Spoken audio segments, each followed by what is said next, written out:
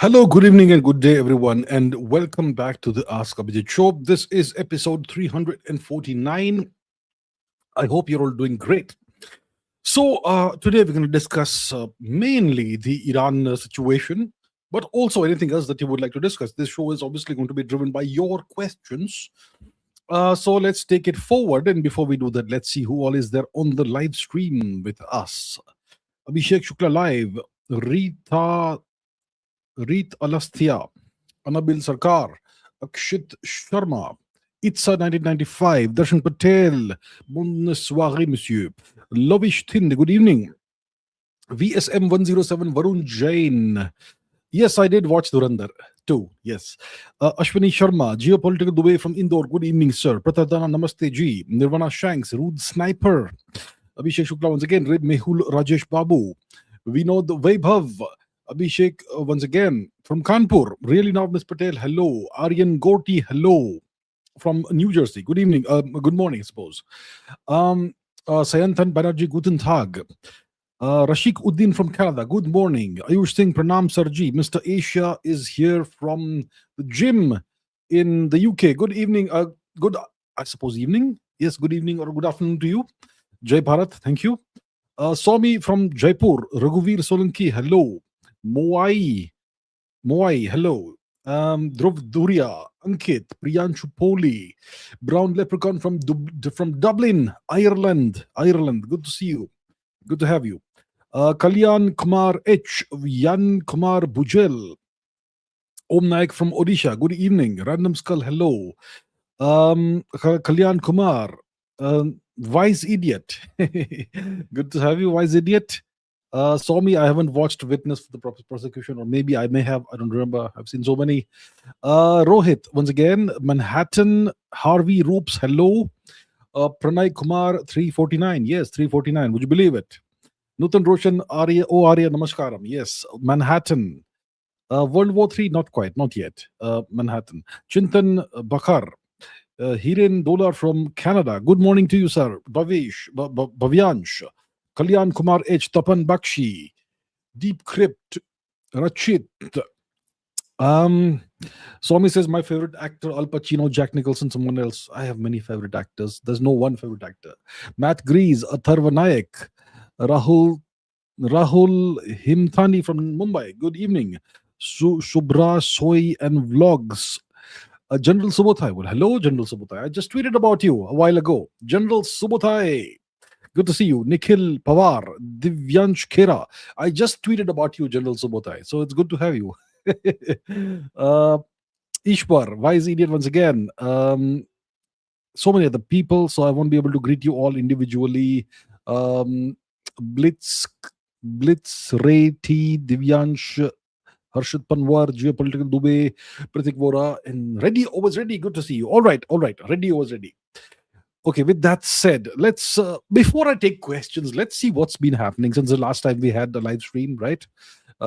My last live stream was on Sunday. Saturday, whichever it was, probably Saturday, whatever. So it's been a while, 4 or 5 days, and so much happens these days in just like a matter of 4 or 5 days. So let's quickly recap with a bunch of news articles and tweets as to what's been happening and what's happened that's been notable, right? So this is from April 10, which is last Friday, so it's kind of backdating, but okay. Trump says that he's preparing military if Iran fails to comply in talks. We're loading up the ships, but the talks obviously failed, as we know. Talks failed. Where should I? Yeah, the talks failed, right? Then what do we have? April 12. What happened? What day was April 12? It was Sunday.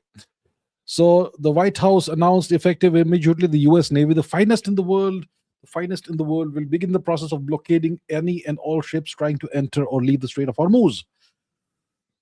And he says that there you have it. The meeting went well. What on earth? One second. Okay, I need to place it on the screen in a different manner. Okay, here we have it.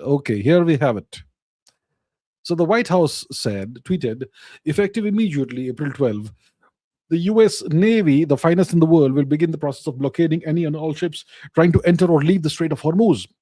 And there you have it. The meeting went well. Most points were agreed to, but the only point that really mattered, nuclear, was not effective immediately. Yeah, we will blockade the Strait of Hormuz. So Trump says that, you know what, well, last week it was about ending the Iranian blockade of the Strait of Hormuz. And now Trump says that, you know what, we're going to blockade your blockade with our own blockade. So the US is now blockading the Strait of Hormuz. So Iran was allowing a number of ships to pass through, right? It wasn't enforcing a complete blockade. It was allowing Indian ships or ships that were destined for India to pass through. It was allowing ships that were going to China to pass through. It was barring American and Israeli warships and other ships. So Trump is going to now blockade, and the blockade has obviously started. Right? It's already enforced, the blockade.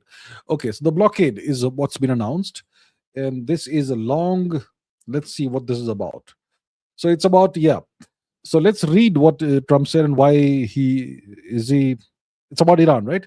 Iran promised to open the Strait of Hormuz and they knowingly failed to do so. This caused anxiety, dislocation, and pain to many people and countries throughout the world. They say they put mines in the water, even though all of their navy and most of their mine droppers have been completely blown up. They may have done so, but what ship owner would want to take the chance? There is great dishonor and permanent harm to the reputation of Iran and what's left of their so-called leaders. But we are beyond all of that. As they promised, they better begin the process of getting this international waterway open and fast. This was what? When was this tweet? This was April 12th. Okay. So get this waterway open and fast. Every law in the book is being violated by them. I mean, who writes the book? Who writes the so-called international law? The Americans wrote that, right? And they keep violating it. I mean, this war, isn't it illegal? Anyway, so every law in the book is being violated by the Iranians. I have been fully debriefed by Vice President Vance, Special Envoy Steve Witkoff, and my son-in-law Jared Kushner on the meeting, and so on and so forth. The kind and very competent leadership of Field Marshal Asim Munir and Shahbaz Sharif of Pakistan. They are very extraordinary men and continuously thank me for saving 30 to 40 million lives in what could have been a horrendous war with India. Look at that. Look at this. Look at this. Twitter. I mean, Trump. I always appreciate hearing that. I always appreciate hearing someone praise me, right? The amount of humanity spoken of is incomprehensible. The meeting with Ira, okay, long story, but the main thing is, um, okay, let's read. The meeting through with Iran began early in the morning and lasted throughout the night, close to 20 hours. I could go into great detail and talk about much that's been gotten, but there's only one thing that matters. Iran is unwilling to give up its nuclear ambitions. In many ways, the points that were agreed to are better than us continuing our military operations to conclusion, but all of those points don't matter compared to allowing nuclear power to be in the hands of such volatile, difficult, unpredictable people. My three representatives, as all this time went by, became not surprisingly very friendly and respectful of Iran's representatives, Mr. Ghalibaf, Abbas Araghchi, and Ali Bagheri. But that doesn't matter because they were very unyielding as to the single most important issue. And as I always said right from the beginning and many years ago, Iran will never have a nuclear weapon. So there you have it. The meeting went well. Most points were agreed to. But the only point that really mattered, nuclear, was not.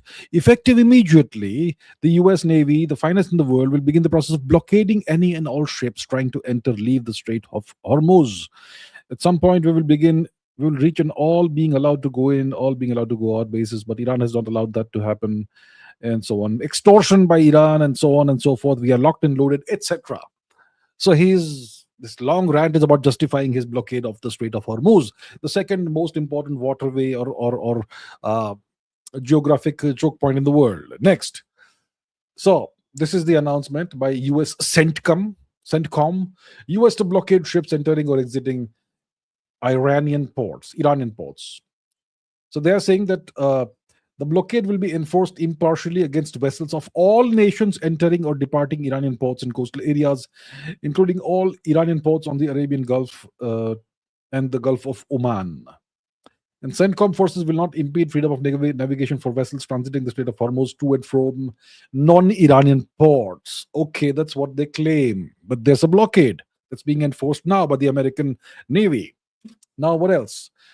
So this is on April 13, which is Monday, I think. What day was April 13? I think it was Monday. It was Monday, yes. So Trump is looking at resuming limited military strikes in Iran in addition to the US blockade of the Strait of Hormuz, per Wall Street Journal. A full fledged military bombing campaign could be resumed, less likely. Temporary blockade while he pressures allies to take responsibility for a prolonged military escort through the Strait of Hormuz in the future. And Trump remains open to a diplomatic solution, and so on.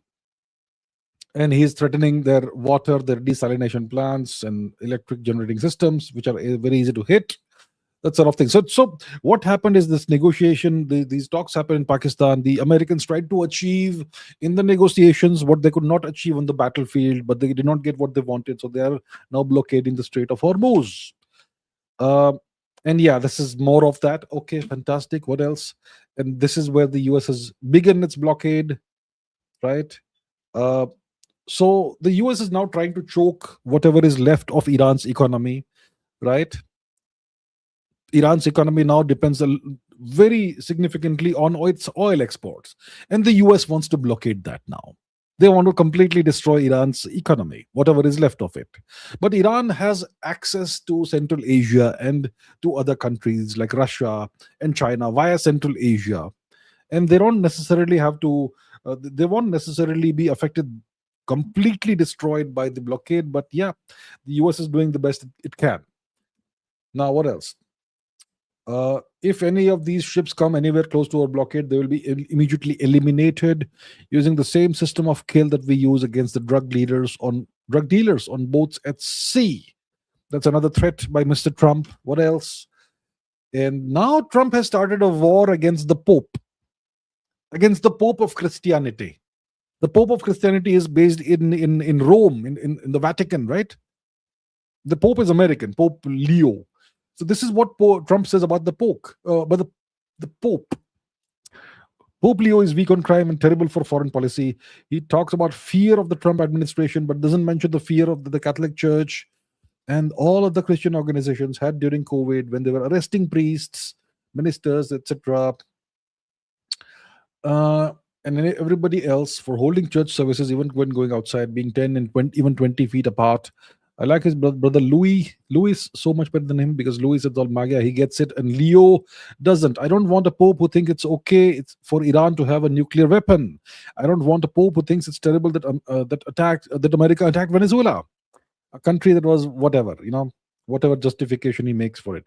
And I don't want a pope who criticizes the president of the US because I'm doing exactly what I was elected in a landslide to do, and so on and so forth. Leo should be thankful because, as everyone knows, he was a shocking surprise. I don't know what that means.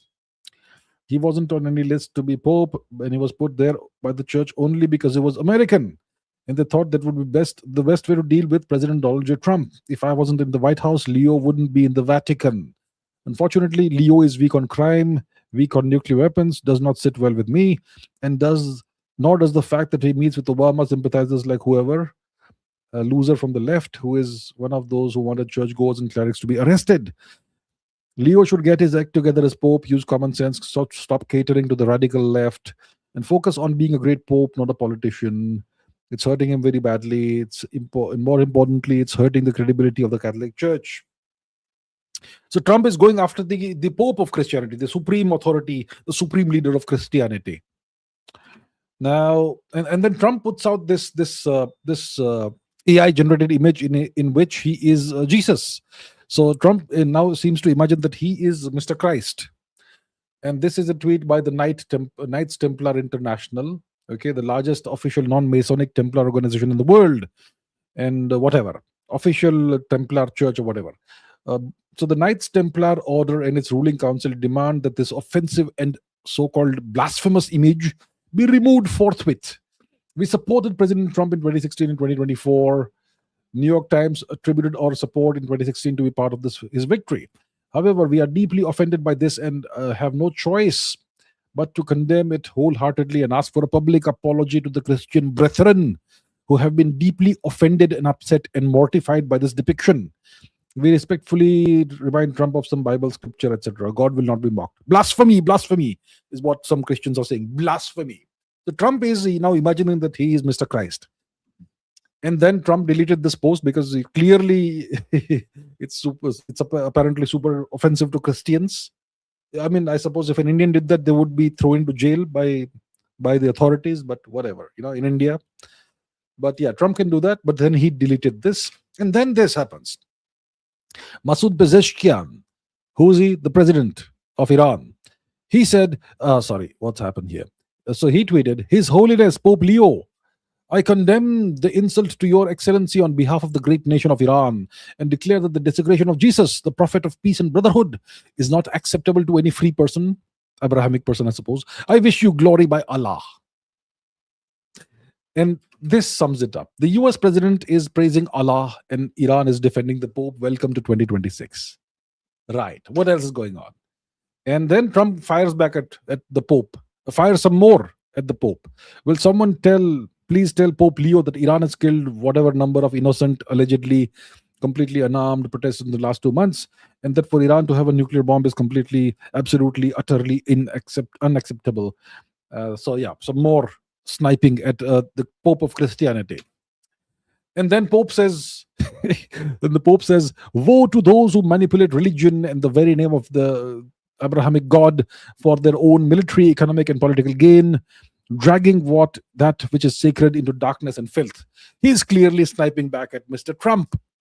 Right. So there's this back and forth going on between Trump and the supreme leader of Christianity. What else is happening? Hungary. So there's been a regime change in Hungary. I mean, an election, sorry. There was no US involved, apparently. Okay, Viktor Orban has been voted out of power, and Mr. Peter Magyar has become the new leader of Hungary. And so who celebrates this with a tweet? It's Alex Soros. Who says, the people of Hungary have taken back their country. A resounding rejection of entrenched corruption and foreign interference. Wow. Well, if the Soros family starts celebrating something, I suppose it means something, right? I suppose it means something. Next, this is from Iran. So it says that Indian tankers transiting through the Strait of Hormuz did not pay tolls to Iran. Tehran's ambassador to New Delhi said on Monday, after US President Donald Trump vowed to block passage for vessels making payments to Iran. So Indian vessels are not making payments to Iran. Iran was allowing Indian vessels to transit without making any payments. You can ask the Indian government if we have charged anything up to now. Ambassador Mohammad Fathali told reporters at a briefing at Iran's embassy. In this difficult time, we have good relations. We believe Iran and India share common interests and a common fate. Right, so that's from Iran. Now, what else? In a direct message to the Trump administration and the US Navy, China's defense minister, Admiral Dong Jun, says Chinese ships will continue transiting the Strait of Hormuz through agreements with Iran and warns the US to not meddle in our affairs. Chinese ships are currently moving in and out of the waters of the Strait of Hormuz. From Dong's statement, confirms that China has existing trade and energy agreements with Iran, and China will respect and honor these, and explicitly states that Iran controls the Strait of Hormuz and it is open for us, recognizing Iranian sovereignty over transit. So the Chinese have made a statement for a change. And then this happens. This happened a couple of days ago. About 48 hours ago, Prime Minister Modi of India tweeted this. Received a call from my friend, President Donald Trump. We reviewed my friend. He calls him Mr. Friend. I mean, he calls him my friend. For a while, he hasn't been calling Mr. Trump his friend. But this was a tweet in which he says, my friend. So received a call from my friend, President Donald Trump. US President Donald Trump. We reviewed the substantial progress achieved in our bilateral cooperation in various sectors. We are committed to further strengthening our comprehensive global strategic partnership in all areas. We also discussed the situation in West Asia and stressed the importance of keeping the Strait of Hormuz open and secure. Okay. And apparently this was a reasonably long discussion, long phone call, 40 minutes roughly, right? Okay. And then the US ambassador to India said, a very positive and productive call. Stay tuned. Okay, all right. Then there's more continuing. US Central Command, more than 10,000 American sailors, marines, and airmen, along with a dozen warships and dozens of aircraft, are executing the mission to blockade ships entering and departing Iranian ports. During the first 24 hours, no ships have made it past the US blockade, and six merchant vessels complied with the direction from US forces to turn around to re enter an Iranian port on the Gulf of Oman. The blockade is being enforced impartially against vessels of all nations entering or departing Iranian ports and coastal areas, including all Iranian ports on the Arabian Gulf and Gulf of Oman. US forces are supporting freedom of navigation for vessels transiting the Strait of Hormuz to and from known Iranian ports. So these are American statements trying to say that they are being very impartial and they are trying to uphold the international law and so on. Okay. Now we know about the Strait of Malacca, which is even more important, especially for nations like Japan and China. It's even more important, you could say, than the Strait of Hormuz. So the American Secretary of War, okay, he met with Indonesia's defense minister at the Pentagon a couple of days ago. And what's happening? He just hosted his Indonesian counterpart and announced a major defense cooperation partnership. So global oil shipping choke points are being secured by the US military and their partners. Trump is securing the board. It's happening. So the US wants to secure, essentially, it means the US wants to control all these geographic choke points, these vital, critical choke points, and obviously the sources of oil the world over. That's what the US is seeking to do. It's now using its military might to do these things. Okay? Earlier, it was all based on international law or whatever it was, which they had written. Now it's all about military might. So they want to control the Strait of Hormuz or blockade it. They want to control the Strait of Malacca. They want to control all these geographic choke points. And they want to control all nations that have major oil resources. That's what the story is. That's what the game plan is for the US. Right? They want to essentially control the entire world and the fate of all countries across the world. That's what the Americans are trying to do. Okay, next. China is well positioned to withstand the impact of the US blockade of the Strait of Hormuz. Before the war, China purchased about 14% of its oil from Saudi Arabia, 11% from Iran, 29% from the rest of the Middle East. So it's what? About 55% of its oil coming from the Middle East region. Russia supplied another 20%, with the remaining 26% or so coming from the rest of the world. Despite the war, Iranian oil has continued flowing to China, making the country the least affected Asian nation. However, China has still lost at least 20% of its total oil imports, despite Saudi Arabia and the UAE rerouting crude through alternative export channels. China has also built the world's largest strategic petroleum reserve over the last decade. Over the last decade, my Indian friends, over the last decade. In the last decade, they've built the world's largest strategic petroleum reserve. So they clearly have done a way better job than India in the last decade. You can't deny that. Okay, so they have more than 1 billion barrels of crude oil stockpiled. Okay, the world's largest strategic petroleum reserve. The Chinese have some foresight. The Chinese could see that, maybe foresee that something like this could happen. India clearly did not foresee anything. Or if it did not act on it. So as a result, even a 2-month loss of Iranian supply would only deplete China's emergency reserves by 10% roughly. China has been preparing for this situation for years, and India has been daydreaming apparently. Sad to see this. What else? US Treasury Department. Treasury is moving aggressively with economic fury, maintaining maximum pressure on Iran. Financial institutions should be on notice that the department is leveraging the full scale of available tools and authorities and is prepared to deploy secondary sanctions against foreign financial institutions that continue to support Iran's activities. The short-term authorization permitting the sale of Iranian oil already stranded at sea is set to expire in a few days and will not be renewed. So the US will give authorization to various countries with how they can transact with Iran and how they can't, whether they can buy oil or not. The US will decide the rules of the game, and other nations have to comply. Next. US blockade fully implemented. This is from yesterday. Okay, less than 24 hours ago. Then this is once again from yesterday.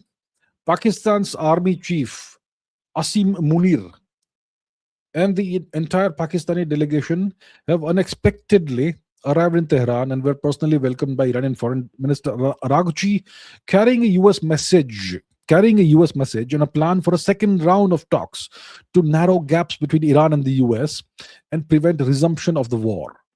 This visit was not announced in advance by Iranian or Pakistani officials. So Pakistan is a bearer of messages. It's a messenger for the US.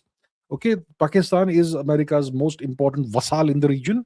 And their job right now, which has been given to them by the US government, is to transmit messages, American messages to Iran. That's the role Pakistan is playing right now. Mr. Lavrov, Russia's foreign minister. So this is from yesterday again, less than 24 hours ago. Lavrov in Beijing, after 2 days of talks with the Chinese. So Mr. Lavrov is the Russian foreign minister. Mr. Wang Yi is China's foreign minister. Mr. Lavrov had 2 days in Beijing, 2 days of talks with his counterpart, Mr. Wang Yi. And he laid out what he calls the real American project, dominating global energy markets, pursued through whatever pretext is handy. Well, Mr. Lavrov seems to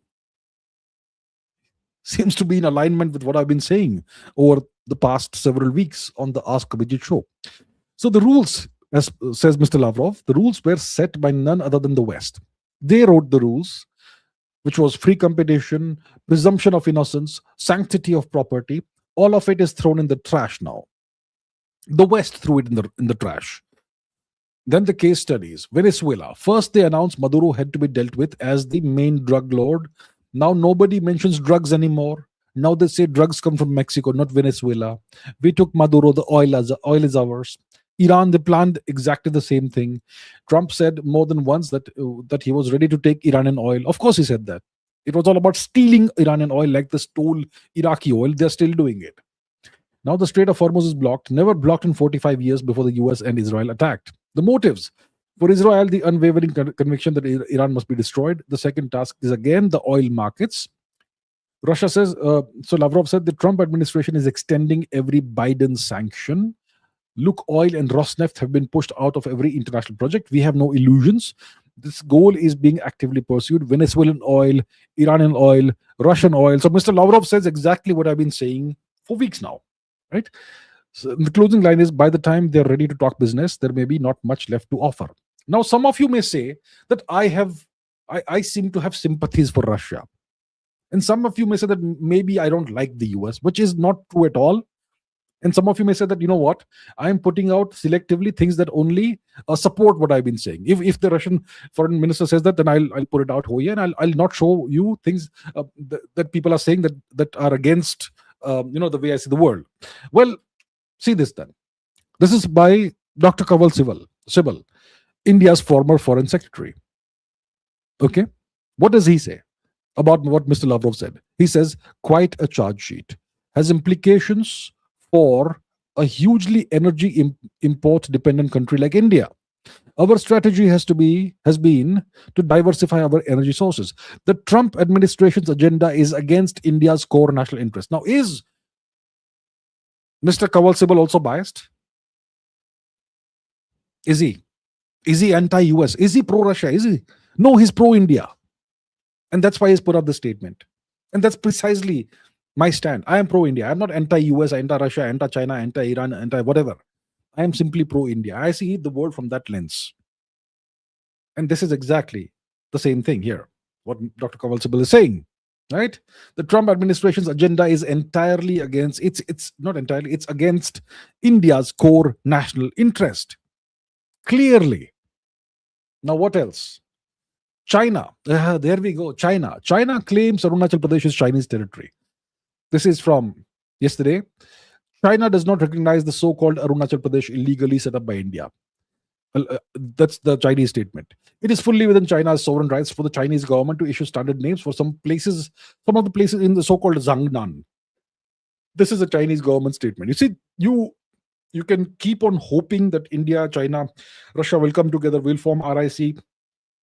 But the core issue is this: the Chinese government's intransigence, their attitude towards India. They simply don't want good relations, normal relations between India and China. This is standard Chinese behavior. So once again, Once again, I present to you Dr. Kaval Sibal, India's former foreign secretary. China is intrinsically double faced. Along with a soft discourse on ties and wishing to build on shared interests, it has no qualms in provoking India on the core issues of India's territorial sovereignty. Where is the need to keep giving fictitious Chinese names to locations in Arunachal Pradesh where no Han Chinese has ever set foot before? This is deliberate provocation to signal the limits to China's willingness to respect India's sovereignty. Those in India's system who are batting for opening more doors, for opening our doors more to China, should keep this in view. A very wise reminder by Dr. Kawal Sibal. What else do we have?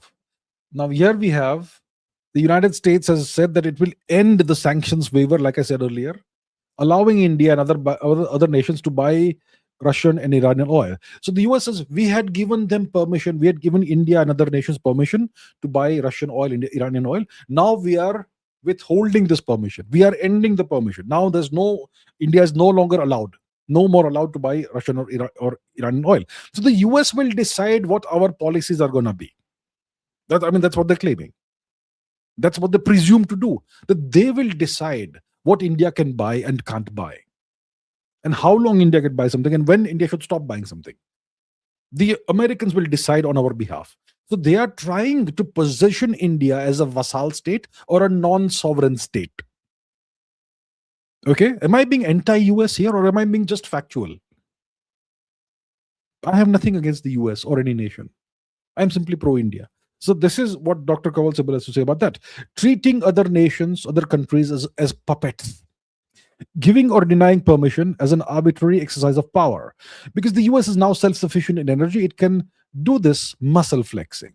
High oil prices bring profit bonanzas to US oil companies through higher prices at the pump, though higher prices at the pump is a political negative with the American consumer. Playing games with global oil companies that damage the economies of oil consuming countries, especially developing ones, is being totally irresponsible. The US is making sure victim countries will actively search ways to shield themselves from America's hegemonic reflexes. Okay? So this is what the US is doing. It's trying to essentially position all nations, including nations like India, powerful nations, reasonably powerful nations, as vassals, as subordinate supplicants and non-sovereign nations. They are trying to do this, and they've had for a few years now a policy of containing India. So that's what we are seeing in action now. The US is self-sufficient in energy, and India, regrettably, is not self-sufficient in energy. It is still very import dependent in terms of its energy requirements. So the US wants to weaponize this, right? And then the last thing I want to show you today. This is a video that's come out of Iran. I'm not sure if it is representative of the Iranian government or not, but it's a video in which Iranian people are thanking the nations of the world. And if you watch the video, I will not play it here. If you watch the video, you have various Iranian people thank you. See, look at this. Thank you, Kashmir. Okay. And then thank you, India. Thank you, Kashmir. Then thank you, India. And then you also have Lebanon, Pakistan, whatever, all other nations. Thank you, Iraq. Thank you, India. Thank you, Kashmir. So whoever is this is, whether it is a representative of the Iranian government or not, is not something I know. But you will see this attitude from the Iranians from time to time. So do remember this also. My point is support your country. Don't give your so-called full support to anyone. There are no friends in geopolitics. Right? There are no friends in geopolitics. Don't ever support other nations. Support only your nation. And remember that there are no friends. The nation that you may admire or you may like for whatever reason, when the time comes, they're gonna show these they're gonna show that their support for you or their friendship with you has limitations. It has boundaries. It falls within, well, their interest, then it works. Otherwise, it doesn't. So remember that. All right. That's the report. That's the report done. That's the overview of what's happened in the past a few days done. Now let's take some questions, and you all are going to drive the questions. Let's see what we have. Before I take the super chats, okay, I'll go with the super chats. Sure. Tat says, felt kind of bad when I heard about India's GDP rank. So India's GDP seems to have it's been recalculated or something, and India, or it looks like India is now gone from number 4 to number 6. I think Japan and the UK have gone ahead of India or something. Look, this all depends on the fact. It's mostly because of the fact that we calculate GDP in US dollar rates. These are, it's a fiat currency. And the Indian rupee isn't doing very well these days. So that's why the GDP calculations will change as a consequence of that. It doesn't change the ground reality that India in a few years is going to become the third largest economy in the world. It's going to put all other nations apart from China and the US behind, right? And the forecasts for India's GDP growth for this year are still good. So let's stop feeling bad and just keep working as to the way we're supposed to keep working. That's it. Nothing to feel bad about. This is just a transient, temporary thing. Okay. Aryan Goti says, good to see you live again. Thank you. Thoughts and talks between Lebanon and Israel doesn't seem productive at all. Also seems to be provoking a civil war between Hezbollah and the Lebanese government. Any possibility of nukes if things don't go Israel's way? Okay, I am not aware of talks between Israel and Lebanon. I have not paid attention to that, so I don't know. See, Lebanon is a complicated nation. It used to be a Christian majority nation in the 20th century. Then a whole bunch of refugees came into Lebanon. The Lebanese very magnanimously and generously allowed their neighboring countries to send refugees, which were all Muslims. And in a few years, the Muslims took over, and Lebanon is now an Islamic majority nation. That's one thing. Okay, so Lebanon is complicated from that perspective. There's another perspective that there is Hezbollah in Lebanon, which is not the Lebanese government. And Hezbollah, you could say, is kind of, sometimes you could even say that it's more powerful than the government of Lebanon. And Hezbollah is aligned with Iran. Okay. And Hezbollah is typically, if you look at the map of the country, let's put the map on the screen, you will find that Hezbollah has a presence mostly, or it's got a pretty strong presence in the south of the country. Okay, the southern part of Lebanon, which is obviously adjacent to the northern part of Israel. So Israel has launched an invasion of Lebanon, and they are fighting against Hezbollah and so on. And maybe it's part of Israel's alleged Greater Israel project. I don't know about that. Maybe it is, maybe it's not, whatever. So there is that. So that's been the situation the past week or two or something, right? This Israeli invasion of Lebanon that's been southern Lebanon that's been launched. And the Israelis have also been bombarding the capital of Lebanon, which is Beirut. And lots of people have allegedly died in that, civilians. Yeah, so that's what I know, what I can tell you. Now, I'm not aware of these talks between Israel and Lebanon. Must have flown under my radar. But I don't know how productive that's going to be, because see, Hezbollah is not controlled by the Lebanese government. Hezbollah is its own, you could say, separate entity. So Israel can talk with the government, but it's not going to affect the way Hezbollah operates.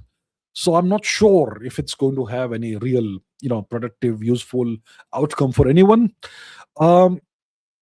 Civil war between Hezbollah and the government. Yeah, if Israel can create a rift, a divide between Hezbollah and the government of Lebanon, then that could potentially provoke a civil war in Lebanon, and that could be beneficial to Israel, because then Hezbollah has to fight not just Israel but also the government of Lebanon.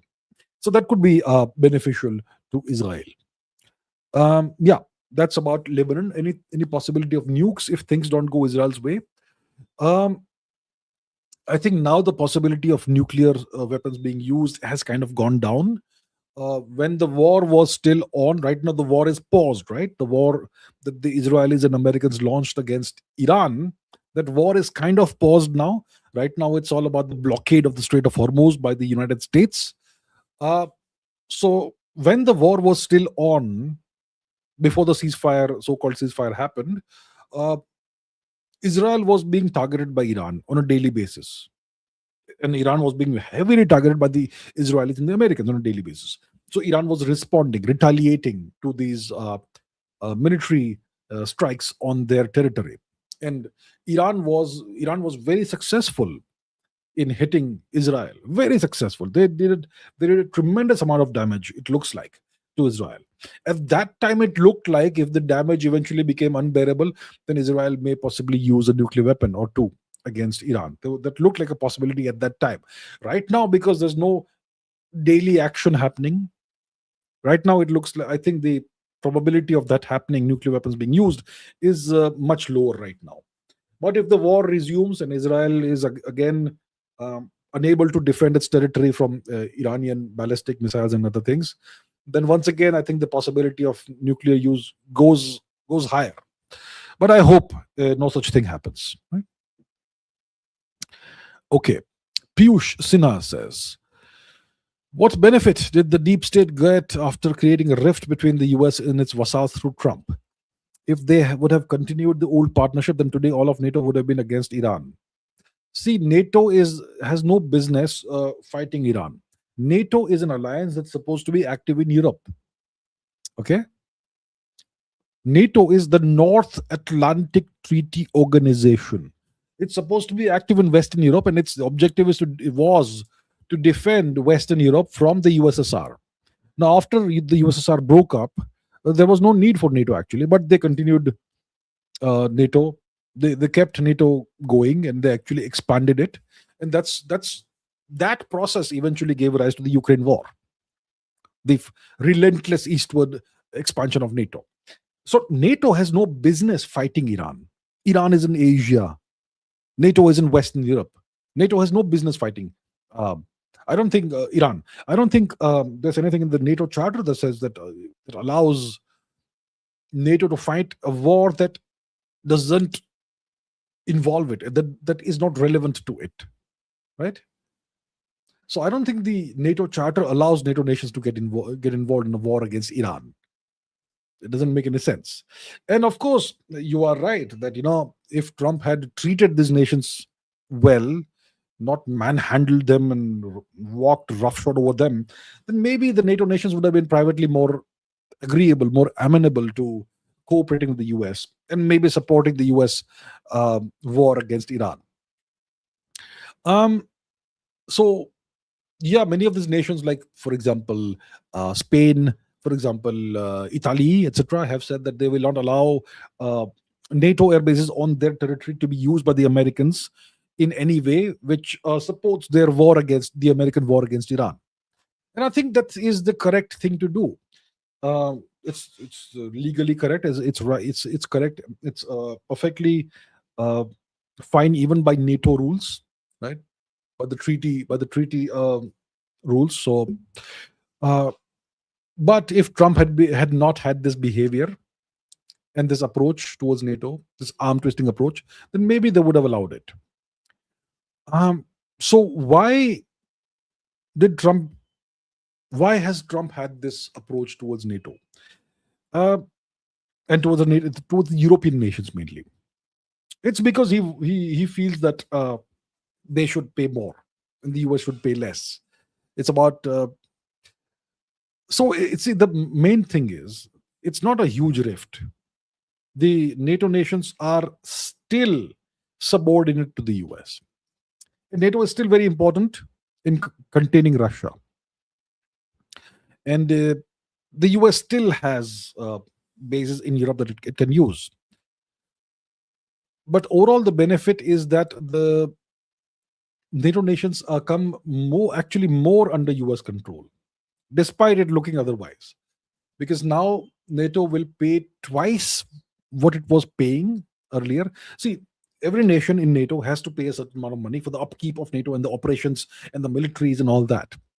So the European nations that are part of NATO used to pay about 2.5% or something of their whatever the number is, whatever percentage it is, of their annual budget or the annual GDP for the upkeep of NATO.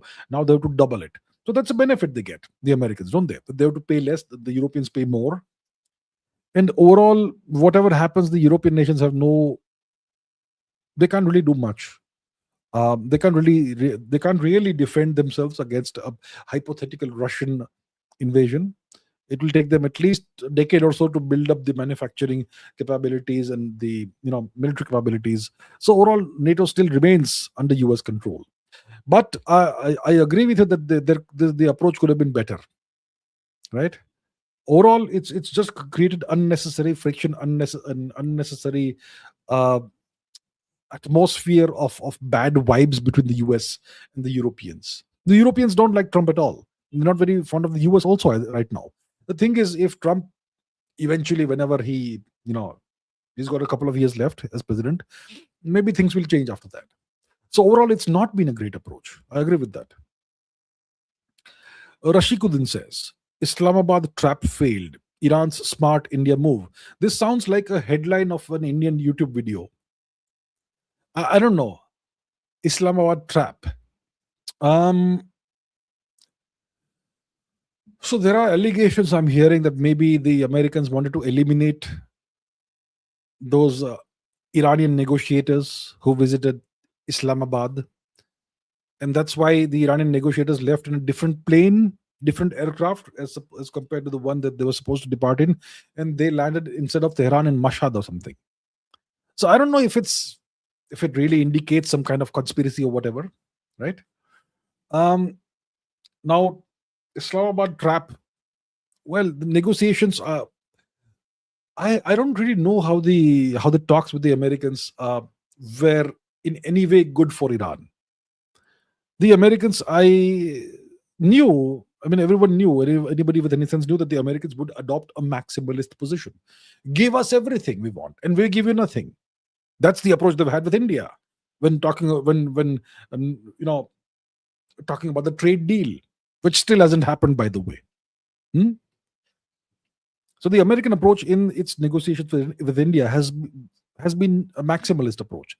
Similarly, when it comes to the Islamabad talks, the Americans tried to achieve what they failed to achieve in battle. They tried to achieve that on the negotiating table. Iran obviously was sensible. They said no.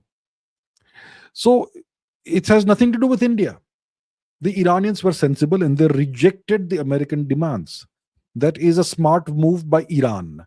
It's not a smart move by India. It's not a smart move. It's not a dumb move. It's no move by India because India was not involved in this. So I don't know how you are seeing some smart move by India. This entire business of the negotiations and talks and whatnot, it completely it did not involve India at all. So there is no move by India in this. And the Islamabad talks, the Pakistanis are American vassals. They are American puppets. So obviously, if they are involved, it's not going to be good for Iran. So ideally, you want to have negotiations or talks or whatever in a neutral location. In a neutral location. Islamabad was not a neutral location. It's a biased location because Islamabad is Washington's vassal. But I suppose Iran had no choice. If they wanted to have talks, they had to have it in Islamabad. But I don't know why the Iranians agreed to talks because, well, I suppose you can agree to talks. Now the war is kind of paused. There's no shooting, firing, bombardment happening right now. But this gives the Americans and Israelis time to replenish their supplies and stocks, to restock, to remobilize, to re-strategize. Iran can't do that unless they're getting supplies from China and Russia, which I don't know if they are. So overall, this pause in the war, it benefits the US and Israel more than it benefits Iran. Okay, Sid says cases like Nashik TCS and Amaravati disturb my UPSC focus, making me question India's future and whether Hindus remain secure in their homeland. Okay, I'm not going to talk about the Nashik thing in Amaravati. I'm not aware of what happened in Amaravati. I am not looking into these things, so I can't really comment about that. And as a matter of policy, I don't discuss things that are happening within India politically or communal stuff or whatever. There are lots of Indian channels that do that. I don't talk about these things, so I will offer no comments about that. What I will tell you is that, you know what, there are problems in the world. There have been problems in the world since the dawn of humankind. There's always been problems in the world. Even at the time, even at times when everything is apparently good, there are problems. And right now, maybe there are more problems than we used to have before. Right? So the thing is, problems are always going to be there. If you get disturbed from your what you're supposed to do, it's not going to solve the problems. So focus on whatever your goal is. Focus on that, and maybe if you achieve your goals, then you may be in a better position to do something about it. All right. So focus is all I'll say. All right, Sid. Okay, Pratardana says, it seems old Indian elites are burden and leeches and even traitors, but young startups with little to no funding are doing heavy lifting in R&D. So I don't know about which old Indian elites you're referring to. Burden and leeches and even traitors. Okay. Um, there is something in, there's a term in French called ancien régime, the old regime. So when you have, say in 2014, a new regime came to power in India, right? A new government. But the new government came to power, but the entire state machinery, administrative machinery, the entire business ecosystem, everything was part of the old regime, the ancien regime. And everything was done as per the old ways. And so the new government, Mr. Modi's government, had to start modifying things slowly, gradually, step by step. It took a long time. Even now, this nation, India, still carries a lot of baggage from the ancien regime. A lot of these ancient, old uh, corporations, organizations, they have their roots in the 20th century. Maybe some of them are even pre-independence roots, which means that they were able to succeed because they collaborated with the British. So you're going to have that mindset and so some of that which persists today. I'm not taking any names, by the way, so that there's no controversy unnecessarily. My point is, many of these 20th century, many of these corporations and companies, many, not all, but many of them, you know, if they were set up before 1947, they collaborated with the British. Before 1947, any company that became successful only if they advanced British interests, not Indian interests, British interests. For example, some companies, some corporations, they were required by the British allegedly to support the so-called freedom struggle activities of certain great Indian freedom fighters, so that this fictitious Indian freedom struggle, non-violent freedom struggle, could be portrayed as the legitimate, um, the legitimate voice of Indians, even though it was all non-violent, which would never do a thing about to force the British to leave India on India's terms. So you're going to have this old mindset and everything, which continues to a large extent, at least in some organizations, until today. You're going to have that. Yeah. So that is going to be the situation in certain companies, certain organizations, certain elites, like you say, right? Some of them may be burdens. Some of them may be, like you say, leeches, maybe, possibly, perhaps, hypothetically. What? Allegedly. Some of them may even be traitors. Who knows? Who knows who they may be? Yeah. Young startups with little to no funding are doing heavy lifting R&D. Yeah. It's the young folk who will take India forward. The young kids. They are the ones who have no funding. Nobody gives a damn about them, but they want to solve problems. Right? It's the young startups that are going to make a difference in India, especially in R&D with little funding. They're gonna do things in aerospace, in defense, in space, in other sectors. Yeah, it's the young folks who are gonna make a real change in India. So yeah, I hope we find ways to empower our young people, our youth. Absolutely. Okay. Sergeant Skyland says, when will this war come to an end? I have no idea. I am not a fortune teller. I don't know. This war could start again. See, I'm not in the business of making predictions. I make forecasts sometimes with probabilities attached to each forecast, and I give multiple scenarios. So I haven't really worked this out. I haven't even started. I mean, if I restart geostrategy, that's where I would put out those forecasts, right, with percentages. When will this war come to an end? See, the war is not over. It's obviously not ended. Right now, there's a different dimension to the war. The Americans have imposed a blockade on Hormuz, and there's always the chance that something may go wrong and the the firing may resume. So this blockade by the Americans, I don't see it ending anytime soon, unless there is some breakthrough in negotiations. A breakthrough in negotiations between the US and Iran will only occur if the Iranians accept America's maximalist demands. What maximalist demands? Whatever we fail to achieve on the battlefield, give it to us on the negotiating table. Give us everything. Stop enriching uranium. Hand over all your enriched uranium to us. Open up all your nuclear facilities to our inspectors. We will come and inspect. Everything should be open to us. Then stop your drone production and missile production. Hand over your drones and missiles to us. Essentially, disarm yourselves so that we can just walk in and take over. Iran will be stupid to accept that. So I don't see a breakthrough in negotiations. Iran will be really stupid if they accept American demands to hand over uranium, their enriched uranium, and to stop uranium enrichment. That will be essentially defeat on the negotiating table if Iran accepts that. So I don't see it happening. Iran is not like India. After 1971, we kind of handed over some of the gains we had achieved in the battlefield. We handed over on the negotiating table, right? After 71, we gave back 93,000 prisoners of war without getting our prisoners of war back. That's the kind of stupidity India does. I don't think Iran will do that. So I don't see a breakthrough in negotiations. Okay, I may be wrong, but I don't see it happening. If I'm wrong, I'm wrong. It's okay. I don't see it happening. Which means the Strait of Hormuz will remain blockaded by the US, which means Iran's economy comes under pressure, which means all these things, right? So as long as the Strait of Hormuz is blockaded, this war is on. It's still on.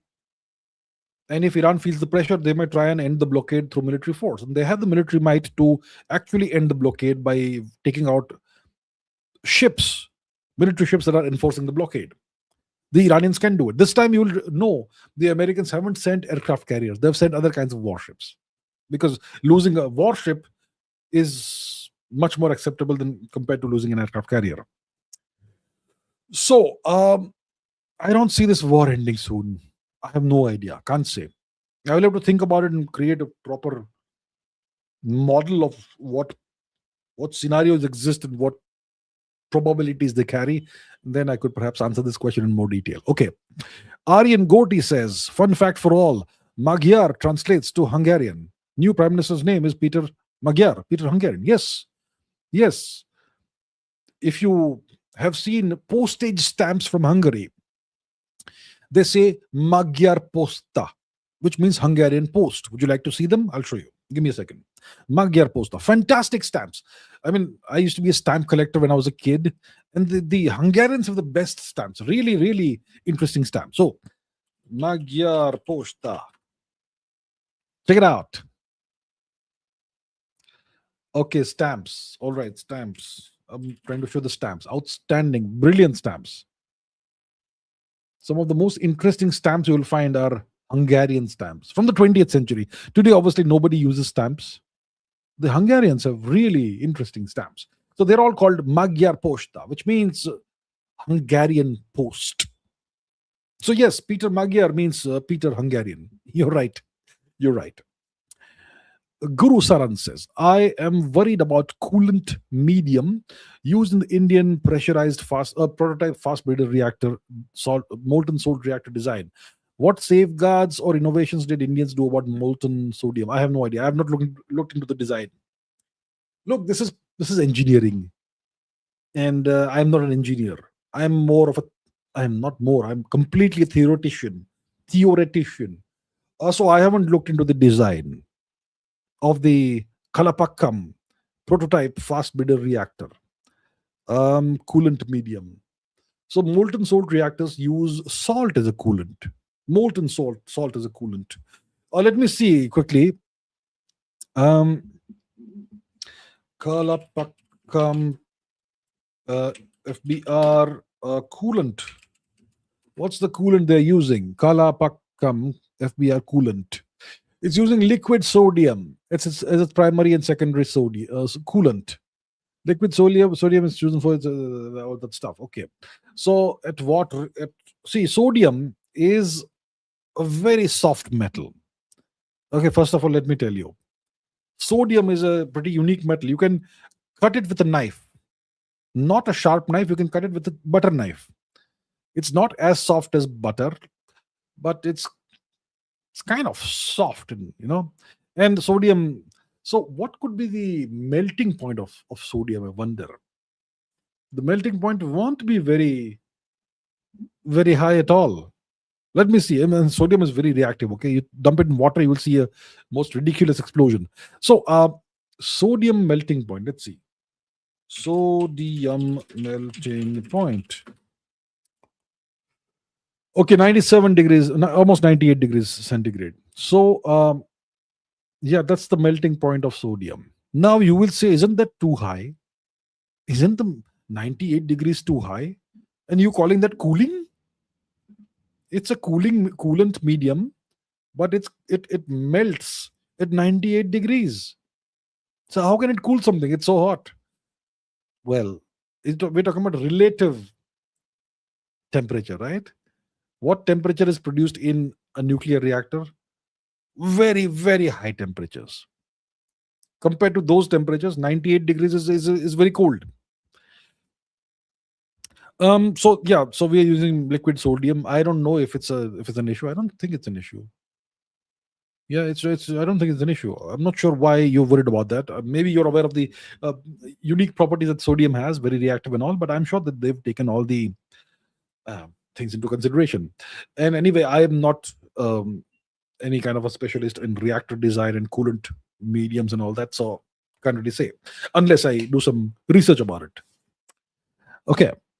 24 Bharat says, opinion on Iran Hyderabad consulate critiquing Gaurav Arya for saying Israel should carpet bomb Lebanon and India and Israel are brothers. Adi supports Arya. No comments. I shall not comment about what somebody said. Okay. So no comments about Gaurav Arya, and I don't care who supports him or who doesn't support him or whatever. I will not get into all these little disputes. What is my position on this? My position on this is that this is none of India's business. I don't care what happens somewhere as long as it doesn't hurt India. That's number one. And number two, I don't know what Gaurav Arya has said, okay, first of all.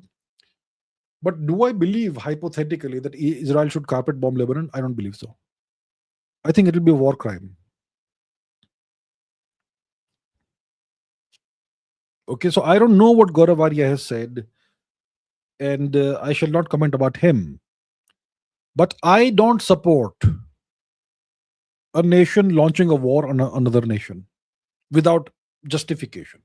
And whether it's justified or not, I suppose they have to decide, right?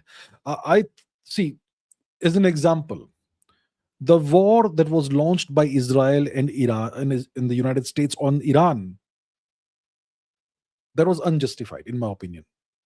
That was a violation of international law, in my opinion. Okay, if the and what they did, assassinating the supreme leader of the nation. I mean, these are all essentially war crimes, right? You can't do that according to the so-called international law that these countries themselves wrote. And carpet bombing means you're killing civilians. I am not in favor of carpet bombing civilians anywhere in the world. Not even in Pakistan. Absolutely not. No carpet bombing. Carpet bombing is well, it's a war crime. Are India and Israel brothers? No. We are. We have a very good strategic relationship, and we have strategic convergence on many issues.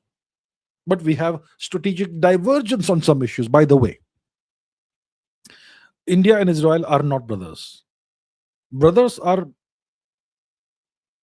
India and Pakistan are more brothers, estranged brothers, because we are the same ethnicity, same people. India, Pakistan, Afghanistan, the subcontinent, we are brothers from an ethnicity perspective.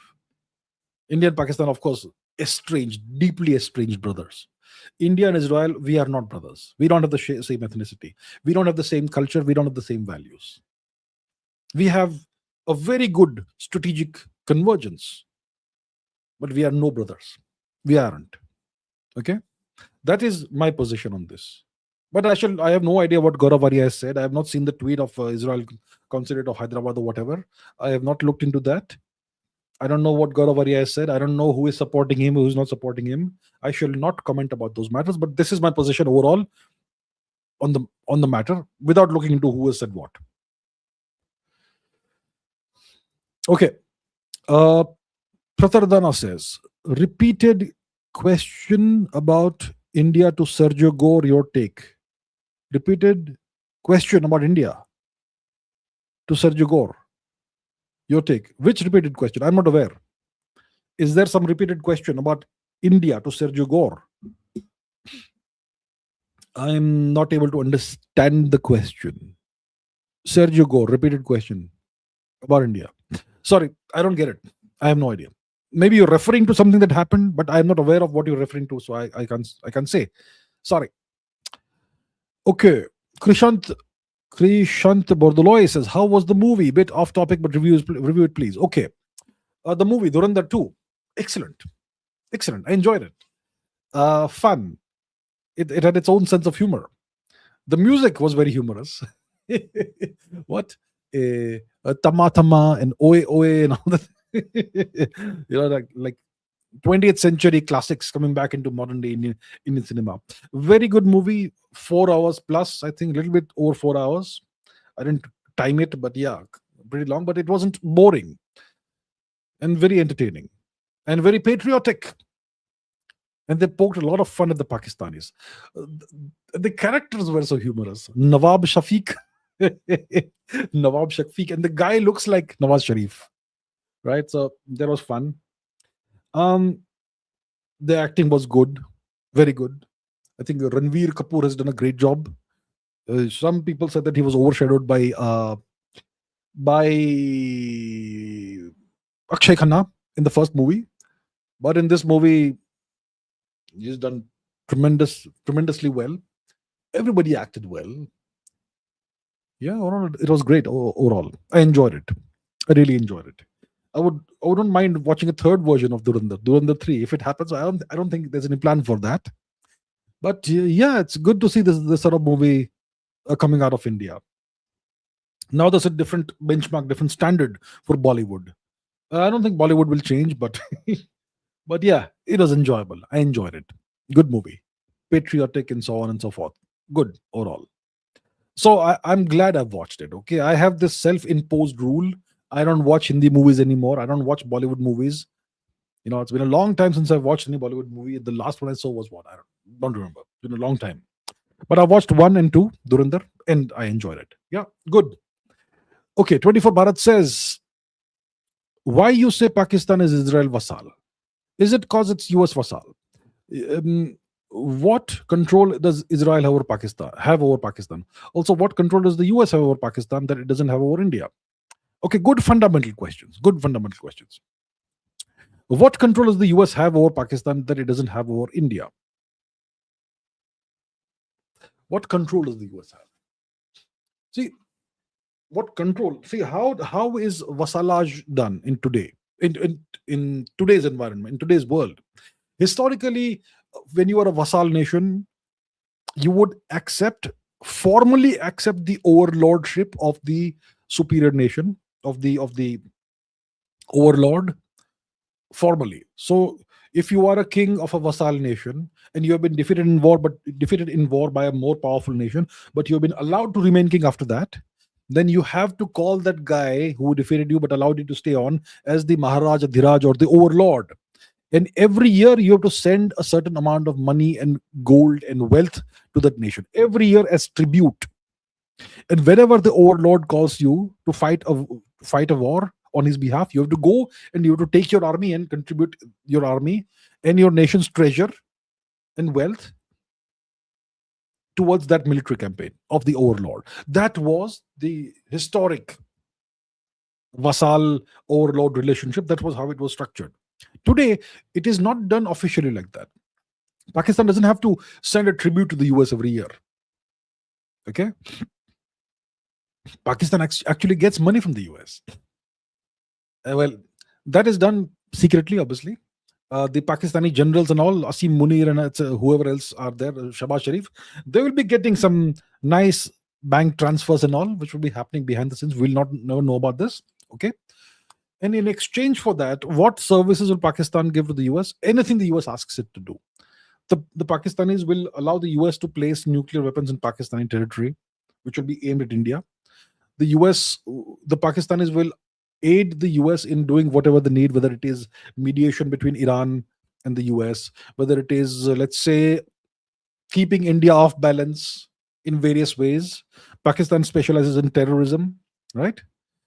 And so on and so forth. Right. When Pakistan was US vassal before 2012, the Pakistanis allowed US armed forces personnel in Pakistan. They gave the US access to various warm water ports in the Arabian Sea, so that the Americans could ship material and whatnot to Afghanistan, which was under US occupation. So there's all kinds of services that a vassal gives to the US. And Pakistan was created as a vassal state. It was created as a vassal state of the UK, then the UK became irrelevant, then the US took over. So Pakistan historically has been a vassal state. All right. What control does the US have over Pakistan? Every kind of control. Pakistan will do whatever the US asks it to do. Okay. That is the structure. Now, Israel is the question. So we understand that Pakistan is a US vassal. They will never, ever contradict anything the Americans say. Their actions will always be in line with American actions and American interests. That is the definition of a vassal in today's environment. You will not have an official vassalage treaty agreement, an official giving of tribute, and official all those things like you used to have a couple of centuries ago. Now it's done in a different way. Technically, the US will say that Pakistan is a sovereign nation, but actually Pakistan, we know, is a vassal. So that's Pakistan. Now the US. So now Israel. Look, there are officially the Pakistanis don't recognize Israel as a sovereign state.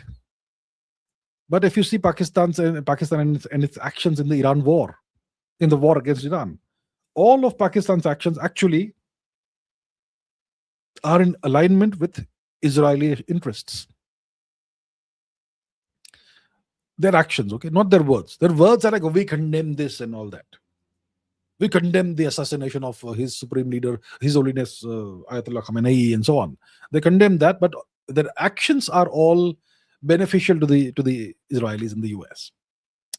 So Pakistan and Israel, the connections are harder to establish.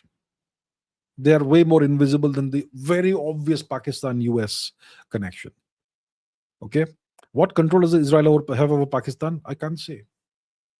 Israel doesn't officially enforce any control over Pakistan. But Israel, you could say, is very powerfully influential in the US. The US does whatever Israel needs, always. So can't the Israelis use the US as an intermediary to control Pakistan? Of course they can. And they will do it. And I'm sure they're doing it. Right? And the Israelis have been welcoming the Pakistani move to host talks. It's not a Pakistani move, it's an American and Israeli move, that Pakistan will host the talks between the US and Iran, right? So these things, you see, you will not see any official confirmation of what I am saying. There is no official vassalage agreement between Pakistan and the US. There is no official vassalage agreement between Israel and the US. None of these things are official. But the way things work, you can see the actual structure. You can see the actual relationship, not the official stated relationship, but the actual working relationship between nations. Right? So it's not like Japan, where you have visible US occupation of Japan, military occupation. It's not like South Korea, where you have visible US military occupation of South Korea. In the case of Pakistan, you don't have that. But still, That's the status of Pakistan, a vassal. And it's a great question you asked me. It forces me to sharpen my arguments in convincing someone, in convincing you all. And I'm sure I can sharpen it even further. All right. Prateek Kumar Roy says, your views on the TCS Nashik case, no views. I don't comment about these matters. Overall, I'll say it's horrible. And it's not surprising such things happen in India. Because India, remember, is the world's most Hindu-phobic nation. The world's most Hindu-phobic nation. It's India. India is a Hindu-phobic apartheid state where Hindus are second-class citizens. So no surprise this happens. Beyond that, I won't say much because I don't discuss these things here on this channel. Pratardana says, none of the Indian car makers have ever invested in a car engine. You're absolutely right. The Indian car makers, they make the car's body, but none of them manufacture their own engine. If they manufacture an engine, they manufacture it under license from somebody else in Europe. They don't have the know-how of how to make an engine. They simply import engines or they assemble engines under license, foreign engines. Because investing in R&D for creating your own engines, it takes a lot of time, right? Instead of doing that, just pay some money to somebody else, get engines, and then make money. But then you don't really own the technology. You are dependent on somebody else. If, let's say, there is some problem and European nations can no longer export engines to India, okay, then what will happen to India's car makers? They will go out of business because they don't know how to make engines. This is the problem in India. The entrepreneurs, the like I said, the ancien regime, the old companies and corporations, the old money corporations, like old money, like 20th century, they have never invested in research and development. They are simply interested in short-term money making. They don't want to invest in intellectual capital, in research and development, on actually creating something of value and excellence. They just want to make money. That's it. It's fine to make money, sure, but create something of value for the country. No, they won't do it. So you're absolutely right, and good that you're pointing this out. Buryat Stalin says, has Narendaruddin gone woke?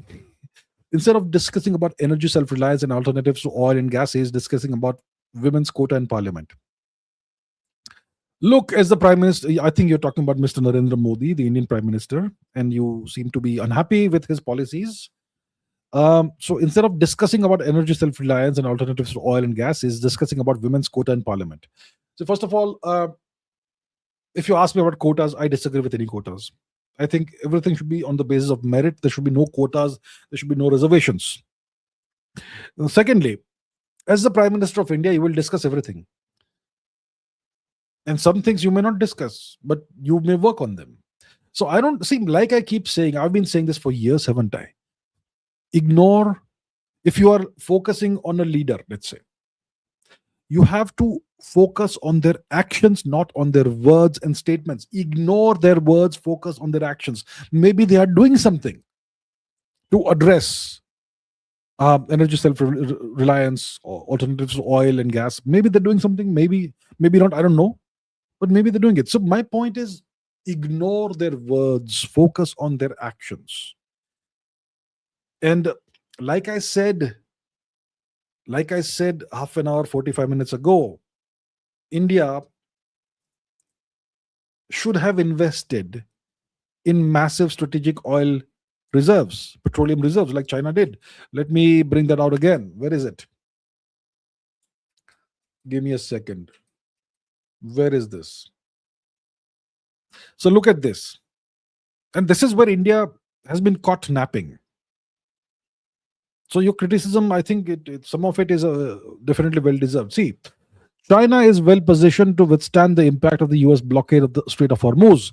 Before the war, China purchased about 14% of its oil from Saudi Arabia, 11% from Iran, and 29% from the rest of the Middle East, which is 54% from the Middle East total. Russia supplied another 20%, which is 74%, and the remaining 26% came from the rest of the world. Despite the war, Iranian oil has continued flowing to China, making the country the least affected Asian nation. However, China still lost at least 20% of its total oil imports, despite Saudi Arabia and the UAE rerouting crude oil through alternative export channels. China has also built the world's largest strategic petroleum reserve over the last decade, with more than 1 billion barrels of crude stockpiled. As a result, even a 2 month loss of Iranian oil supply would only deplete China's emergency reserves by 10% roughly. China has been preparing for the situation for years. So, China has been preparing for the situation for years. They had the strategic vision and foresight to foresee that something like this could happen. And that's why they built the world's largest strategic petroleum reserve over the past 10 years or so. More than 1 billion barrels of crude oil stockpiled. Now, did India have this kind of vision over the last 10 years? India should have had this vision. We could have also built a similar stockpile of 1 billion barrels of crude oil. It's not like we have any shortage of money in India, but we did not do that. Today, we are in a situation where I don't know how many days of strategic oil reserves we have.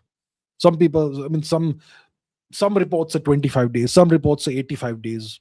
I don't know what the actual thing is. But it's not a billion barrels.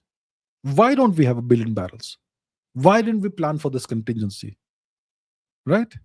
So clearly, there was a lack of strategic foresight in the past 10 years. And in the last 10 years, we know who was in power, right?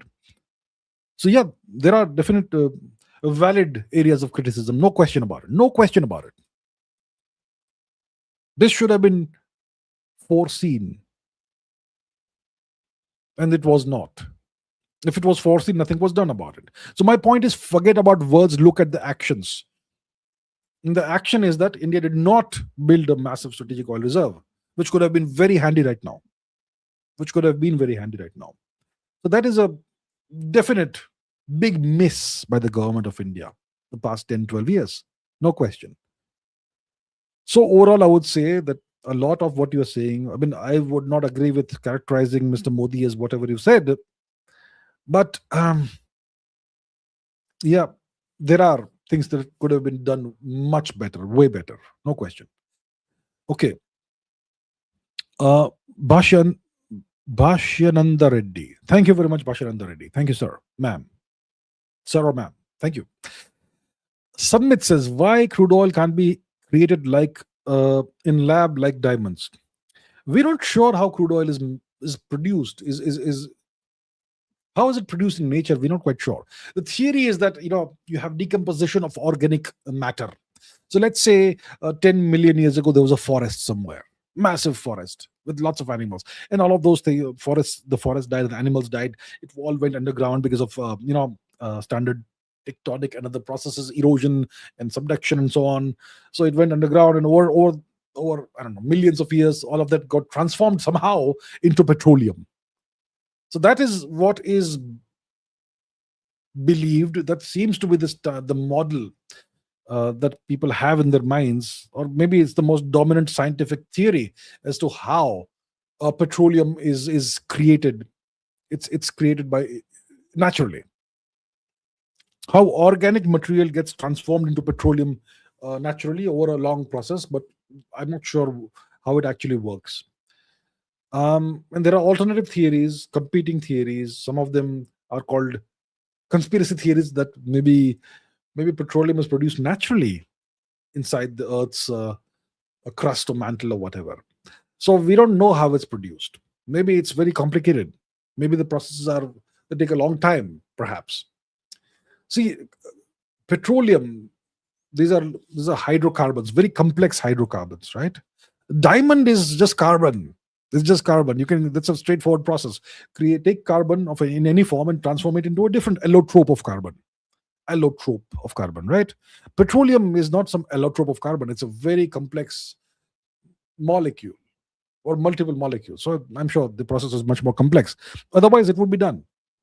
Otherwise. Okay, Beckenbauer, Franz Beckenbauer, no, just Beckenbauer. Beckenbauer says Brahui language in Balochistan is used by Eurocentric scholars to claim migration into India. Does it actually support out of India theory as an ancient remnant? So Brahui is classified as a Dravidian language. So there is this neat distinction division that's been done by Eurocentric scholars, right? European scholars, linguists.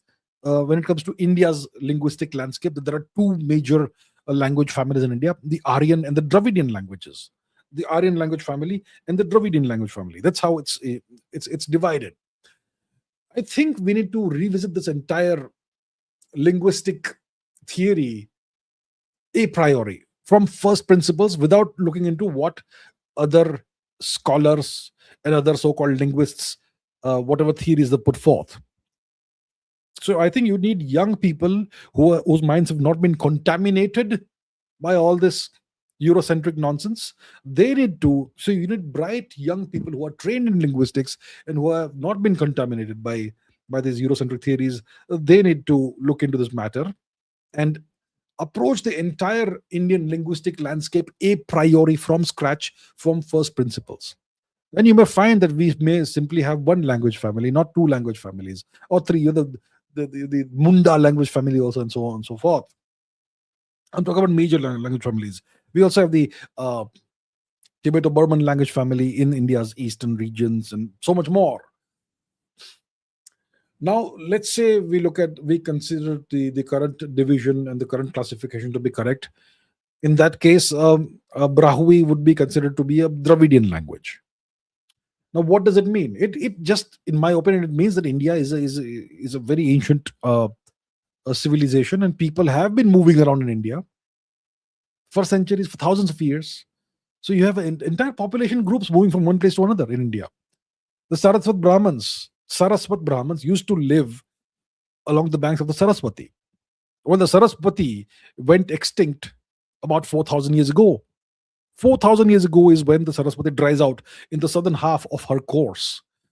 So that's when the Saraswat Brahmins, they migrated to other parts of India after that. That's a 4,000-year-old migration. And it's entire communities migrating from one part of India to other parts of India. We've had many instances in which you have people migrating from Western India all the way to Southern India.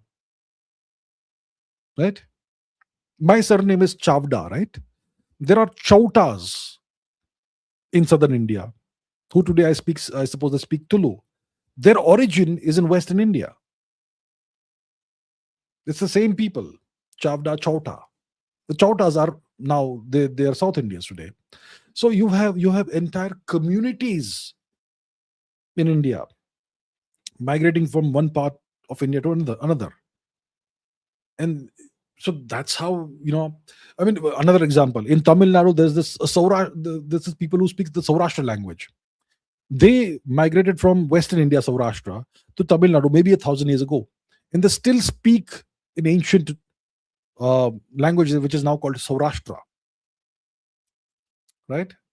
So you have this entirely forgotten history of India, which we don't know today, apart from oral traditions. But you won't find that printed in textbooks or anywhere. And those oral traditions, if they can remember what actually happened centuries or thousands of years ago, then they could explain how people ended up in various parts of India whose traditions come from somewhere else. So I think this Brahui thing also could be a legacy of an ancient migration of a group of people, maybe from one part of India all the way to the western part of India, which is Balochistan now, right? Which is now not India anymore, currently, temporarily. It's currently part of Pakistan and Iran. So you have Brahui spoken there. So it can be explained through migrations of people from various parts of India. Now, if the Brahui language exists there in Balochistan, and it's let's say a Dravidian language, then what does it indicate? Does it indicate that India was once entirely, the whole subcontinent was once dominated by people who spoke Dravidian languages, and then Aryans came in? Does it mean that? It doesn't necessarily mean that.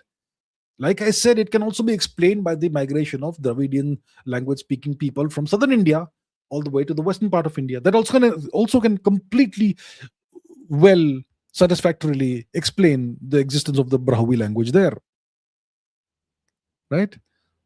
So if you make a claim, you have to look at all the possibilities. You can't completely disregard half of the possibilities. So I completely disagree with this thing that it is an indicator of an migration. Now it's migration, right? It used to be invasion, migration into India. It doesn't indicate any of that thing, not necessarily. Does it actually support out of India theory as an ancient remnant? I can't say. Out of India theory will be supported not by languages that are found within India or the subcontinent, but it can be supported if you have evidence of Indian languages that are spoken outside of the subcontinent. And you have that. The Hittites, the Mitannis, and so much more. And you have so much evidence of Indians traveling abroad and settling abroad, further and further progressively westward. So that is evidence of an out of India migration or migrations. Okay. Abhishek Srivastav says, is Israel the deep state? Who knows? Maybe it's possible. Maybe Israel is a deep state that controls the US. You have to take that possibility seriously these days, seeing how things are going. Yeah, maybe Israel is a deep state. Hot Potato says, Trump to focus on Cuba in the coming months. What's your educated guess on the Chinese population number? Trump to focus on Cuba in the coming months, ? He may focus on Cuba in the coming months. Hot Potato, he may. Because see, he hasn't got the win he wanted in Iran. He may claim whatever he wants to claim. He may claim that the Iran war has been won by the US. Iran's navy is sitting at the bottom of the ocean, and Iran's leadership is gone, and everything has been achieved by the US, etc., etc., etc. He can claim whatever he wants, but the world is laughing at him. His own supporters are laughing at him. The US has been dealt a strategic defeat by Iran, and now they're trying to somehow conjure up some kind of strategic victory on the negotiating table. And please remember, negotiations, diplomacy, it's nothing but war by other means. Negotiations and diplomacy are typically used to buy time and then resume the war, or they are used to achieve military aims without resorting to military means. So right now, Trump looks bad. Trump and the US looks bad because they have been defeated strategically by Iran. Thus far, at least. Then Iran may have been tactically damaged. They've taken tremendous damage, no question. So the tactical victory belongs to the US and Israel, but the strategic victory belongs to Iran. And now they're trying to reverse that somehow and so on. But right now, the US looks weak. It looks bad. It looks like they got a big beating in this war. And so, to save face, Trump may look for a quick win somewhere. And that could be Cuba. Cuba is like a low-hanging fruit for them. I mean, there could be some fighting if the US invades Cuba. There could be some resistance. But Cuba doesn't have a few 100,000 drones, right? They don't have missiles. They can't really defend themselves the way Iran can. They may do hand-to-hand fighting, God knows what else. But the US certainly can overwhelm a nation like Cuba way more easily than they imagine they could do to Iran. So maybe Trump could focus on Cuba now, possibly. Because he does have this, he has revived the Monroe Doctrine, right, with the Trump corollary. And the Monroe Doctrine that says that the US has to be the sole hegemon in the Western Hemisphere. And everybody has to give in to the US and be a US vassal. The Cuba isn't, right? So that has to be dealt with. So yeah, what's my educated guess on the Chinese population number? I have no idea. I haven't looked into this. I haven't thought about it. I haven't looked at the data or whatever, so I can't say. Maybe it's lower than what they claim, as some people say, but I don't know. Hot Potato says, are there any books on out of India theory? Are there any high quality books on the out of India theory? I'm sure there are books now that people, since 2017, the Aryan invasion theory and the refutation of the Aryan invasion theory and the myth and all, it's become a big deal. And there are people who are writing books about it. But are there any high quality scholarly works on an out of India theory? I am not sure about that. I'm not sure about that. Out of India. There have been various people who have written about the Aryan invasion slash migration myth, I suppose.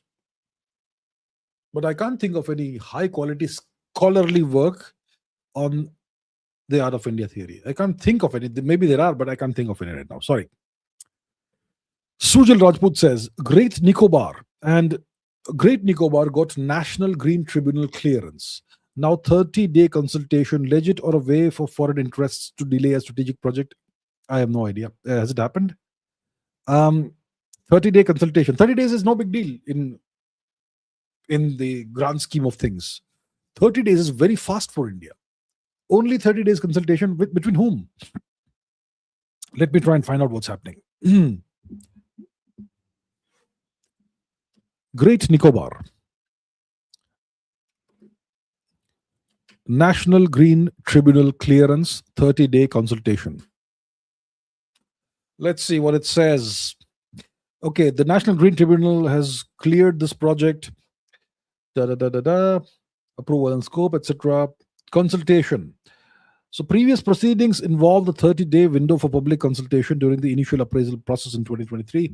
Despite the NGT clearance, critics noted concerns. Who cares about the critics? And while the NGT has cleared the environmental hurdles, some reports indicated that final forest clearance formalities remain to be completed. Okay. So I don't know what this consultation is. Public consultation. Look, the government should just go ahead with whatever is in the national interest. As simple as that. So 30-day consultation, if this clearance was given in February, we're already into April, right? So I suppose the 30-day window should be over in that case. So I would say I don't know what the current situation is. That's what I just saw on the Google search. But the government of India should go ahead with this no matter what happens at the earliest. Looks like it is going ahead with that. So that's good. Okay. Hot Potato says pregnancy is energy, resource, pain intensive for women. Brains avoid pain. Why hasn't evolution eliminated pregnancy pain? Why do humans still reproduce? Why do humans still reproduce? Because we have to continue our species. It's a biological imperative. That's why humans reproduce. Why hasn't evolution eliminated pregnancy pain? Yeah, it's a good question, actually. I mean, if it's something that's really important for the survival of the species, should it not be painless? Why is it painful? I mean, childbirth is painful, right? I suppose childbirth is painful. Why is it painful? Why hasn't nature ensured it's not painful so that people can do it easily? Energy, resource, yeah. See, it's energy intensive and resource intensive for all species, right? It's that way for all species. When any female individual of any species is pregnant, she has to consume more food and take special precautions, right? You'll see that among all species. But when it comes to other species, like let's say cows or horses or goats, cats, whales, whatever, do they experience pain while giving birth? Because if you watch videos of a horse giving birth or a cow giving birth, if you see a cat giving birth, they don't seem to be in pain. Or maybe they just can't emote or express the pain. Elephants too, right? I don't know. Why is it that it's so painful for humans? So that's a question that I don't have an answer to. Why is it so painful for humans? I'm sure it's quite painful for humans. So I can answer why humans still reproduce, because it is the survival and continuation of our species is a biological imperative. But I don't have an answer as to the question of why childbirth is painful. Evolution should have ensured it would be way less painful than what it is right now, right? So that I don't know. I don't know about that.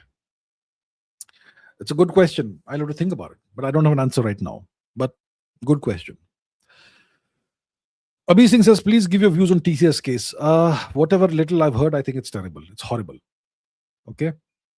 And it's a reflection of the fact that India is now the world's most Hindu-phobic nation, Hindu-phobic society. Hindus are second-class citizens in India. India is a Hindu-phobic apartheid state.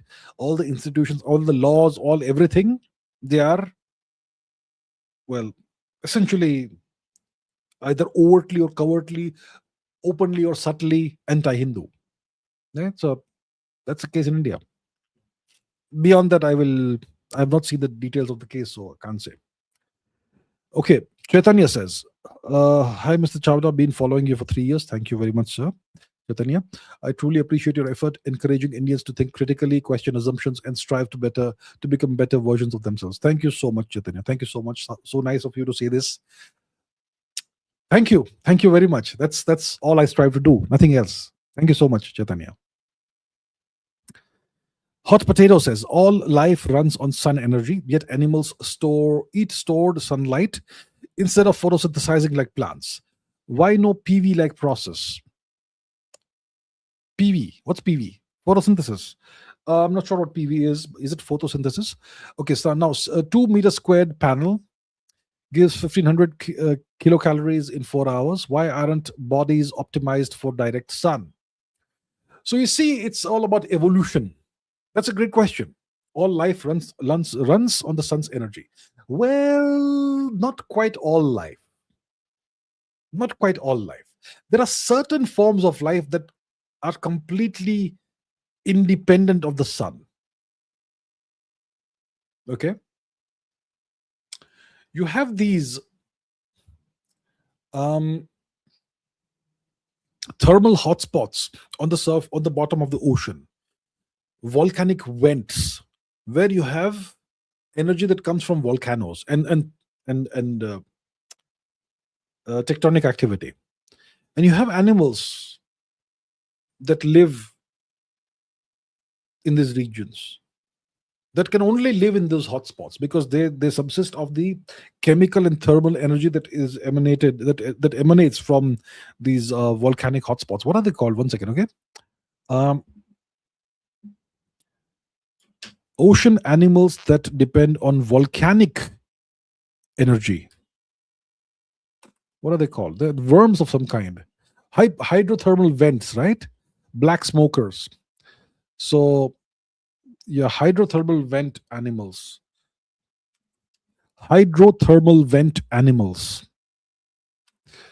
So if you look at that, I mean, there are these worms, okay, you have certain species of these cephalopods, which is octopuses. There are these worms of various kinds and so on. So these animals, they do not depend on the sun's energy, but that's a tiny, essentially almost insignificant fraction of the biomass on the earth. Most animals depend on the sun either directly or indirectly. So why aren't our bodies optimized for direct sun? Why don't we photosynthesize? It's because of evolution. The first organisms that evolved, as far as we know, on the planet, there were blue-green algae, cyanobacteria, and they photosynthesized sunlight. So that's the first creatures or organisms that evolved on our planet. The first life, stromatolites. What were stromatolites? Let's just check it out. Stromatolites. So these were sedimentary structures which were created by cyanobacteria, blue-green algae, the earliest evidence of life on the earth. They created the oxygenated atmosphere because at that time the earth's atmosphere was very different from the current atmosphere that we have. It was extraordinarily toxic to life like ours. But these cyanobacteria, they created the oxygen catastrophe, and they oxygenated the atmosphere, and they caused mass extinction along the way of other animals. Anyhow, so the earliest organisms, they did indeed do photosynthesis. And then other organisms evolved from the earliest organisms. And then you had different kinds of organisms evolving different pathways for acquiring energy. Some organisms found that, we don't need to photosynthesize. We can just eat those who are photosynthesis. We'll eat other organisms. So the organisms that do photosynthesis, they generate electricity. You take sunlight, you take water, and you take carbon dioxide, and that combination creates adenosine triphosphate, ATP. And then you have protein synthesis and whatnot, fat synthesis, etc., etc. You have ribosomes, and you have. We'll not go into that. So you have the organisms that do photosynthesis that are eaten by other animals or by other organisms. So those organisms that eat such animals or organisms, they don't have to photosynthesize. They can subsist and thrive by being predators, right? So the entire family of animals, they don't photosynthesize, but they eat plants or they eat other animals. So this is whole food chain, right? At the basis, at the bottom level, you have the plants, right? And those are eaten by animals and so on and so forth. So there are different optimal pathways of acquiring energy.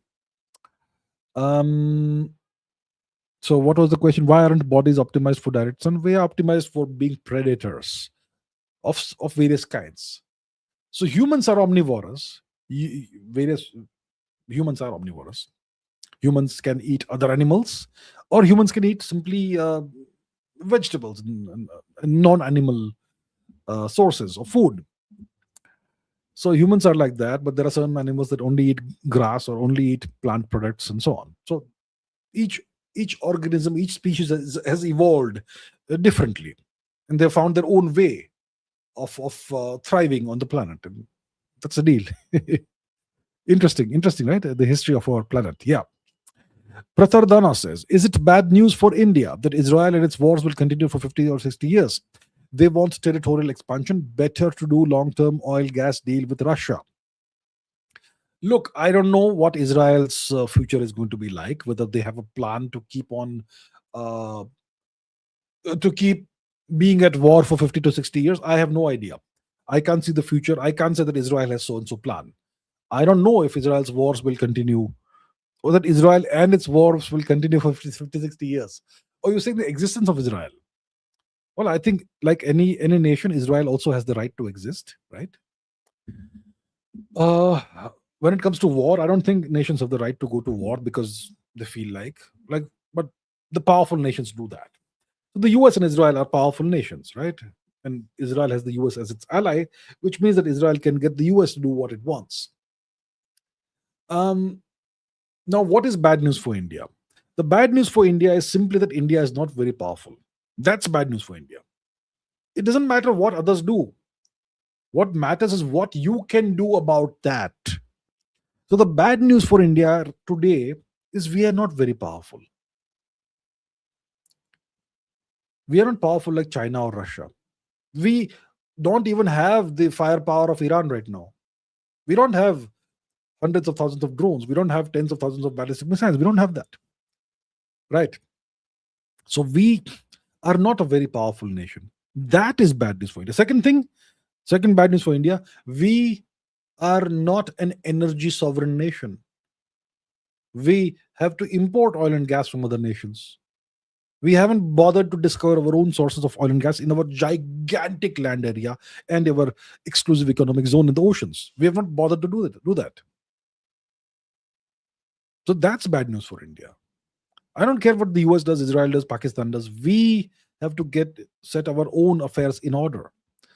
So if India remains weak for another 50, 60 years, that's bad news for us. But let's say we become more powerful than China, hypothetically. Then nothing will be bad news for India. We'll be able to deal with anybody. If the US is a warmonger, let's say hypothetically, or Israel is that hypothetically, we'll be able to deal with that. We'll be able to keep our own neighborhood peaceful through strength, peace through strength, like Donald Trump likes to say. So the bad news for India is not some other nation and how they behave. The bad news is that we are weak and we still have a long way to go. That's the bad news for us. And our dependence on other nations for energy, that's bad news for us. So let's not point fingers, in my opinion, at others. Let others do whatever they do. Let's introspect and see what we can do right, we can do better, so that we can shape our environment and prevent others from encroaching. That's what India needs to do. Tanishk, Tanishka says, your views on the recent Nasik event, I spoke about it. I gave my views. Om Naik says, is it possible that Jews have a grudge on every nation that had participated in their persecution and have been taking steps accordingly through the United States? Look, it's possible. It's possible that Indians also have a grudge against certain nations. It's possible, but most Indians don't have it because Indians aren't educated. I mean, you are educated, but you don't really know what really happened to your country. Yeah, your education is propaganda, so that's why Indians don't have a grudge against anybody. China has a grudge. See, any serious nation keeps grudges. Serious nations keep grudges. If somebody historically did something wrong to you, you will remember that. And you may in the future, when you're powerful enough, make them pay for it. Serious nations keep grudges. The Chinese teach every child in China about the century of humiliation, what the Western nations did to China for a century of humiliation, beginning from the mid 1800s all the way to 1949, the century of humiliation. India went through a millennium of humiliation, but we don't teach that.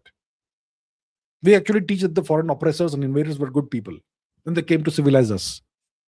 So India is not a serious nation. India is not a serious nation. I will not consider India to be a serious nation until it reforms its education system. And the Jews, well, they also went through all kinds of horrors, right? So I suppose they also have the right to keep a grudge against various nations. And if you have an ally like the US, you will use that, won't you? So it is certainly possible. Yes. Piyush Sinha says, if China mediates and ends this war in West Asia, and the GCC starts to lean more towards China, away from the US, then could the Americans restart Arab Spring there? Yeah, they could. They could. If any nation gets out of hand, the Americans have various solutions for that. Now, the Chinese, see, when it comes to mediation, please understand one thing, my friends. You can't mediate unless both parties want you to mediate. Let's say I say India should mediate between Iran and the US. Now, let's say Iran is fine with that. Iran will say, okay, we are happy to have India mediate. But let's say the US says, no, we don't want India as a mediator. We want Pakistan as a mediator. Then can India mediate? India can't. India can mediate only if both parties who are fighting each other are okay with India mediating. So the question is, will China be able to mediate? Will the Americans accept Chinese mediation? They'll say, no, get lost. We don't want China as a mediator. We have our very own Pakistan to mediate, right? Why do we need China? Why should we give credit to China if China is able to succeed in bringing about peace? We don't want Chinese peace. We want American peace, which means American full hegemony. So China can't mediate unless the Americans accept it. Iran will be okay, but the US will say no. But let's say for whatever reason the GCC starts leading towards China, then yes, the Americans could restart Arab Springs all over the place. Possible, yes. Likely, actually, likely. Okay, 24 Bharat says India rank 149 in GDP per capita behind many African countries. This is simply a fact. This is simply a fact. And it's terrible. We say India GDP, we are number 4, number 6, or whatever. What about GDP per capita? The quality of life indicator. Abysmal quality of life in India.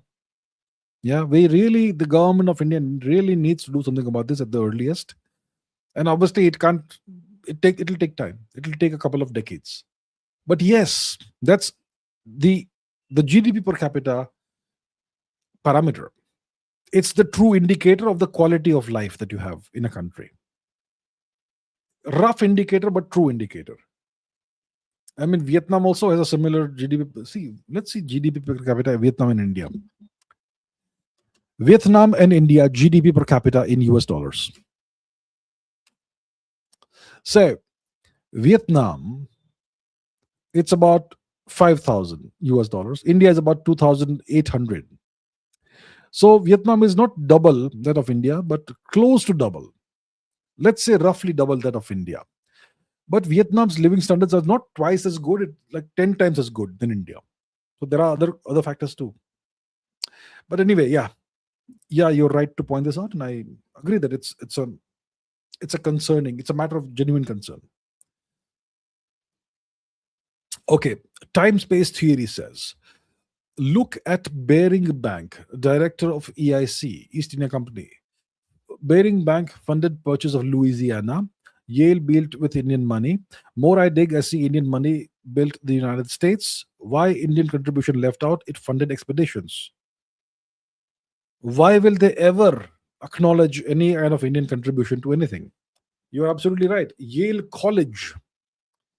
See, there was this guy called Eliyahu Yale. He was Jewish, I believe. Elihu or Eliyahu Yale, whatever his name was. He was an East India Company official. He was posted in India. He stole a tremendous amount of money from India, and then if he donated some of that into the US, or to whoever in the US wanted to build a college. And in gratitude, they named it Yale College after him. Now it's called Yale University. It's one of the best universities in the world. And you have Indian professors who teach there, like Dr. Ramamurthy Shankar, whose book you'll find here. This one here. That's by Dr. Ramamurthy Shankar. It's about quantum mechanics. It's one of the graduate texts on quantum mechanics. He teaches at Yale. He's one of the best professors. So you have Indian money that was used to set up Yale College. Bering Bank funded purchase of Louisiana. The Louisiana purchase from Napoleon, right? Okay. Bering Bank, Barings Bank. Okay, Barings Bank, not Bering Bank. Barings Bank. But your point is absolutely right. So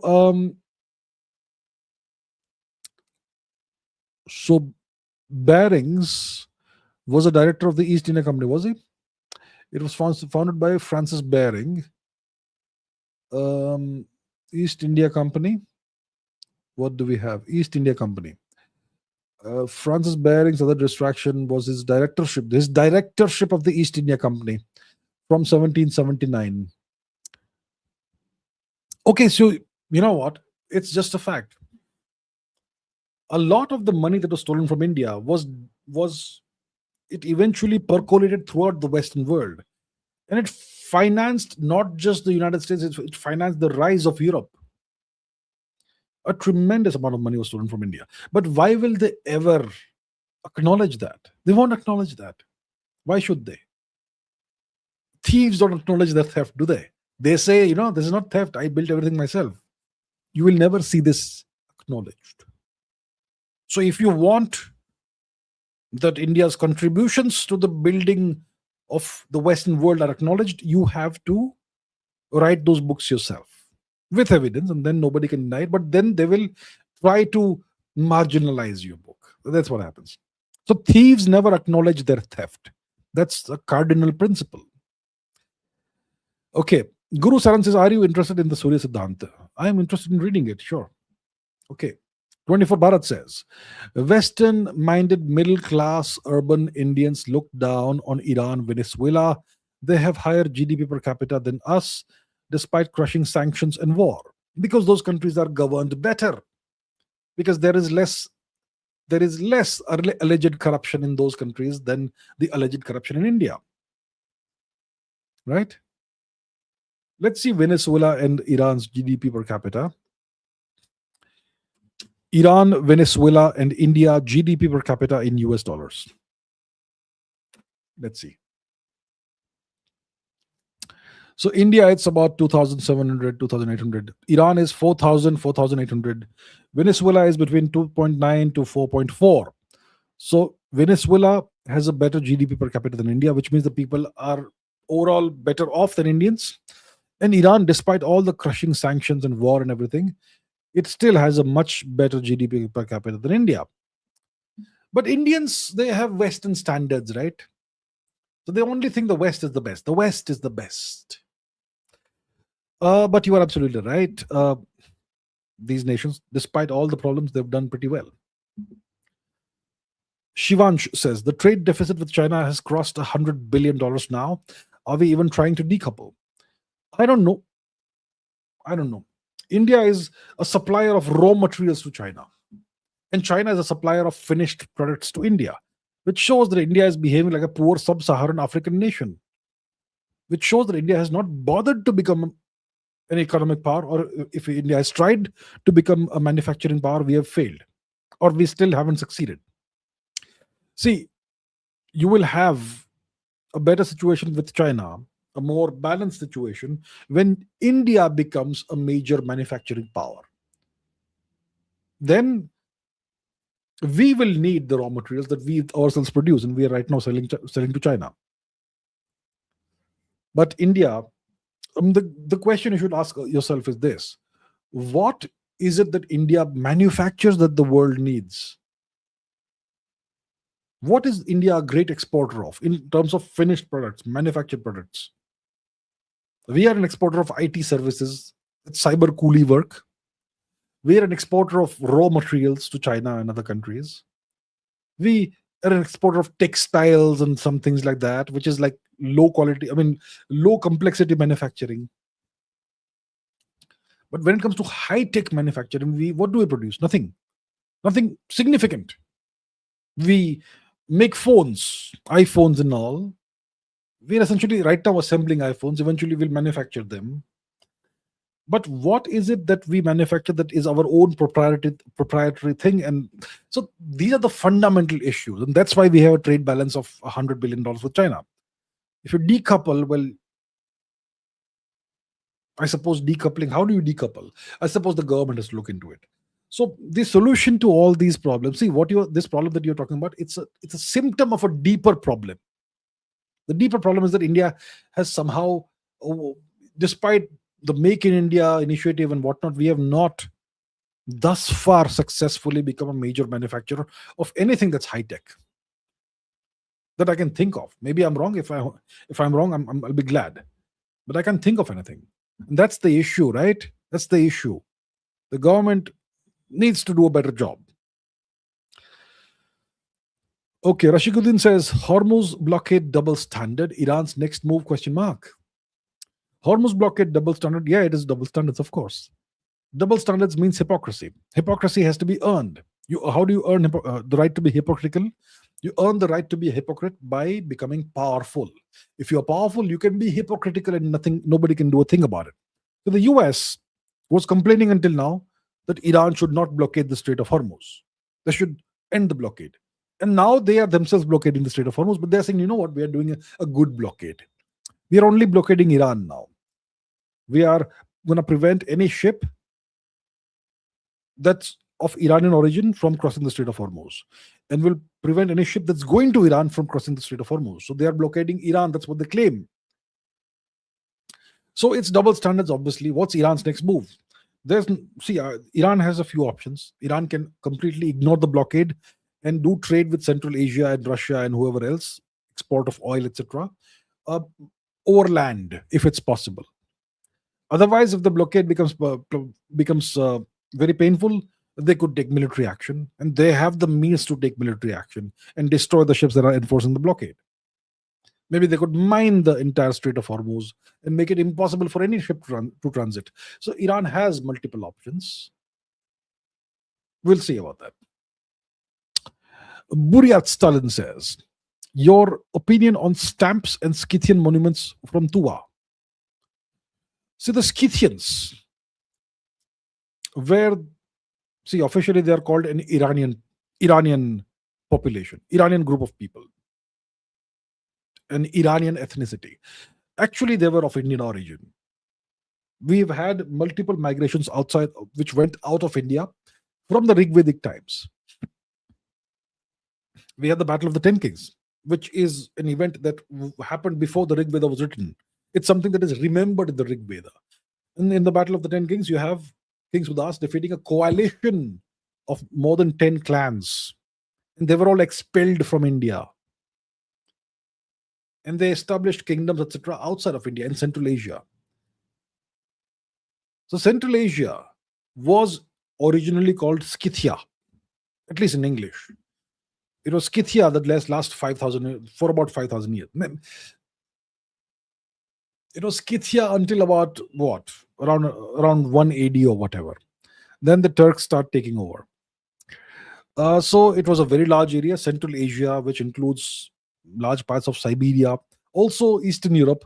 This entire region was populated by various groups who are collectively called the Scythians. And the Scythians eventually re-entered India through an invasion, the Scythian invasion, which came before the Kushan invasion.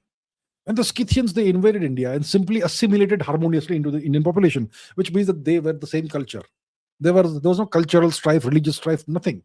The Scythians simply entered India, conquered northern and western parts of India, ruled as Hindus, as great Hindus, and eventually assimilated into the Indian population. So if you are a person from northern or western India, you most likely have some Scythian ancestry, which itself was originally Indian ancestry. So you have, the presence of Scythians in Russia. You had the presence of Scythians in what is now Russia, and you will have monuments and stamps and so on from that region. Okay, Chirag Chirnath says, was it the Cuban Missile Crisis and the Bay of Pigs invasion was the main reason for the US establishment to be envious of JFK? The Bay of Pigs invasion was a failed invasion. The US tried to invade and take over Cuba. And they did this without the approval of the president of the US, who was then John F. Kennedy. So the CIA or whoever it was launched an invasion. And then the invasion ran into resistance from Cuba. So then they tell the president of the US, you know what, we've launched an invasion and we need now you to authorize the Air Force to support the invasion. And John F. Kennedy said, you did this without my approval. I never gave you the approval to do this. So I will not authorize the Air Force to help the invasion. And that's how the Bay of Pigs invasion failed. It was a disaster for the US. It was humiliation for the US because the CIA disobeyed Kennedy and they went behind his back. And that's why whatever happened.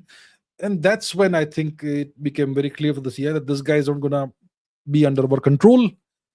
And it is alleged that is one of the possible reasons why, hypothetically, allegedly, JFK may have been 1963'd.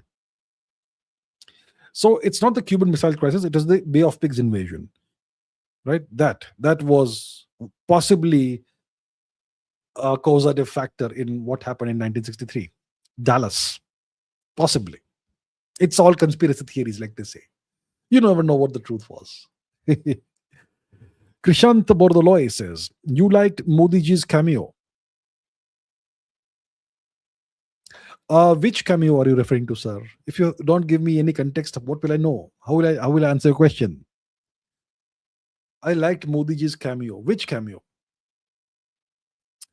No idea, sir. Please give more context for me to understand. I cannot read your mind, sir.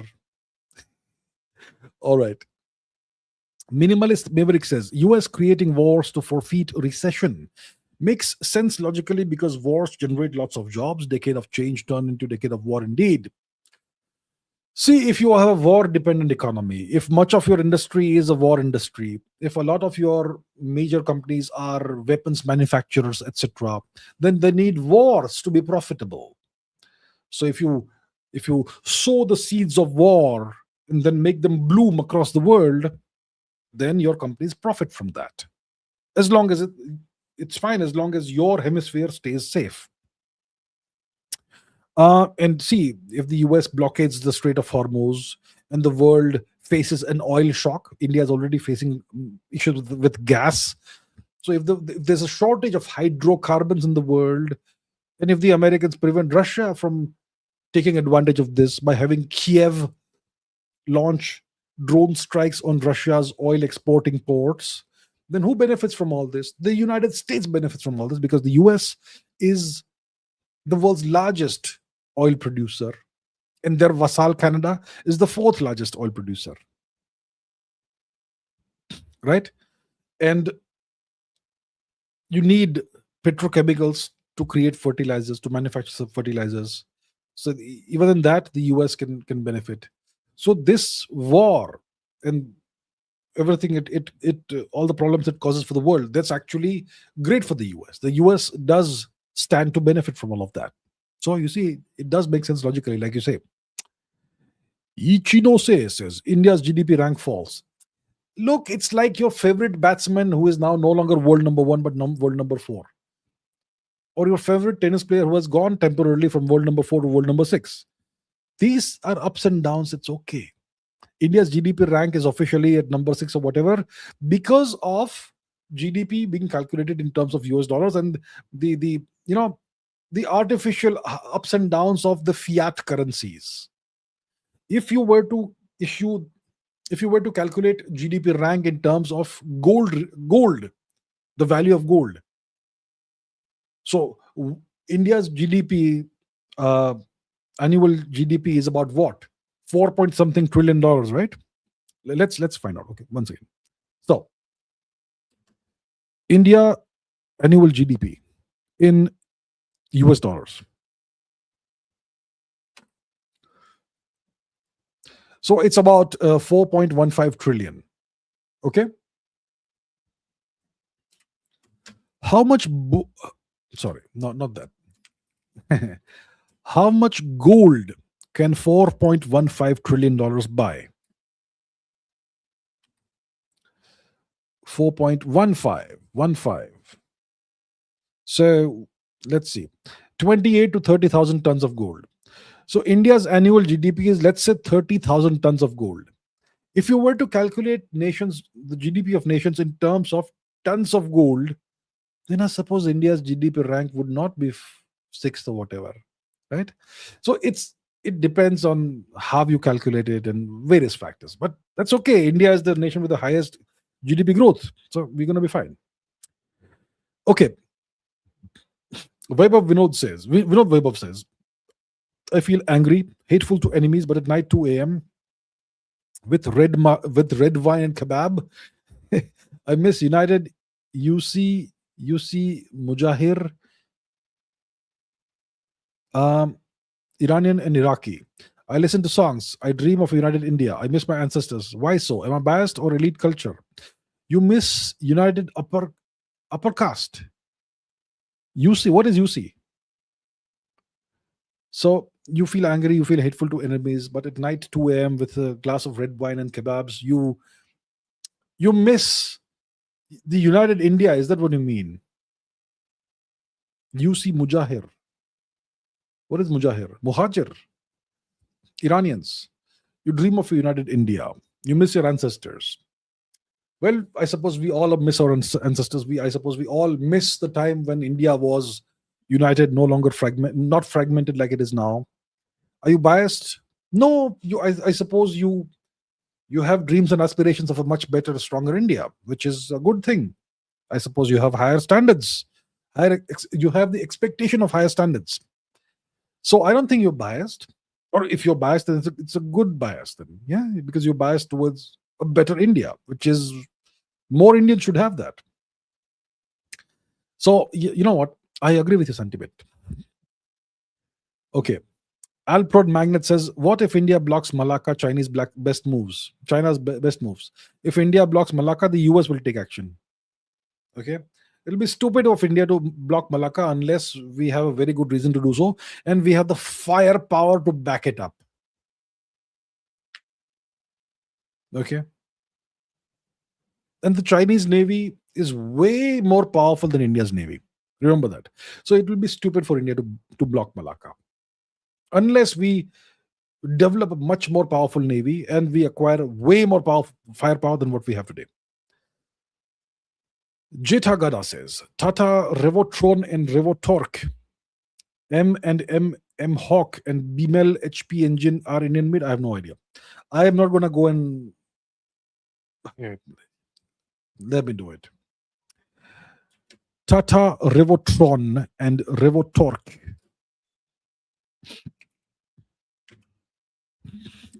Mahindra and Mahindra. Okay. Engine. What engine do we have? Indigenously developed turbocharged power plants designed for performance and efficiency. Oh, well, the Tatas are doing something good then. Outstanding.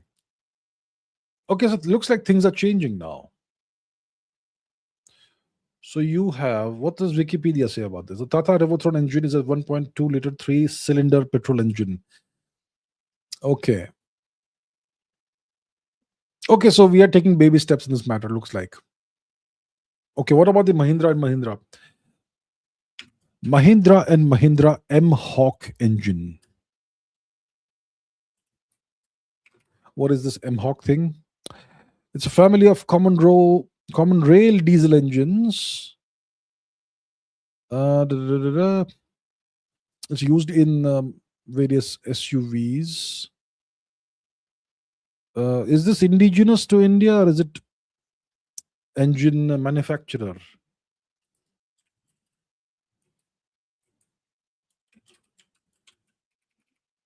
Manufacturer, okay. Produced in-house with technical collaboration from Austrian engineering firm AVL. Or technical collaboration means they need some technology from AVL which is not indigenous. Well, you see, that's the issue. So the Tata seem to be doing a good job. Mahindra seems to be getting technology from Austria and so on. So it looks like some companies are beginning to address the problem, but most companies, I suppose, still are dependent on other nations for critical core components and technologies, which is sad. Piyush Sinha says, I don't get to see any major news from Central Asian nations, which makes me think that they have any stakes in this geopolitical turmoil? Your views? The English speaking media will ignore a lot of nations. Do you see any news from Africa? Do you see any news from South America, Central America? You will see news only when the US is involved or some other European nation is involved. Every nation has stakes in this geopolitical turmoil. Every single nation has stakes. Uganda has stakes. Tanzania has stakes. Senegal has stakes. Uzbekistan has stakes. Everybody has stakes. Come on. Everybody has stakes. The Indian media is blind. The Indian media simply apes the Western media. The Indian media, they read whatever has come in the Western media, and then they will interpret that thing in Hindi. That's what they do. The Indian media is terrible. Some Indian media outlets are great, but most are terrible.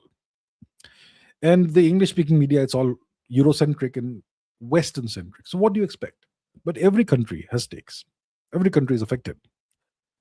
Guru Saran says, why is Sanskrit a language that is not spoken like other languages but is visible in every Indian language, including Tamil? Sanskrit is no longer spoken because Sanskrit was artificially killed off. Sanskrit was spoken until the 19th century.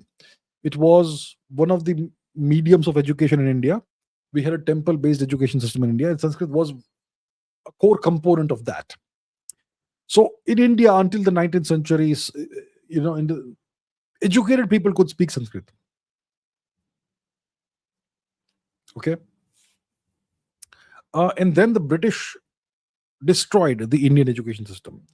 They engineered the system such that they first of all killed off India's indigenous industries, all of them. India was a fully industrialized civilization. The British deindustrialized India completely, which means that people, before the British came, every Indian had a job. They do not have to go and apply for jobs. Your family business, every family had a business. Every family had an occupation. Your livelihood was guaranteed from the time you were born. You would never have to face a prospect when you would not have a job. Your livelihood was guaranteed. But the British deindustrialized India, which meant that people no longer had any means of livelihood. Then the British made it such that in order to get government jobs, which are the only jobs available, you had to be educated in the English language and the Macaulayan education system. And that completely destroyed Sanskrit. So today you have Sanskrit that is visible in every language. No matter what language you speak in India, a lot of the vocabulary straightforward comes from Sanskrit. Straight away. Including Tamil, including Malayalam, including Kannada, including all the southern Indian languages. Every language has vocabulary taken from Sanskrit. Significant vocabulary taken from Sanskrit. When it comes to northern and western Indian languages, almost all of the vocabulary is from Sanskrit. Right? So that is what has been done to India artificially. And after 1947, we have done nothing to remedy this situation. We have done nothing to decolonize. So we are still deeply colonized. We don't even realize that. 24 Bharat says, same folk who rightly rebuke socialism and secularism also worship democracy and capitalism. Can we stop being slaves and reject all foreign isms? Well, what you rightly say is a situation that exists because we have never decolonized India. We haven't even attempted or started the process of decolonizing India. We actually are doing the opposite. We are colonizing ourselves even further through the education system and through much more. India is getting further and further colonized mentally and sociologically. So you are absolutely right. We are behaving like slaves. Most Indians have this slave mentality, slave mindset, and they don't realize it. They think they are being very progressive and very, very whatever. Right? And what does it do? You have a nation where the people don't have self-respect. I mean, they say, I'm great, I respect myself, but what about you respecting your culture, your civilization? No, you don't have that. And then that's how all these ills in society, the evils in society start creeping out, right?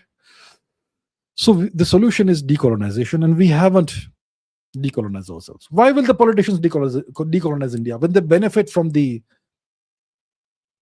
mental colonization that Indians labor under? They won't.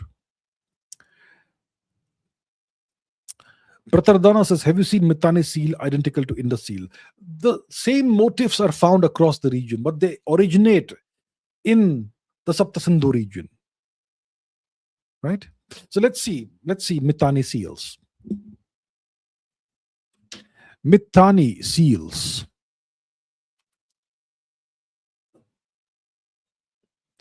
Mittani seals. So there we have it. They look exactly like Saraswati Sindhu, Saptasindhu region seals. Exactly the same style, artwork, etc. You will see the same thing in Mesopotamian seals also. You see? So this tells you that there were deep interconnections between India and the Mesopotamian region, and obviously the Mittani anyway, or were of Indian origin, Aryan origin, Indian origin. Yeah. No surprises there. But maybe a lot of people would be surprised when they see this, because their minds would not have made the connection. Of course, if you are a viewer of this channel, you won't be surprised at all. Three Eyes says, does our spying and collecting intelligence work in China as the way it is working in Pakistan? I have absolutely no idea. There are many YouTubers who are ex-RO agents, or they claim. There are many YouTubers who have sources in intelligence agencies and they know everything that's happening. There are various people who know the health status of Mr. Xi Jinping. I have no such connections. I have no such sources. I don't know what RAW does in Pakistan. I hope it does whatever it does really well, but I have no idea what it actually does. And similarly, I have no idea what RAW does in China, if it does anything. But I hope it does things really well there also. That's all I can tell you. I claim no special insight. I have no special connections in RAW or the government of India. I have no sources from deep within intelligence agencies. I have nothing. I see what you see. But I may think differently. And I may have my own understanding in my own way. And I have studied history my entire life. And that's how I'll be able to make connections and see patterns. And maybe my physics background also plays a role in helping me see patterns that you won't see if you are a historian or whatever. So I don't know. I don't have the answer to your question. I hope that we are doing great collecting intelligence in Pakistan and the same thing in China. But specifics, I don't know. Piyush Sinha says, how come Jewish lobby became so powerful in the US just years after they suffered the most during World War II? How they rose, and I'm sure that Sri Netanyahu ji is watching my super chat from Tel Aviv. No hate Tsar. Well, okay.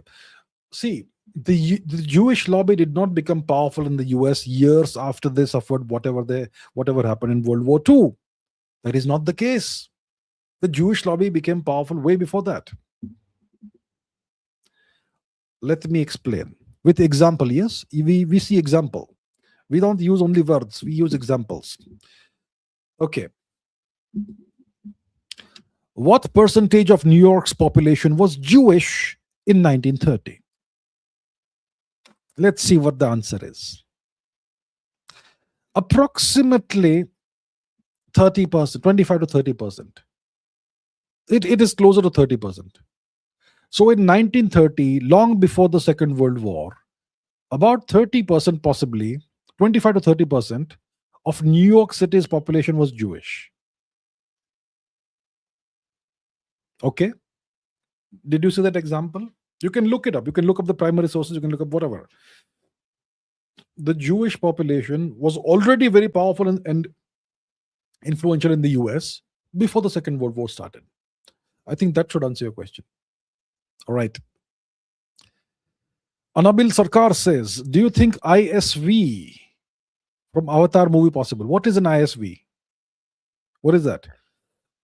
Let me try and find out because I don't know what it is. Avatar movie ISV. What is ISV? Interstellar vehicle. Interstellar vehicle from Avatar. Look, interstellar vehicle. I don't know what was the propulsion mechanism of the Avatar movie's interstellar vehicle. Let me see. Okay, let's see. Let's find out. Interstellar vehicle from Avatar. Capital class ship. What is the propulsion mechanism and so on? How do they travel from one star system to another? Wondering. Upgraded model. Oh, come on. Remove the thing. Okay. Supply chain, etc. Would break apart. Travel back and forth. A manifest destiny. High thrust matter antimatter engines. Okay, now we're talking. For vertical atmospheric entry and descent. But what about interstellar travel? Capabilities. Propulsion. Okay. 2 matter antimatter engines, 1 photon sail. What's a photon sail? Okay. Fusion, whatever. So listen, okay, I'll not go into the very deep details. Matter antimatter engine. Well, there is nothing in the laws of physics that says it's impossible. It's possible.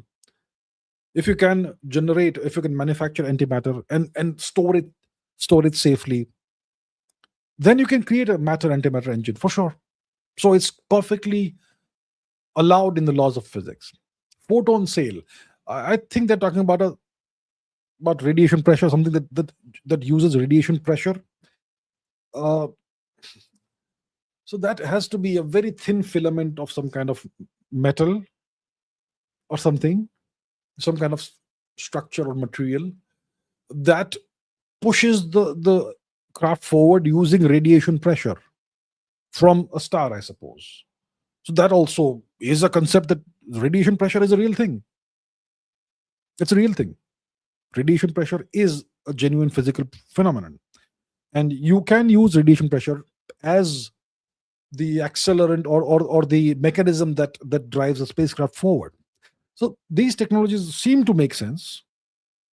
So eventually we'll be able to potentially use such technologies. Yeah. Okay. Gautam Verma Dantaluri says, you don't watch Bollywood movies. That I can understand. Do you watch any other Indian movies, especially South, just for fun? By the way, I'm giving my final year MBBS university exams. Well, first of all the best for your final year MBBS exams. Do well, and I wish you success in that. All the best for that. Yeah, I don't watch Bollywood movies. Do I watch any other movies? I've seen the Bahubali second part. I didn't watch Bahubali 1, but I watched Bahubali 2. I watched it dubbed in Hindi, of course, because I don't know Southern Indian languages. But yeah, it was fun. I also watched RRR, which again was dubbed in Hindi, but I watched it. So I am all for movies. I am a huge movie fan. If there were good movies being produced, I would be very happy to watch 2 movies a week on the big screen in a theater. I'll be very happy to spend my time watching 2 movies in a week on the big screen. I love movies. But these days, whether it's Hollywood, whether it's Bollywood, there's nothing good coming out. Nothing good. I watched the Project Hail Mary. That was a good one, despite the name. It was a good movie. No wokeism, no BS, nothing. Well made movie. I liked it.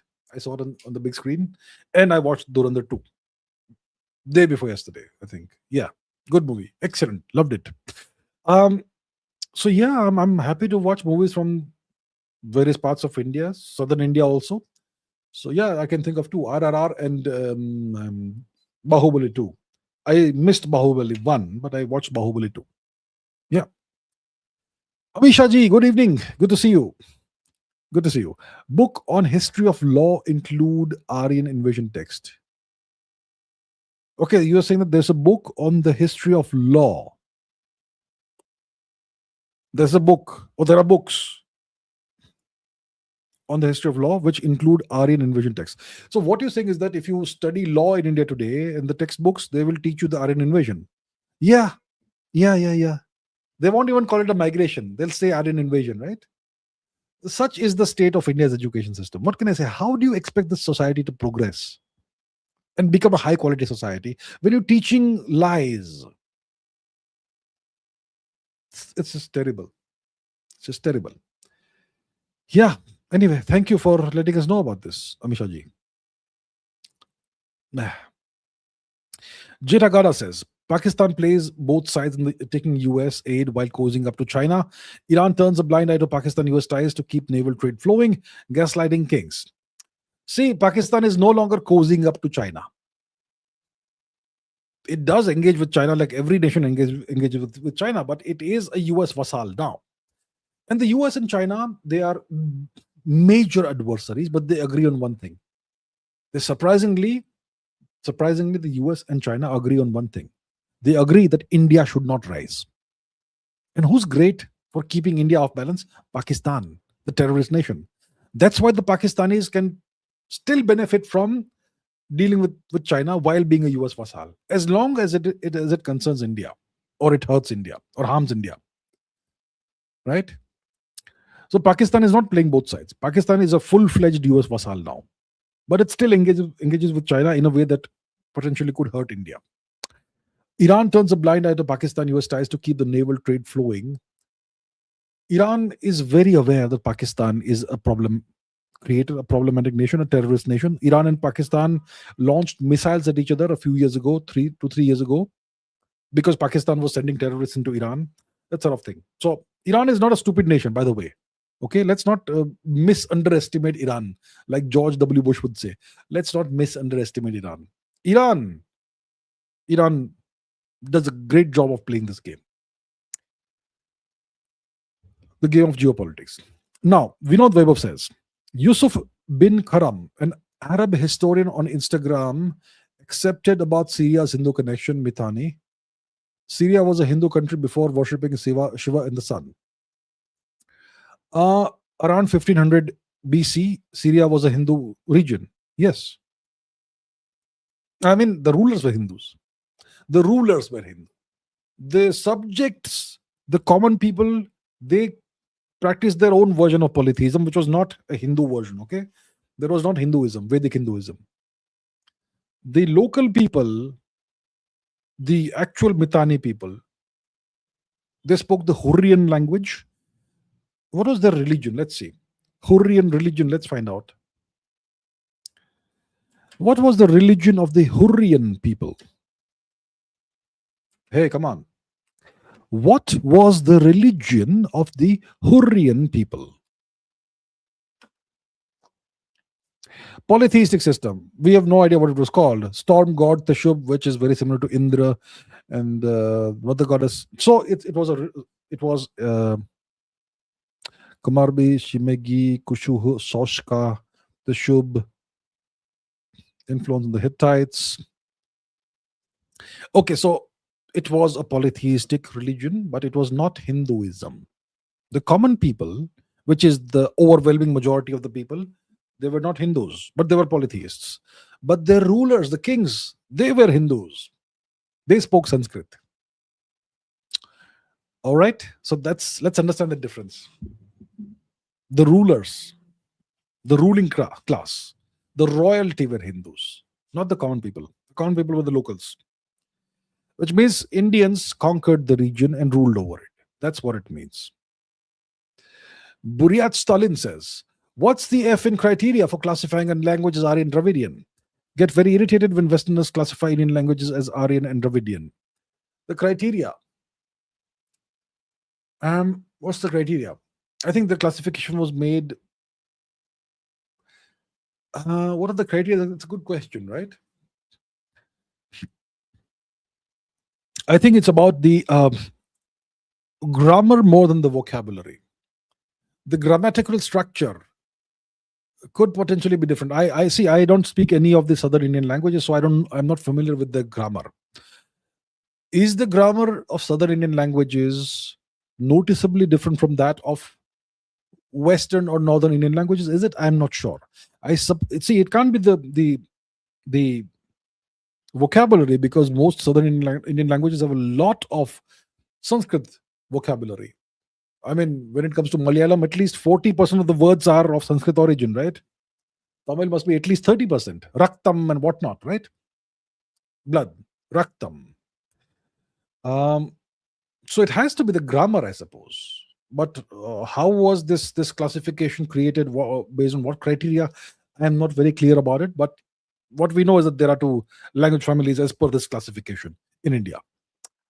So it must be the grammar, although I have not looked into the details. Piyush Sinha says, what can NATO do if the US tomorrow invades any NATO nation? My opinion is that only France can resist to a little extent. But what's your views on it? What's my views on this? Let's say the US invades Greenland tomorrow, which is part of Denmark. What can NATO do? Nothing. Nothing. Denmark doesn't have the military strength to resist the US. They may put up some resistance, but it will be futile. Resistance is futile. What if the US decides to invade Italy? What can Italy do about it? Nothing much. Italy doesn't have anything like the firepower that Iran has. Germany is already, and by the way, Italy is already under US occupation. Italy is already under US occupation. So is Germany. Italy and Germany have been under US occupation since 1945. So the US doesn't have to invade them. They're already invaded and occupied. So essentially, the NATO nations are powerless. They don't have any major militaries. They don't have any major weapons. They don't have anything like the firepower that Iran has or the US has. Nothing like that. How many NATO nations have nukes? Technically, the UK has nukes, but those nukes are mated to American missiles. So the big red button is in Washington, not London. Only France has its own sovereign nukes, and the sovereign means to deliver them. And France still does have a strong, respectably strong military. So I completely agree with you. Only France can resist to a certain extent. France may put up a resistance. Other nations can't if the US decides to invade any NATO nation. Sujal Rajput says, all propaganda is lies, even when one is telling the truth. I don't think this matters so long as one knows what one is doing and why. George Orwell, do you still agree, and is this still relevant? So Orwell is the writer, the author who wrote 1984. This dystopian novel about the surveillance state, dictatorship, authoritarian regime, all that, an Orwellian world, right? So, is this his quote? All propaganda is lies, even when one is telling the truth. I don't think this matters so long as one knows what one is doing and why. So, okay, let's deconstruct this. The first statement is all propaganda is lies. Is all propaganda lies? See, propaganda works only when most of it is true. Let's say you want to mislead a nation, or let's say you want to mislead people. If you just speak lies, people will see through you and they will know that you are a liar. But if you speak the truth 99% of the time and only speak lies very subtly 1% of the time, that's when you are running a successful propaganda campaign. So propaganda has to be very subtle. It has to be that 1% or 0.5% of lies mixed in with 99% or 99.5% of the truth. That is the only way propaganda is viable and successful long term. So that the propaganda package is more than 99% truth if it is going to be successful. Okay? So lies is just a small component, tiny component of propaganda. But propaganda is about misleading the people, which is about lying. So the real weaponized component is the lie, of course. So despite propaganda being hidden amidst the truth, propaganda is lies. And even when you're telling the truth, you are a propagandist because once in a while you lie. So yeah, it's true. I don't think this matters so long as one knows what one is doing and why. I don't know what that means. I'm sure there's a broader context behind it. But I think propaganda is like that. Propaganda works only when when the lies are mixed with the truth and the truth predominates in what you're saying. Only then will you become a successful propagandist. Fast Snail says China experts on TV claim they have excess coal.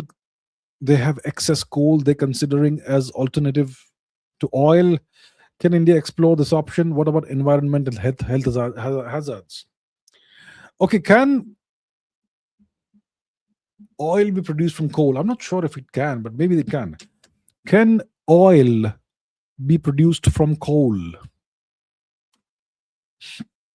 Yes. It can be produced from coal through a process called coal to liquids or coal liquefaction. The chemical engineering technique converts solid coal into liquid synthetic crude oil, which can be refined into high grade, high quality gasoline, diesel, and other petroleum products. The Fischer Tropsch process. There's direct liquefaction, hydrogenation. Okay. So Germany used this technology extensively during the Second World War. It's been used in South Africa for decades to produce fuel from coal reserves. So producing 1 barrel of oil requires approximately 0.75 tons of coal. The process is capital intensive, requires large amounts of water, and can have higher greenhouse gas emissions than conventional oil refining if the carbon is not managed. So South Africa is a pioneer. The Nazis were pioneers, and the South Africans used it a lot. Can India explore this option? It will depend on how much coal we have. We are one of the major coal producers. India can potentially explore this option. So, yeah, it's certainly possible, but the ideal thing is we discover our own oil reserves. Right? That's what actually we need to do. We can use it as a stopgap measure if required, but that also will involve us setting up major plants, right? Major factories to convert coal into synthetic petroleum. I don't think we do that, so that will take some time. It will take a months, years. I don't know how it works. Yeah, it's certainly something we can explore, but the long-term solution is for India to discover its own oil reserves. Karthik. Karthik says deep state plan to get control of Hormuz. See, it's like this. The US, forget about the deep state. We'll talk about the US because the deep state controls the US. The US is the instrument, right? The US is the instrument. So we'll talk about the US. The US seeks to control two categories of geography or two categories of regions. The first category is they want to control all the oil producing regions. That's why they invaded and did a regime change in Venezuela. They already control nations like Iraq, Kuwait, directly or indirectly Saudi Arabia, UAE, etc. They also control, let's say, various African nations which produce oil. They also are very influential in Indonesia. These are all nations that produce oil. So the Americans want to control all the major oil producing regions and countries. That's why they did the war. They launched a war on Iran. Second category is choke points. If you look at the map of the world, you will see choke points which are critical for supply chains. The US wants to control these choke points. They want to control the oil, and secondly, they want to control the choke points. That gives them control over the world. What are the choke points that we have in the world? One is the Strait of Gibraltar. See this choke point? If you control this region, you can stop, you can decide who comes and who can pass through it and who doesn't pass through it. So Gibraltar is important, is a choke point. Then you have Suez. The Suez Canal is a choke point. And the US, you could say it you could say it controls Egypt. Then you have the Strait of Bab al Mandeb, which is an important choke point. Then you have Hormuz. Then you have Malacca. Very important choke points. You see, you also have choke points here, which the US seeks to control. This is a choke point here. I'm not sure what it's called, but it's between Russian territory and Japan. Japan is under US occupation. You have this strait here. What is it called? Not sure what it's called. So the US seeks to control oil producing regions and choke points. That way you can control the entire world. Okay, Gotham says pain is because our brain size is more evolved compared to our pelvic diameter for easy delivery. And pain is not a bad thing as it helps in controlled rate of delivery process. So are you postulating or hypothesizing that the larger your brain is, the more pain you can feel? Is that what you're saying? That would imply that the smaller someone's brain, smaller an animal's brain is, the less pain it can feel. You know, doctors, human doctors used to believe that newborn babies don't feel pain. Do you know that this is a fact? Let's ask Google. Until the 20th century, this was, I think, the commonly held belief. Did 20th century doctors believe that newborn infants did not feel pain? Yes. For most of the 20th century, many doctors and medical professionals believed that newborn infants did not feel pain or felt it only minimally. This was attributed to the assumption that an infant's nervous system was not fully developed, and this belief persisted until the 1980s. And because of this, surgeries and painful procedures were frequently conducted on infants using only paralytics or minimal anesthesia. Imagine the torture that a newborn infant will feel when you're doing surgery without anesthesia. Imagine that. Barbaric. Yeah. So, rationale for the belief, medical practice until the 1980s, major surgeries such as heart surgery or circumcisions were often performed without appropriate pain relief. And this widespread belief began to change in the 1980s following research by studies such as KJS Anand, demonstrating that infants experienced significant stress responses to pain. Okay, this is horrible. Horrible. So we have to be careful about these things. I don't think that because somebody has a smaller brain size or insufficient myelin sheaths around their neurons or dendrites or whatever, it doesn't mean you don't feel pain. I think a squirrel also feels pain, just like we do, but they can't express it. I'm sure ants feel pain, even though they can't express it. Right? So, does it mean that elephants feel more pain because their brains are larger than ours? You know, cetaceans, what are they called? The whales, whale family, dolphins, their brains are often larger than ours. I'm sure an orca has a larger brain than a human being. Let me just check that. Do elephants and orcas have larger brains than human beings? Yes. Yes, I knew it. Yes. So elephant's brain is way bigger than ours, and an orca's is even bigger than an elephant's brain. However, brain size does not equal intelligence. Well, that's what we believe today. We believe today that brain size does not equal intelligence, just like we believed in the 1980s until the 80s that infants don't feel pain. So you see, these are beliefs. Until the 1980s, the state of the art knowledge and scientific understanding was that newborn infants don't feel pain. Do surgeries on them without giving anesthesia. That was a belief. That was the state of the art science until the 1980s. I'm glad I did not have any surgeries as an infant. So we don't know how this works, is my point. And we have all kinds of beliefs that may be completely wrong. All right. Pre-LTP says, why communists control Indian education? Ask the government of India. Why are you asking me? I don't control this. I don't control the education system. Put me in charge of it, I'll fix it. You better believe I'll fix it.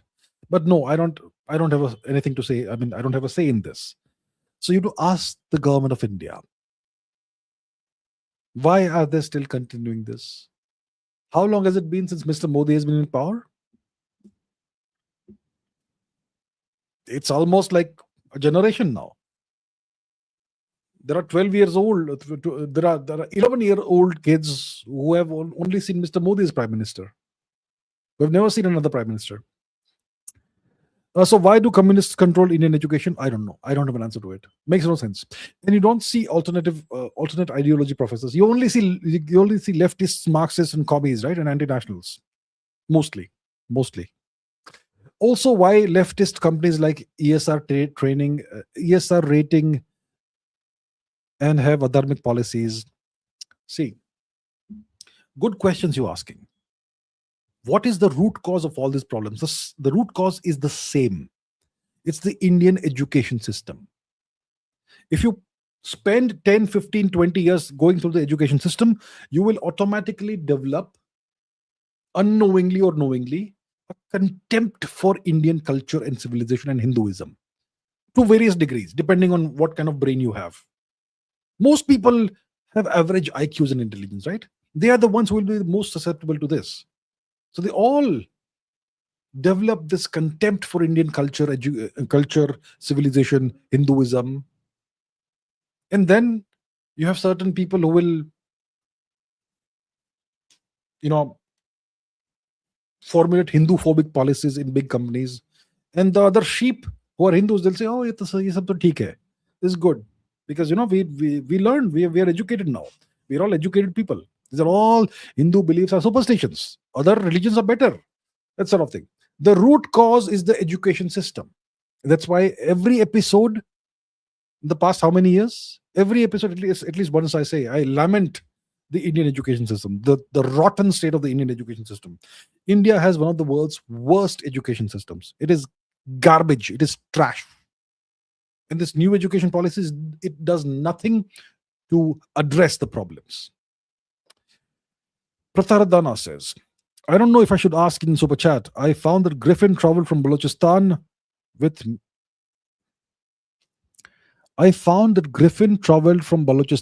Mitani, and it's not a eagle but a peacock lion hybrid. I have a shorts video. Okay, I'm not aware of this. Griffin. The griffin is a mythical creature, right? It's got the face of a bird and it's a combination of multiple animals. Let's quickly take a look at what a griffin looks like. Griffin, not Griffith, right? Griffin, yeah. Griffin. Not this thing. Griffin. What's a griffin? It's a legendary creature with the body, tail, and hind legs of a lion, head, wings, and front talons of an eagle. Yeah, so that sort of creature. And what you found is that it traveled from Balochistan with the Mitani. It's not an eagle, but a peacock lion hybrid. Well, that's fascinating. I was not aware of this theory or this claim, or what you have understood from this. I have not ever bothered to look into the griffin and its history.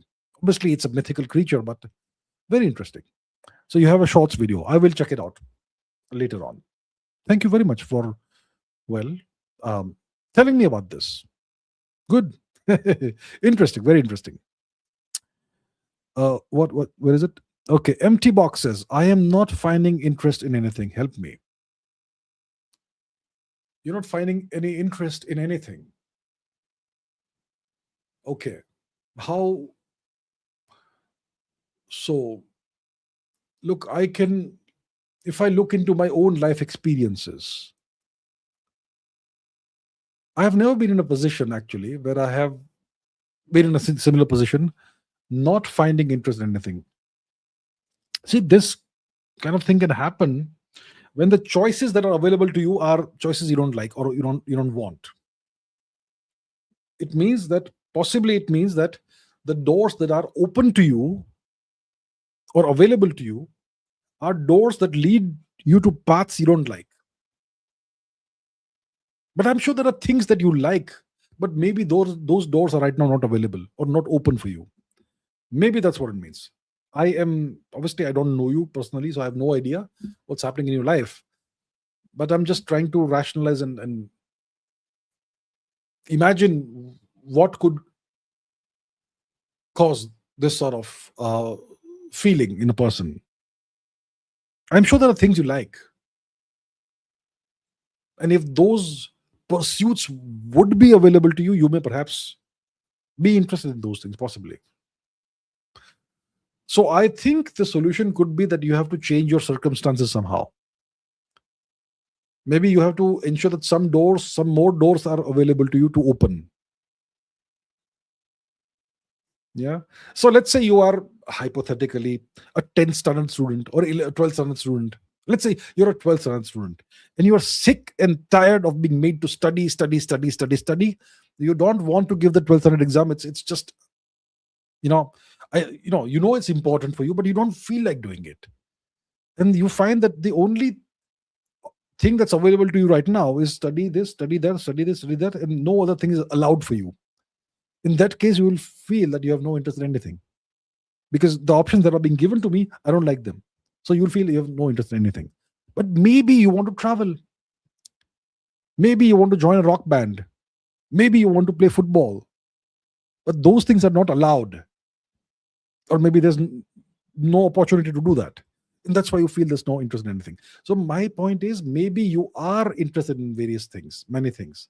But maybe those things are not available to you. That's why you feel this way. So the solution is to find a way to make the things that interest you, to make those available to yourself, which means you have to do something to change your circumstances or change your environment. That's the solution. Now, how to do that, I don't know, because I don't know what your specific circumstances are. But that I think is the solution, or maybe the beginning of a solution potentially. Without knowing your circumstances, that's all I can tell you.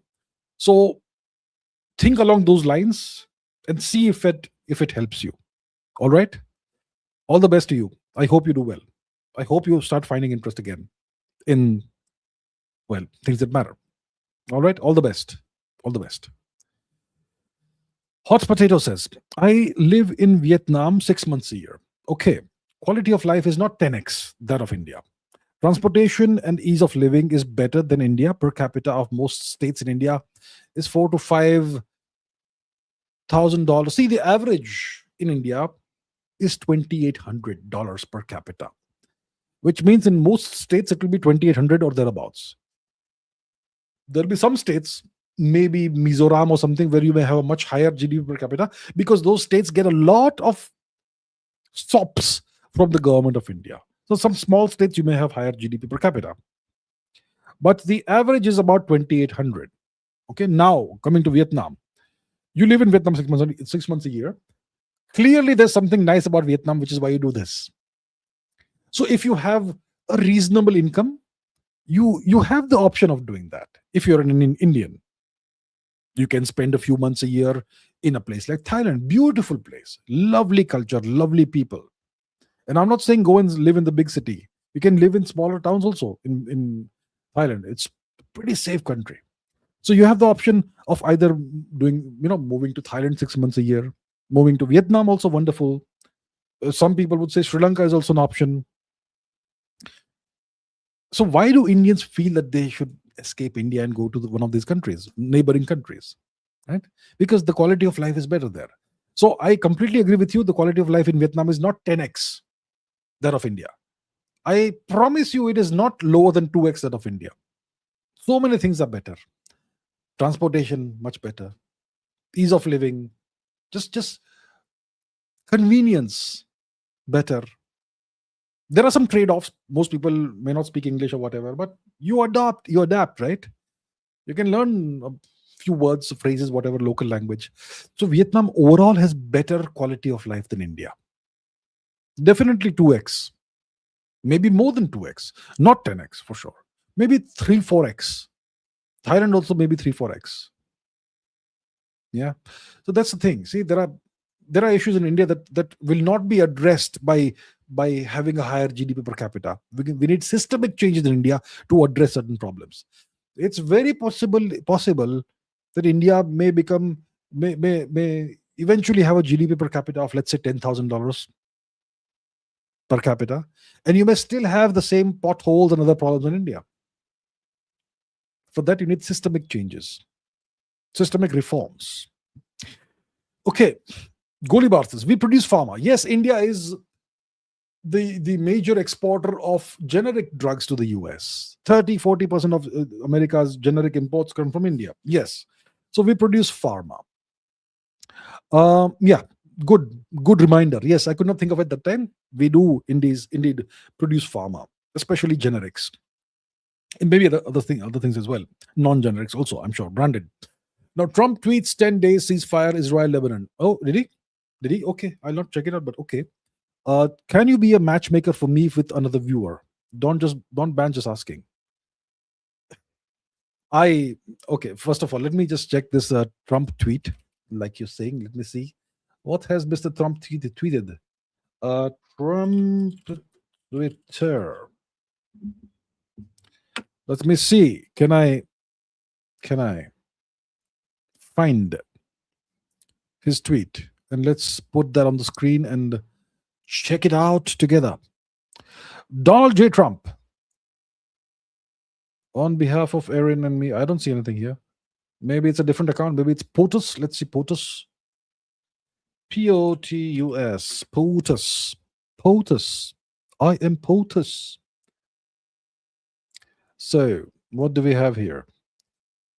Okay, we do have something. President Donald J. Trump announces a 10-day ceasefire between Lebanon and Israel. It has been my honor to solve 9 wars across the world. This will be my 10th. So the two countries will formally begin a 10-day ceasefire at 5 p.m. EST on Tuesday. The two countries meet for the first time. Joseph Aoun. Is he related to Michel Aoun? Maybe. Okay. So Trump seems to have, solved another war, as he claims. Okay. All right. Interesting. Thank you for letting me know about this. Interesting. Can I be a matchmaker for you with another viewer? I don't do those things. I don't know how to do matchmaking or whatever. You're gonna have to find your own way, my friend. Sorry about that. I don't do matchmaking. Not at all. Okay. Krishant Bordoloi says, I am talking about Modiji's cameo in Durandar.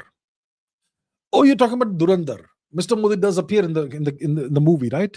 The 2014 oath-taking ceremony. He does appear in that. Beyond that, I don't think he appears, if I recall correctly. So yeah, Mr. Modi did appear briefly in the movie Durandar Part 2. Yes. Fast Snail says, do war mediations work? Why not mediate Russia-Ukraine? Mediation can work depending on the nature of the war, what both sides want, what both sides are afraid and worried about, and so on and so forth. Mediation can work at times, but it can work. It can't really produce long-lasting peace unless it solves the core problem, the root cause of the war. So what's the root cause of the Russia-Ukraine war? The root cause is Western encroachment into Russia's territorial zone of influence. Russia's exclusive zone of influence, the Slavic world. When the West starts encroaching, when NATO starts encroaching into the Slavic world, that's a red line. And when they appoint a puppet government, that's a red line. So the root cause is not having both sides to come and talk to each other. The root cause is to address the root cause. The solution is to address the root cause, which is the puppet regime in Kiev and the Western encroachment into the region. Without that, there is no lasting peace. So mediation can work if it is done that way. Otherwise, it can't work, you see. And why should India mediate Russia, Ukraine? India can mediate, sure. We can be a peacemaker, but it will work only if both sides agree, like I keep saying. Mediation, you can become a mediator only if both warring parties agree to you being a mediator. Ukraine is an American puppet. They will never agree to India being a mediator. They will say, yeah, yeah, yeah, sure, we are happy. But they will actually never make it happen. So, Pratham Soni says, best way to learn game theory for beginners, your advice. I think there are good textbooks available. There could be YouTube channels also, but I'm sure there are good textbooks available about game theory, beginner's guide to game theory or whatever. Yeah, just read the first few chapters. It's very straightforward. It's not even very mathematical. I think, as far as I know, every single game theory textbook I've seen begins with the prisoner's dilemma or something like that. Some version of the prisoner's dilemma. Two prisoners are separated and dealt with separately, that sort of thing. So it's simple. Go to Amazon, Flipkart, or whatever platform you prefer. Go to the book section, search for game theory or introduction to game theory, beginner's guide to game theory or whatever, or just game theory, and select books. Shortlist a number of books that are all 4.5 stars or more, or at least more than 4 stars, with lots of reviews, and then read the reviews and see if they are for beginners or not. Get the book, read it. That's how you learn game theory. It's not hard to learn, at least the fundamentals.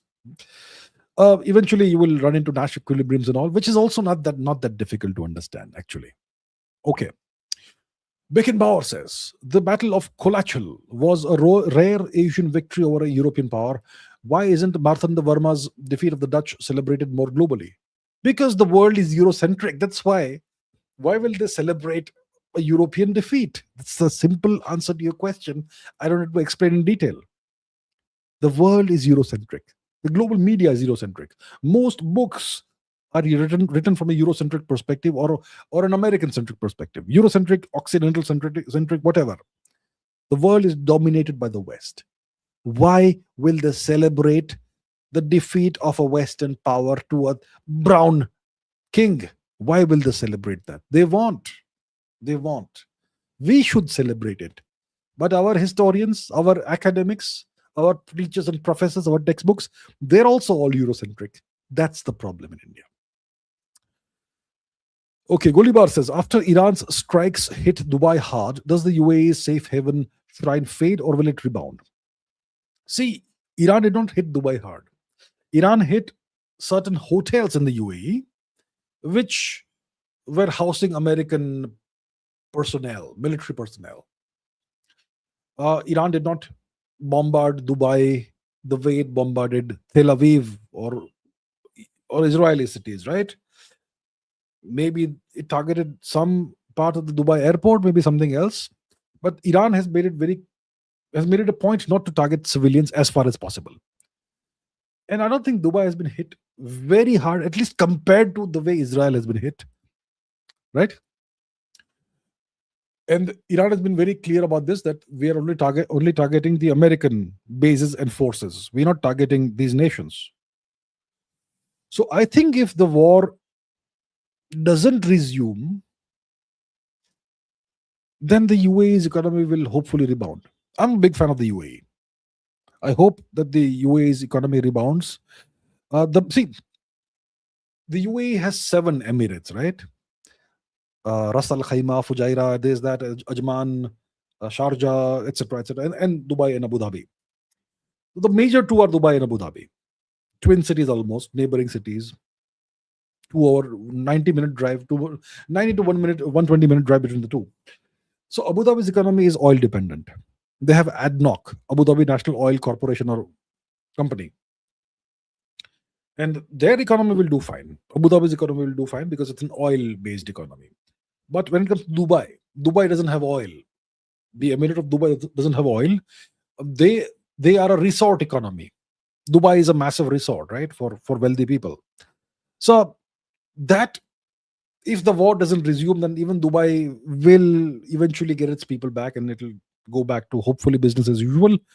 But if the situation remains unstable and volatile, and if the war resumes, then it's hard to see Dubai rebounding soon, at least. But I hope it rebounds soon. Yeah.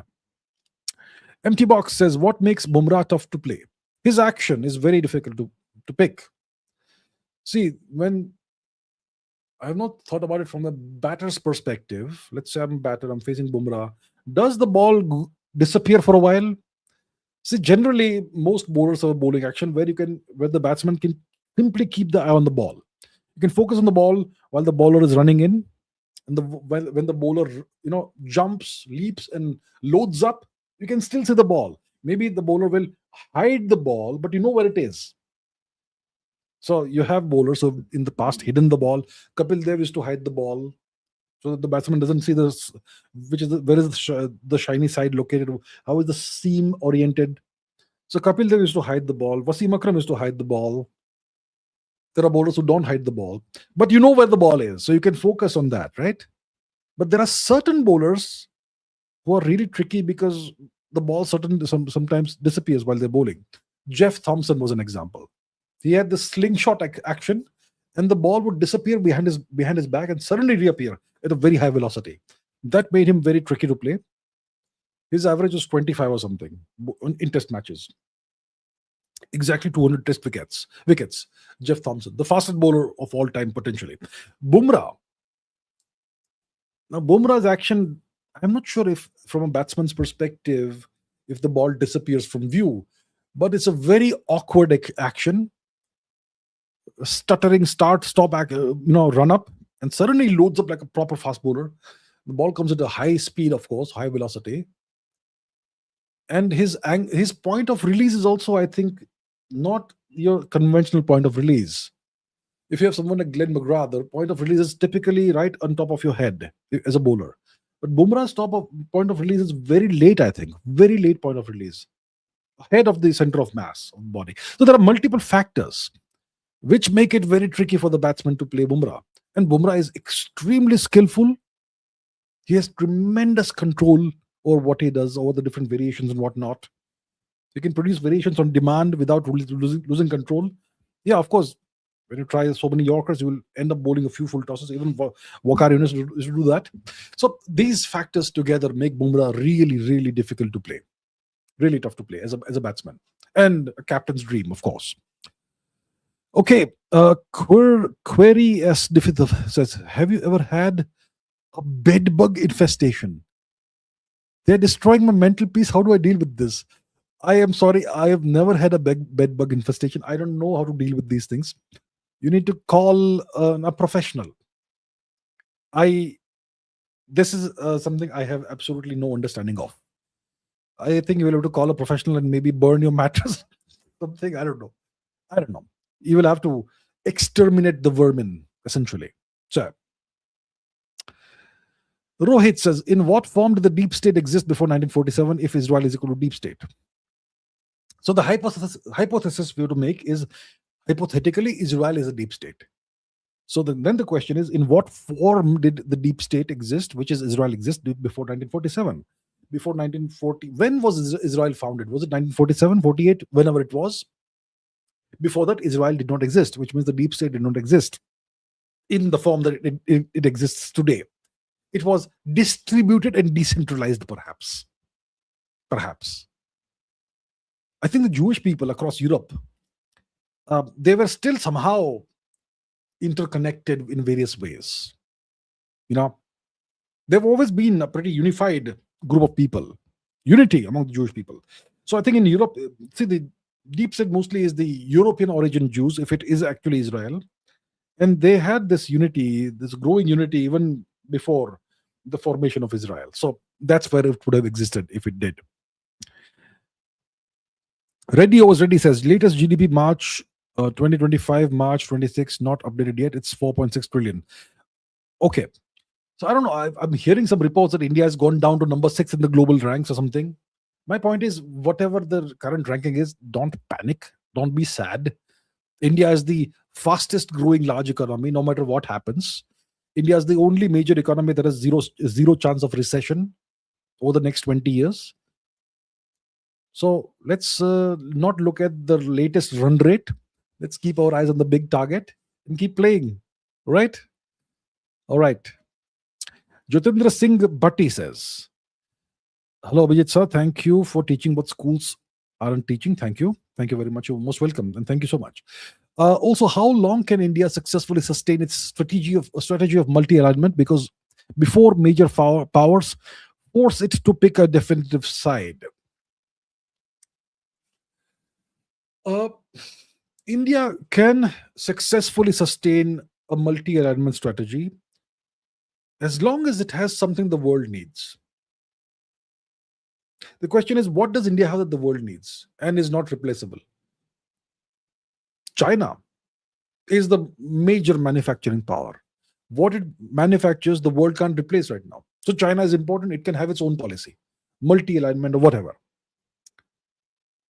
Iran is a major exporter of oil. The Americans have tried to curtail that, but still, if you're a major oil exporting nation, you have something that's rare and very valuable. And if India were to be a major oil producer, India can remain multi-aligned forever if it wants. It can determine its own policies because it has something very valuable that the world needs. So the world can't afford to alienate us. And even major powers will not be able to do much as long as the world seeks what we have. So India can successfully maintain its strategy of multi-alignment if it becomes a major manufacturing power or a major oil producing nation, but that's not enough. Also, India has to become a major military power, like a very powerful. India needs to develop a very powerful military from the 21st century perspective. So as long as you have the means to defend yourself and defeat any challenger in the military domain, and you are a major producer of something the world needs, then you can determine your own future. So India either needs to become a major oil producer, which means India will have to discover its own sovereign oil reserves, or India needs to become a major manufacturer of things the world needs. Right now, what India's position right now is, we are neither a major oil producer, neither a major exporter of anything valuable, apart from generic drugs or whatever, little bit of things, right? And we are not, as powerful as we should be in the military domain. Currently, we are in a little bit of danger, which is why I've said that there is a 50% chance India becomes a US vassal by 2030. I hope it doesn't happen, but that's why I say it. So India has to change for India to remain sovereign. Otherwise, you can't have this strategy of multi-alignment. The Americans will force you to pick their side. Jit Hagada says, what's happening between Uganda and Turkey?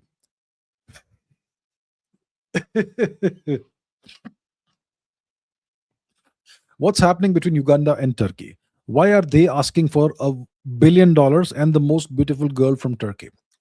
So the president of Uganda, Mr. Museveni, his son is the chief of the army. The president of Uganda obviously is Yoweri Museveni. He's a dictator, obviously. Mr. Yoweri Museveni. Let's quickly see what is the president's name. Let's see. Okay, let's find out. Interesting question you're asking here. Who is the president of Uganda? Yoweri Museveni. Okay. Yoweri Museveni's Yoweri K. Museveni. So, who is his son, who's the head of the military? Okay, General Muhoozi Kainerugaba. This gentleman, Muhoozi Kainerugaba. This gentleman, he's the son of the president of Uganda, and he's the chief of defense forces of the Uganda People's Defense Force. Now, this gentleman Okay, Mr. Muhuzi, General Muhuzi, he on Twitter has asked Turkey to pay Uganda $1 billion and also send him the most beautiful lady in Turkey as a wife. In the past, Mr. Muhuzi had offered a price of 100 cattle for the hand in marriage of Madame Giorgia Meloni. So he's a very eccentric gentleman, Mr. Muhuzi. And I think he is not a fan of Turkey, and he supports what? He supports I don't know exactly why he is not a fan of Turkey. I've not looked into that much detail, but this is how much what I can tell you. That Mr. Muhuzi is not a fan of Turkey, and he calls Mr. Erdogan his uncle for some reason, and he wants $1 billion from Turkey, and he wants the most beautiful lady allegedly in Turkey to be his wife. That's what he has said on Twitter. I don't know why he said that. Maybe you can look into it. It's a pretty kind of funny. Okay. Timbuktu Panda. Well, thank you, Mr. Timbuktu Panda, or Madam Timbuktu Panda. Thank you. Timbuktu Panda says, should the Indian rupee be backed by the Bitcoin standard? I am a little very suspicious of Bitcoin.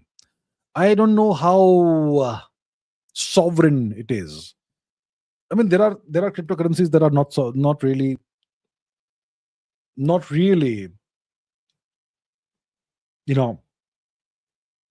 independent of owners. For example, Ethereum. Bitcoin is more of a free floating currency. I mean, but I am suspicious of cryptocurrency overall. I am okay. I don't mind having an e-rupee, blockchain based e-rupee or something, which is fine. But so if that's what you mean, the blockchain standard, the blockchain makes sense as a technology, right? I don't mind the government of India issuing an e-rupee or something, which is on the blockchain. But overall, the Indian rupee should be backed by gold more than anything like cryptocurrency. That's how I see it. Okay, Clive Falcon says, can a dictatorship regime be stable for the long term? Yes. The typical life cycle of a dictatorship regime is about 250 years, historically. That's the typical life cycle of an empire or a dynasty, roughly 250 years. Okay. So a dictatorship how is it different from a monarchy? There's no real difference. Yeah. So dictatorships can be stable until somebody intervenes and destroys it, like what happened in Iraq, for example, or in Libya. Okay, Ishwar says, ban this dumb anti-India fellow somebody. Okay, moderator, please look into this. Okay. Piyush Sinha says, why you stopped uploading highlights from the live stream? It's something that will resume very soon. A temporary pause was there for operational reasons. It shall resume very soon. Thank you for the reminder. Thank you. Godliness says, correct me if I am wrong, but it seems US is the only one which can project high penetrative force anywhere around the globe. They can still conduct carpet bomb varsha anywhere at their will, which is why they are called a superpower. I'm not sure if you've heard me speak about this, but I've been saying this for years now. Why is the United States a superpower? In other words, what's the definition of the term superpower? I don't know if any textbook defines the word superpower properly or not. Of a proper definition of the word superpower, is it given anywhere? I don't know. In my opinion, the way I see it, a superpower is a nation that can intervene militarily anywhere on the world, anywhere on the globe at roughly 60 minutes notice. Only the US can do it. No other nation can. So if the US wants to occupy a nation, it will take them more than 60 minutes. It can take them weeks. But if they want to destroy a nation, they can do it in 60 minutes. Or at least cause damage. Only the US can do it. And across the globe. Right? So that's why they are the sole superpower. and they can project power everywhere in the world. No other nation can do it. Okay. Gautam says our head circumference is more, so need more forceful uterine contractions causing pain while delivery, not about brain size and pain perception. Okay, that is indeed true. The the cranium is massive, and if you look at human babies, their craniums, their heads are massive, right, compared to the rest of the body. I mean, human babies, I think roughly 30% of their body mass may be in the head, possibly. And it's still underdeveloped. Human babies their brain keeps developing after they are born for at least I don't know, 10, 11, 12 months. I mean, keeps developing even after that, but yeah. So if you look at an elephant being born, that's just born, within a few minutes it's running around, right? If you see a deer that's just been born, in just a handful of minutes it's running around in sprinting. But human babies, completely, utterly helpless when they are born. They can't even start lifting their heads with their neck until they're about 4 or 5 months or whatever months old. Yeah. We can't start walking until like 10 to 12 months old, depending. So humans, a lot of their development that happens outside of the womb in the first year of their life, that typically happens within the womb for most animals. And we have massive brains, so we have massive craniums, which is why uh, I suppose we need more forceful uterine contractions. And it is the contraction that cause pain, is it? Okay, I'm not very familiar with this entirely, of course. So can't say, but okay, interesting a theory that does seem to make sense to a significant extent. Okay. Clive Falcon says, what if Russia or Nordic had kept their pagan beliefs? Well, the world would be a different place then. The world would be a different place. And there would be more space for polytheism in certain parts of Eurasia where it has been eradicated right now. Yeah, the world would be different. Mama Bucket VFX says, good to see you, Mama Bucket VFX. Good to see you after a while. Is any conceivable idea in mind exists quantum POV? Is any conceivable idea in mind exists quantum POV? What does it mean? What's the question? Does the mind exist in quantum? Any conceivable idea in mind exists quantum point of view? Okay, are you saying the mind, is it a quantum thing or not? The brain, see, the mind, we don't know what it is, but the brain seems to be the seat of consciousness in the human body. I think everyone agrees that the brain is most likely the seat of consciousness in the human body. Yeah. So the question perhaps is that what you're asking? Is the brain quantum mechanical in origin? Look, all matter is quantum mechanical in origin, but the brain's functioning, is it quantum mechanical? I mean, the brain is this hot, warm, wet organ. It's got cerebrospinal fluid, it's got blood, it's got neurons, all warm and wet. Can you have quantum effects in that sort of thing? You can. And there's this theory, right? Stuart Hameroff and Roger Penrose, OR, origin of consciousness, their quantum mechanical theory of consciousness. Microtubules in the brain structures are the origin of consciousness because they can hold superpositions and so on. So there are various theories out there, but we don't know for sure. Piyush Sinha says, why is it that every communist country around the world is communist in name only? Like in the case of Vietnam and China, only by name they are communist, otherwise everything there is capitalist. How? Because communism doesn't work. See, the USSR was genuinely communist. It was a genuinely collectivist society. Cuba still is. So Cuba is a communist country, and it is not communist in name only. It's actually a collectivist society. It's way more true to communism in letter and spirit than China or Vietnam. China is a sensible country. And that's why they're not communist. Vietnam also is a sensible country because communism doesn't work, right? So that's why. Godliness says, last month I was visiting a particular hill station in the north. What I saw was very disheartening. All I want to convey is India ASAP needs a dedicated force for the protection of foreign tourists. Okay. Yeah, the government of India needs to. Tourism.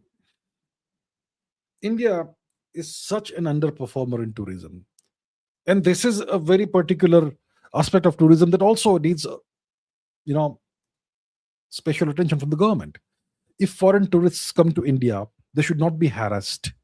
They should not have bad experiences. Their safety and protection should be guaranteed and ensured by the country. Right? I completely agree with you. There are various grades and levels of bad experiences that foreign tourists can have in India, from just harassment and annoying behavior by local people to, I don't know, much worse. So yeah, if we want, I don't know if the government of India even takes tourism seriously. Probably they don't, and that's why tourists face such problems, which is unfortunate. Yeah. Pradeep Kumar Roy says, what will happen if we travel at 99% of the speed of light? Time slows possible future travel. Also, what twin paradox? What happens if we travel at 99% of the speed of light? Well, you can travel. There is nothing in the laws of physics that says that you can't travel at 99% of the speed of light. The laws of physics simply state that you can't travel at 100% of the speed of light. So 99% is possible. What happens is time dilation. So let me explain from the perspective of the twin paradox. Let's say you have twins, two human beings born together and they're identical twins. So they're born the same day, identical twins, and they look the same. You keep one twin on our planet Earth. You put the second one on a spacecraft and you send it on a voyage across the cosmos. And you ensure that this spacecraft achieves 99% of the speed of light. So then the twin who is sitting inside the spacecraft, for him or her, time is proceeding as normal. I can see my clock ticking at 1 second per second. Everything is fine. And let's say for him or her, let's say him. For him, let's say the journey took 10 years. So he expects that when I reach Earth again, I'm gonna be, obviously, if I started at the age of 20, I'm 30 now. So I'll reunite with my twin, who's also gonna be 30. That's what he imagines naively. But time was passing for him actually very slowly. So if you do the basic special relativity calculations of time dilation, you'll find that the twin who stayed behind on Earth, he would have aged much more. So much more time passed on Earth compared to the 10 years the person in the rocket imagined. So time slows for that person, but not for the twin who stays on Earth. And this is nothing to do with time travel. You can't travel to the future using this. Okay, so that's how it works. And if you want to see, I mean, can I bring it? Okay, see, what's the actual equation, the formula for time dilation? Time dilation formula in special relativity. Okay, there's a gamma. See, delta T, gamma. And what is gamma? Let's see. So T is equal to T0 upon 1 minus v squared by c squared. V is the velocity, that's 99% of the speed of light, and c is the speed of light. So it's 1 minus 0.99. Okay, 1 minus 0.99 is 0.01. So T is equal to 100 T0. One second. 0.01, but square root of that. So v squared, okay, v squared, it's a square. So essentially this is the formula. That's how you can do the calculation. I'll not go and do it mentally because there's no need to do that. But that's how it works. That's the actual formula that you can use to actually determine the speed at which, the time dilation factor. Okay, Empty Box says, 23 male, low graduate, looking back, the things that interested me are sports, wilderness, help me choose my future career. For sure, can't be an advocate. Okay, so I think at 23, it's too late to start becoming a sports professional. But wilderness. Well, what are the career prospects that would keep you in touch with the wilderness? You could be a tour guide in national parks and forests. You could be a naturalist. You could be an ornithologist. You could be a paleontologist who has to visit paleontological sites in the wilderness, in nature. You could be an archaeologist. You could be a field historian. You could be so many things. But all of these require a certain amount of preparatory work, a few years of study. Right? So I'm sure there are plenty of opportunities to be in touch with the wilderness, to be in the outdoors, right? Sports, I suppose at 23, it's a little too late to start preparing for a sports career. So I would say wilderness makes more sense. You know, you could be many things that keep you in touch with the wilderness. So think along those lines. Be a little more creative. I just thought of a few things right now. I'm sure if you spend the time thinking about this, then you can come up with a lot more options. So if you don't like law, if it's something that you've been forced into, if you don't enjoy it, then at the age of 23, I'm sure you can make a change, and soon enough you may have a good career in something else. Life can give you lots of twists and turns, and things can change a lot. So think along those lines, and once you determine the best possible course of action, also keep a plan B and plan C, and then work towards it. All right? All the best, sir. Oh, ma'am. So, all the best. Okay. Demon Slayer Kalki says, Sar, history session, Sar. Amisha wants that. History session. Yeah, I had said last week I'll do a history session. Okay, most likely next week I'll do one. Okay? Next week. All right. All right. Thank you for letting me know. Godliness says, observation from the last few years, crime against the elderly, family disputes are rising. Please don't go woke. I request every Indian to please don't negotiate with the concept of Indian family. Yeah, the Indian family is the bedrock of Indian civilization, isn't it? Crimes against the elderly, family disputes rising because of the way our society is increasingly structured, because we are increasingly being deracinated and taken away from Indian values and culture through the education system, the media, the entertainment industry, and so much more. That's why you are seeing the manifestation, the symptoms of a deeper root cause being manifested in society today. And that's tragic. First of all, the extended family system is gone now in large parts of India. You have nuclear families uprooted and transplanted to big cities, where both husband and wife are so stressed out working, they can't procreate, or if they have a kid, they don't know how to raise it, and then you have all these issues. So yeah, this needs to be addressed by decolonizing India and reforming the entire system. But who's going to do that? No one, I suppose. Jetagara says, Indonesia US signed deal that covers Malacca. Yeah, I spoke about this. Yeah. So Pete Hegseth hosted his Indonesian counterpart, the defense minister of Israel of Indonesia, and they have worked out some kind of agreement. So the US wants to control Malacca. That's the whole deal. Malacca is very important.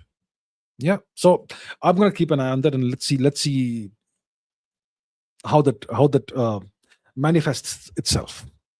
Piyush Sinha says, if Korea and Japan are under permanent US military occupation, which is true, by the way, then why did the US allow several South Korean and Japanese companies like Samsung and Toyota and several more to rise around the world? Simple answer: because it benefits the US. The US doesn't want to manufacture things in the US because the hourly wages are very high in the US. So let's have our vassals develop technology that we can use. We own them, we control them. That's our technology. As simple as that. As simple as that. The US owns those nations. So they own the technology that comes out of it.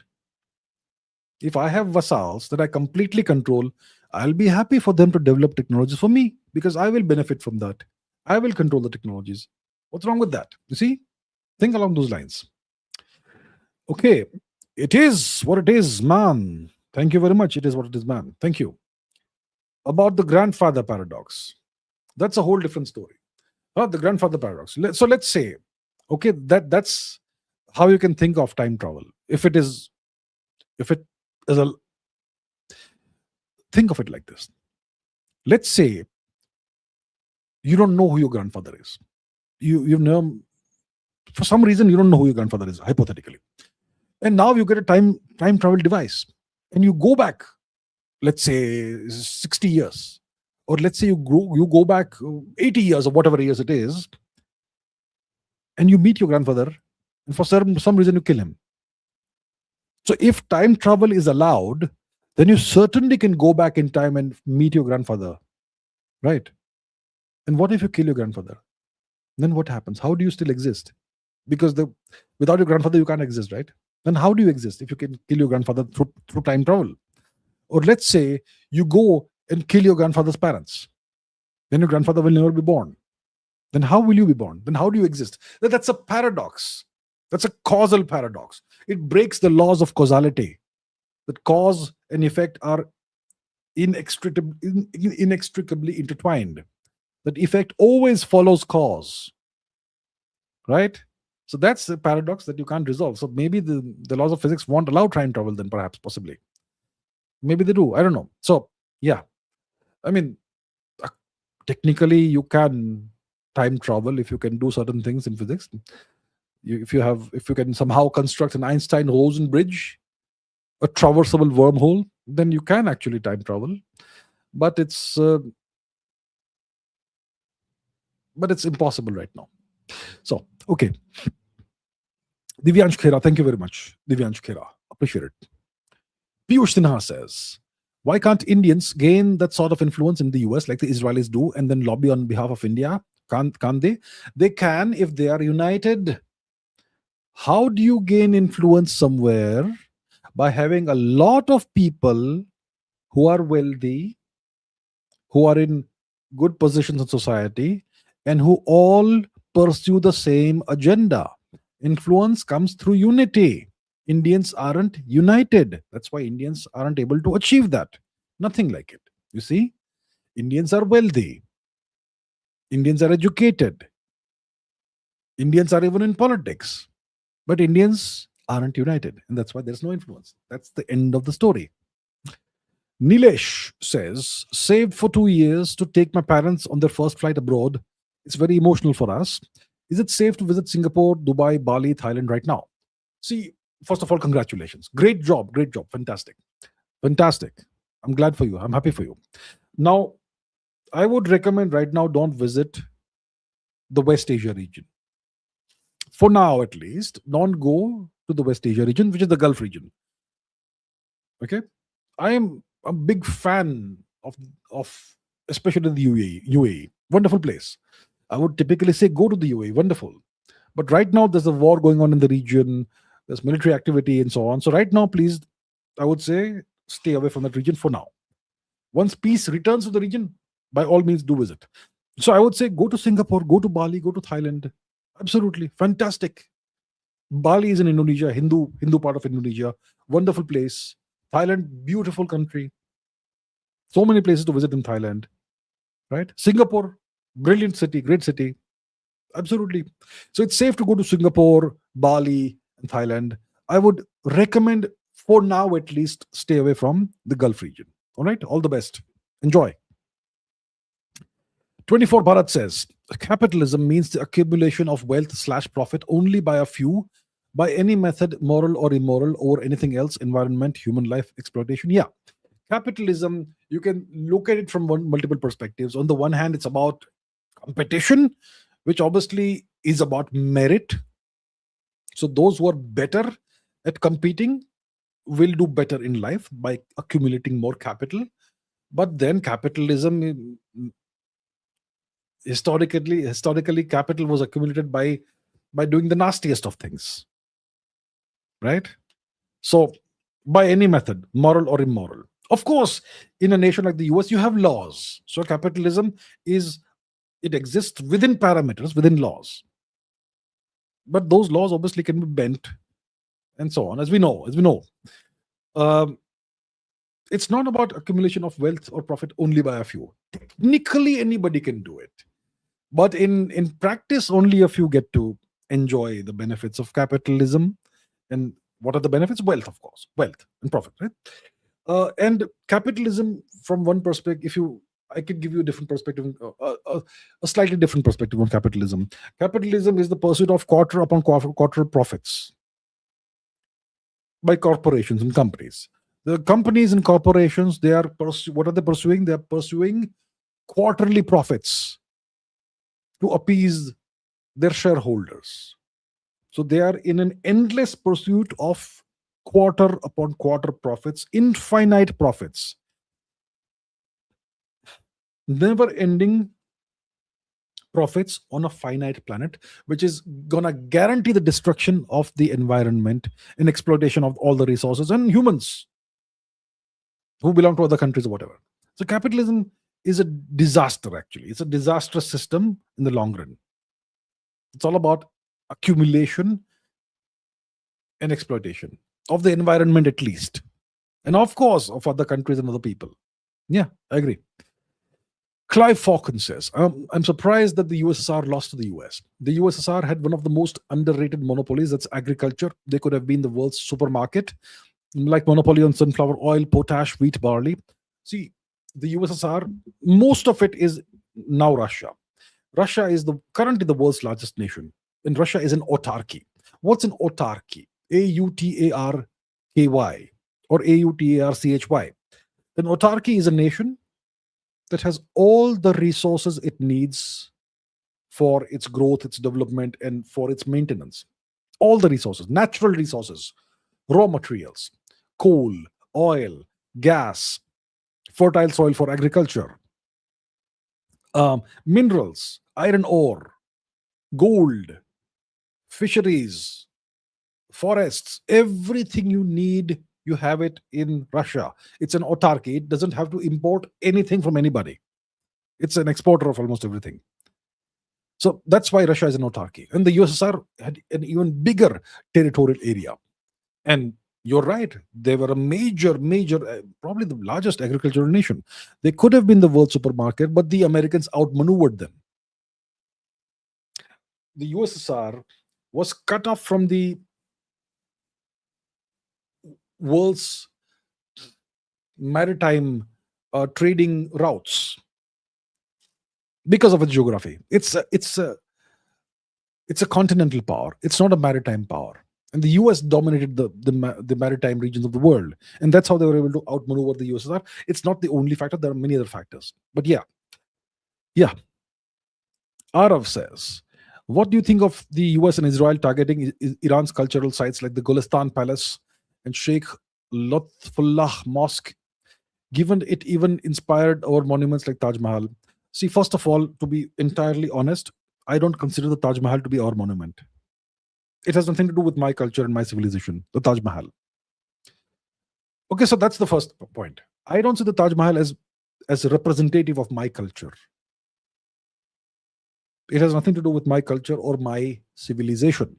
Now, that's a different matter. Now, the US targeted Iran's cultural sites, Golestan Palace and some mosque. Well, that's terrible. Okay. As a matter of principle, you should never do that. You're at war, sure. Attack the military and do whatever, all that. Don't target civilians. Don't target schools. Don't target universities. Don't target cultural monuments. Don't target religious monuments. Don't do that. So as a matter of principle, that is wrong. I'm sure that comes under war crimes. So what do I think? I think it's condemnable. Jeta Gada says, 100 cattle is less. Modi ji will confused. He will be angry for Meloni. Other hand, anti-Turkey, kinda good for us. PM torn between personal and national interest.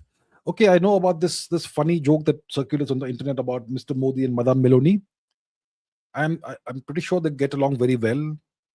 They seem to have a very good interpersonal relationship. But let's not take it seriously, shall we? Okay. Madame Meloni used to be, I don't know if she was married, but she had a partner, right? And I don't know what her personal situation is, doesn't matter. And Mr. Modi is obviously not interested in any of those things. So I'm sure you're being semi-humorous there, so which is fine. 100 cattle is less. So how much would you pay?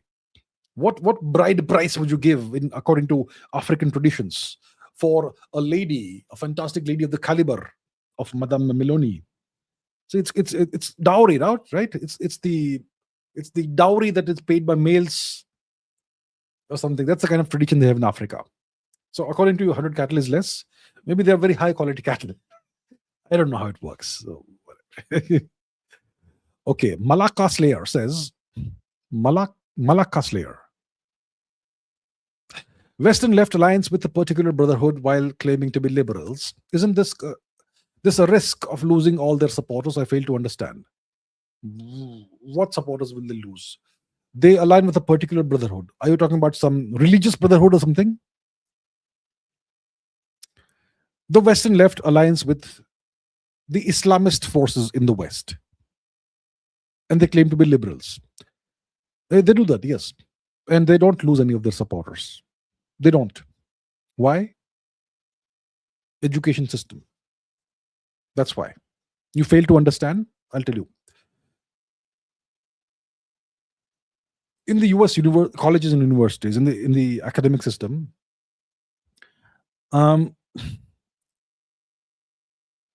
there's somehow a common cause is created between the left and the Islamists for some reason. I personally have not looked into the details of the specifics of that, but the religion is considered to be a very progressive religion. I'm sure it must be, right? And that's why the supporters of the left see it as great. They don't see it as something that will make them, stop supporting the left. Right? Okay. Aviral Chauhan says, Iranian consulate commenting on Indian citizens Major Arya's stance on Israel-Iran conflict while they bent to Pakistan will on Kashmir. My views. They did not bend to any Pakistan will on Kashmir. They have their own stand on Kashmir, which is annoying. And I don't know exactly what Mr. Major Arya said about this, and they commented about it. Now, I am not going to give you my views about what Mr. Arya said or did not say. First of all, I don't know what he said, and I don't comment about individuals. But the consulate will do what it does. See, what's the job of any consulate or embassy? It's to look out for your national interests. It's to advance your national interests.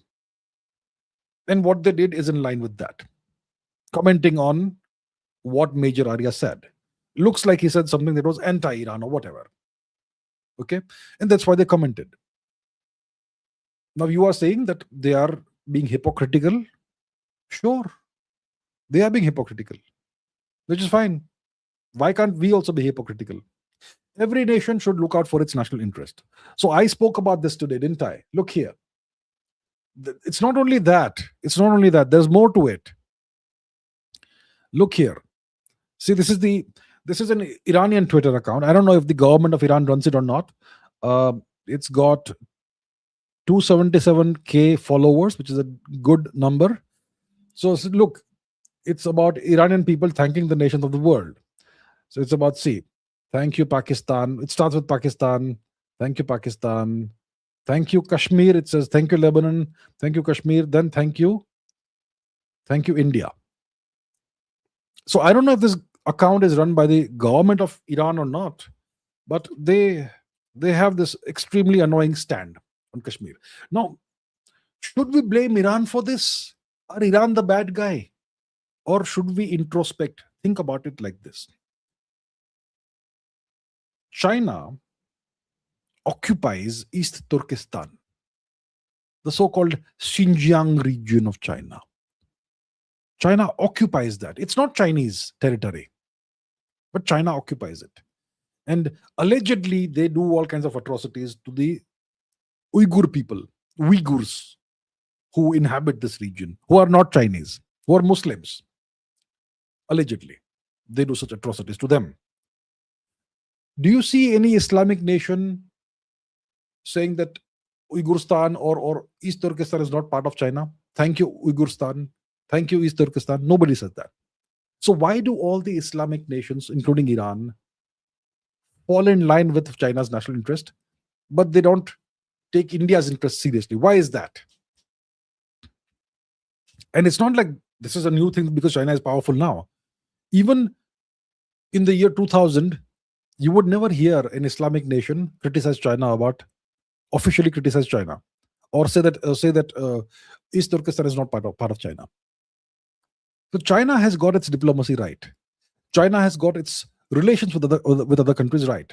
India has not. So, don't point fingers at others. Maybe the fault lies with us. Mr. Asia Yesh says, used to get depressed, living abroad, not anymore enjoying your podcasts. Living abroad, not anymore. Used to get depressed, living abroad, not anymore.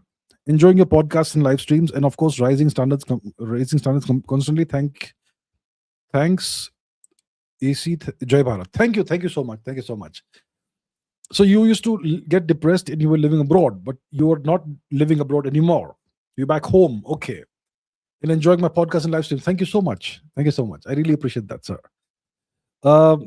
Raising standards constantly, and you're very welcome. Yes, you're very welcome. Good to see you again, and thank you so much.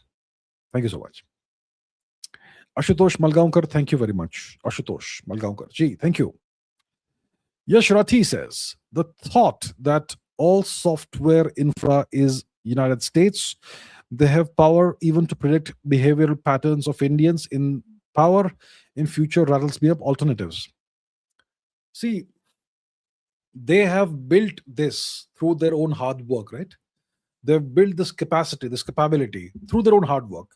They've invested tremendous amounts of man hours and maybe trillions of dollars in building, in developing this technology and these capabilities. So if they have done the hard work, they deserve what they have. Now, we don't have any of that because the government of India has never bothered about these things. So my point is, don't be angry with the Americans. Be upset at our own people, at our own government, right? Alternatives. What are the alternatives? The alternatives is that we do the same thing and we develop our own systems, our own software, our own understanding of the human psyche and psychology and sociology,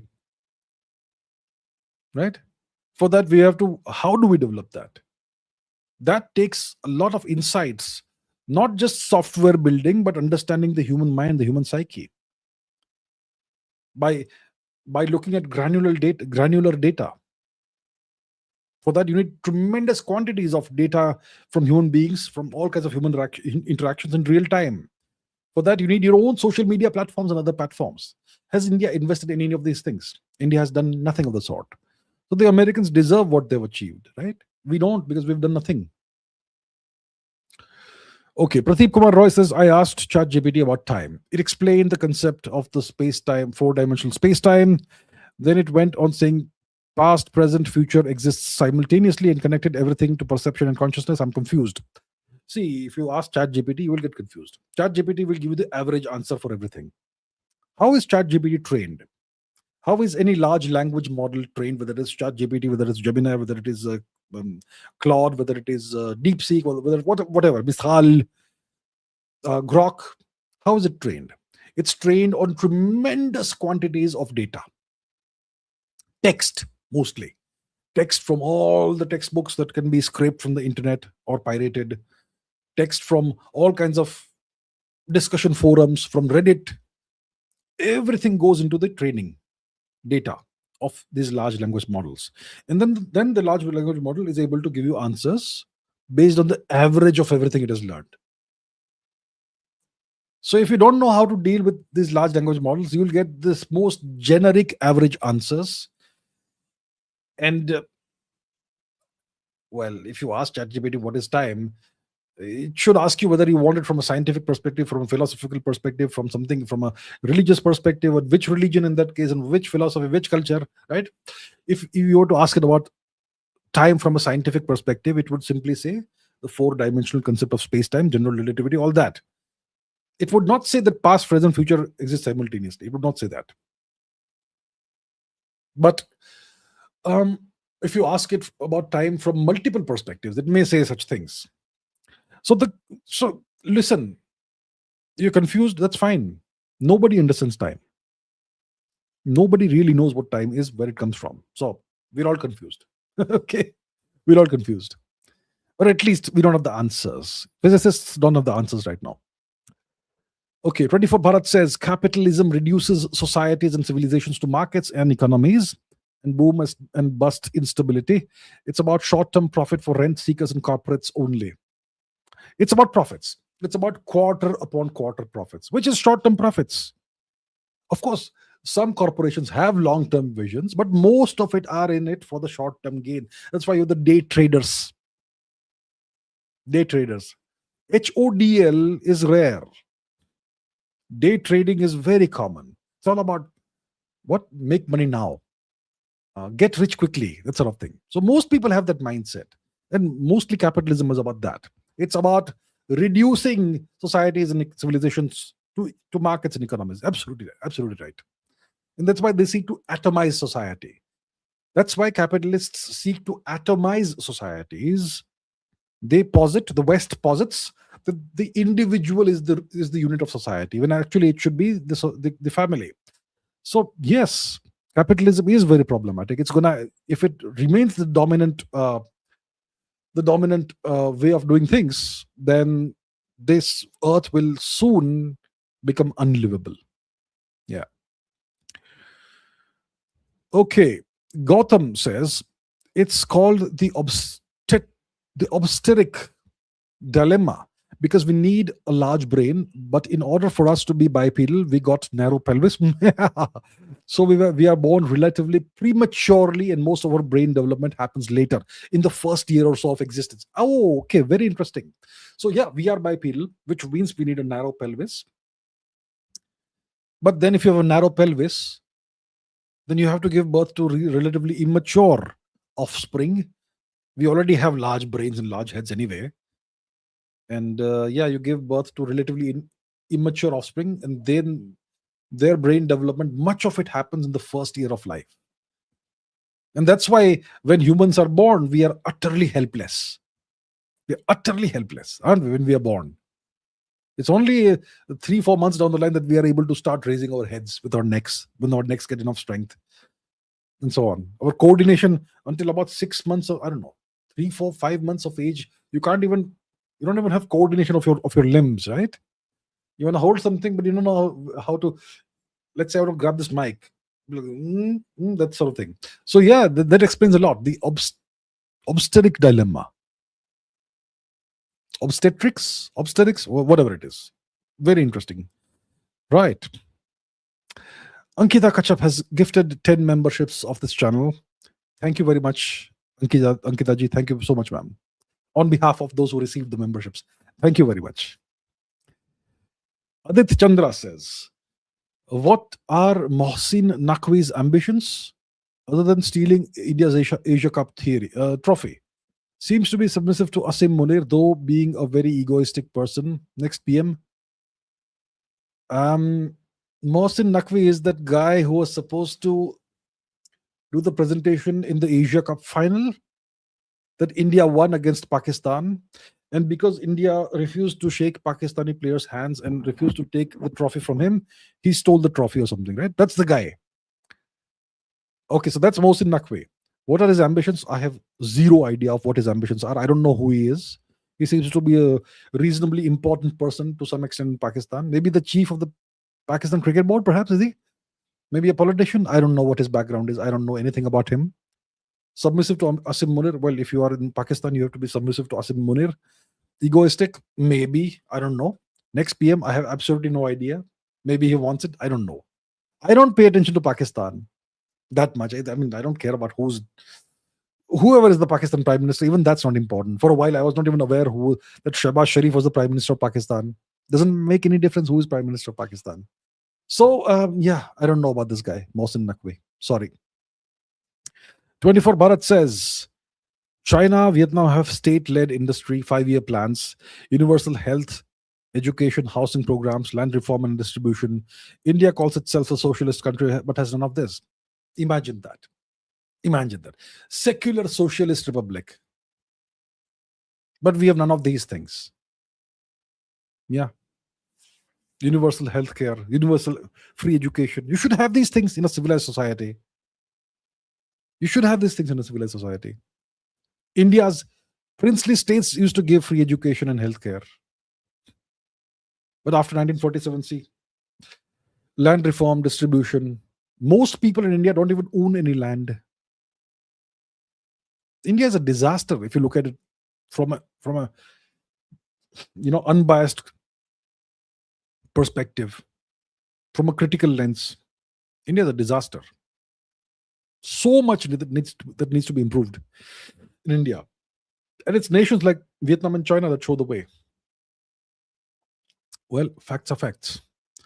Piyush Sinha says, no hates to anyone, but democracy can't survive in Muslim majority countries. They need dictators like Saddam Hussein. Why is that the case? No hates. Look, every society, every culture is different. In some societies, in some cultures, you need a dictator. You need a strong central ruling authority to control the people. Right? Also, Saddam Hussein was the right guy, was the right man for Iraq.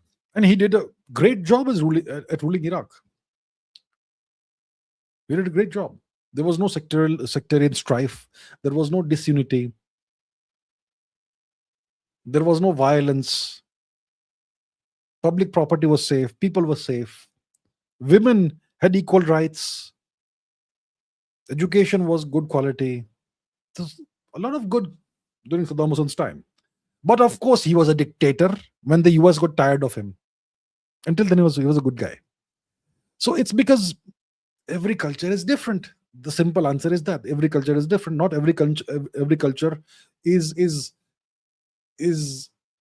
can have a democracy, can handle a democracy, or in many cultures, democracy simply can't function because of the different natures of different cultures. Okay.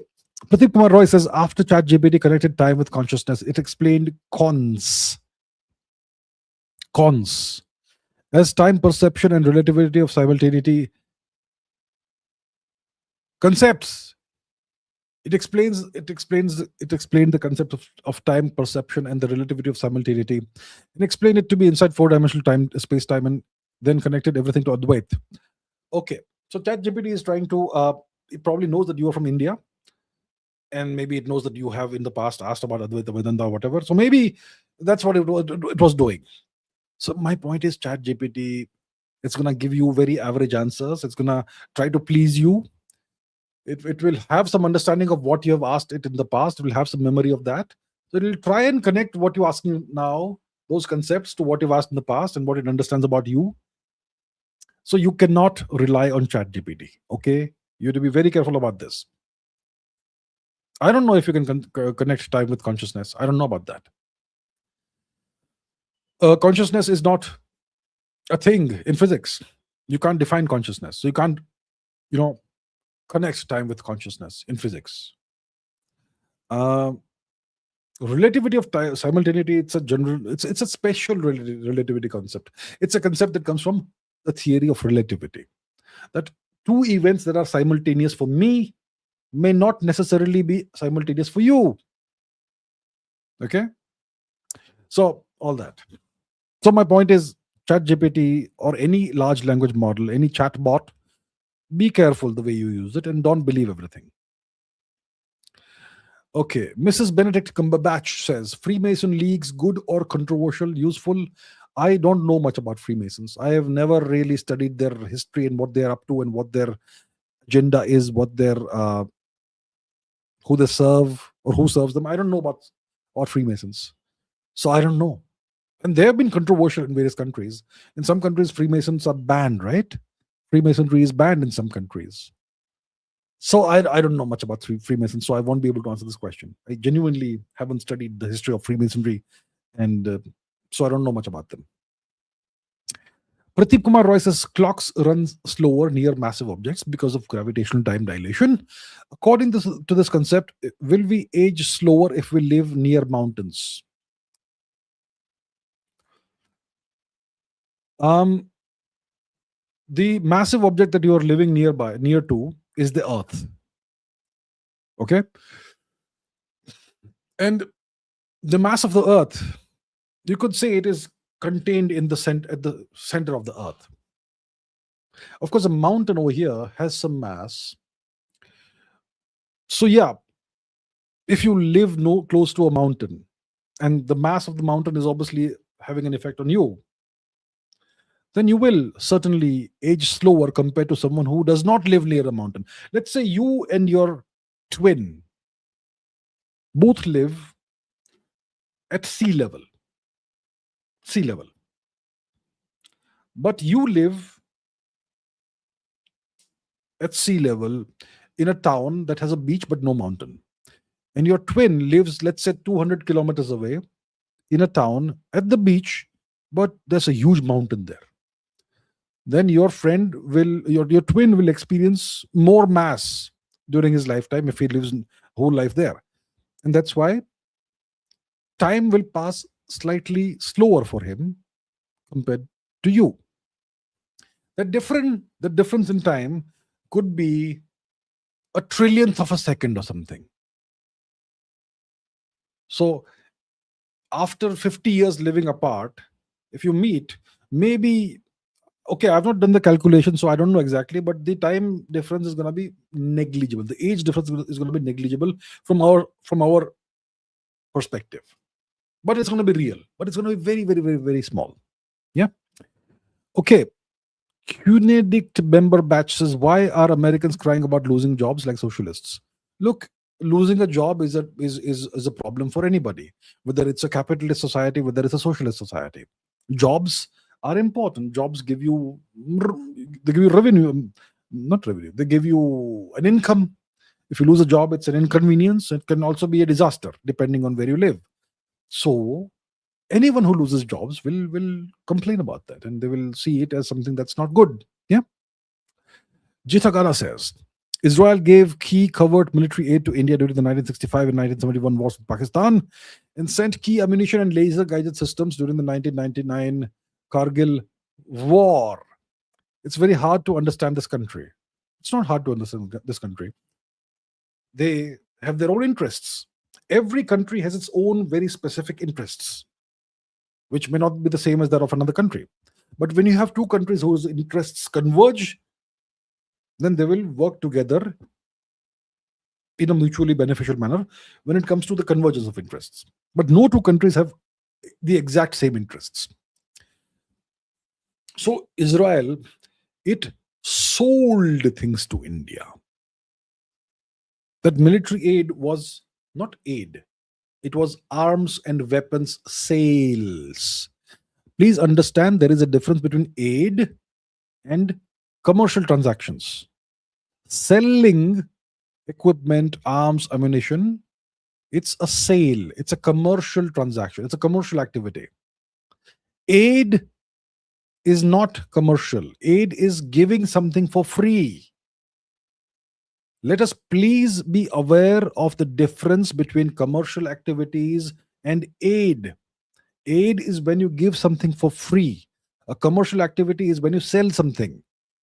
If somebody is selling you something, they are also gaining something from it, right? They're getting money from it. Please understand the difference. Okay? Israel is not very hard to understand. And please understand the difference between aid and commercial activity, commercial transactions. Divansh says, Who really created the world's first true crankshaft in history that converts rotary motion into linear motion as crankshafts laid the foundation for heavy industrial machinery? Crankshaft. I don't know. I'm a complete blank right now. I don't know who really created the first true crankshaft. I could ask Google's AI, but then okay, let's ask Google's AI. I don't know. I don't know who did this. That's a very interesting but very specific question, and I have not ever bothered to study this, so I don't know.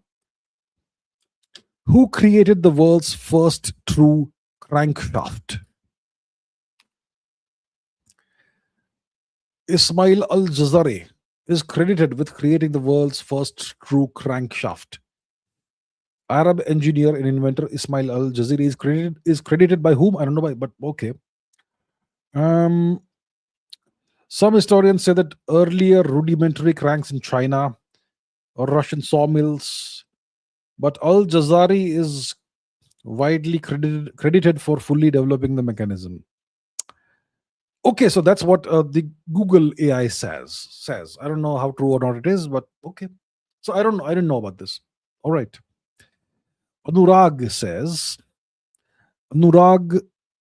Sangam says, Jai Shri Ramji, thanks thoughts on India being historically prosperous, plus carb heavy diet, plus endogamy in many cultures. How will this affect gene pool in the future?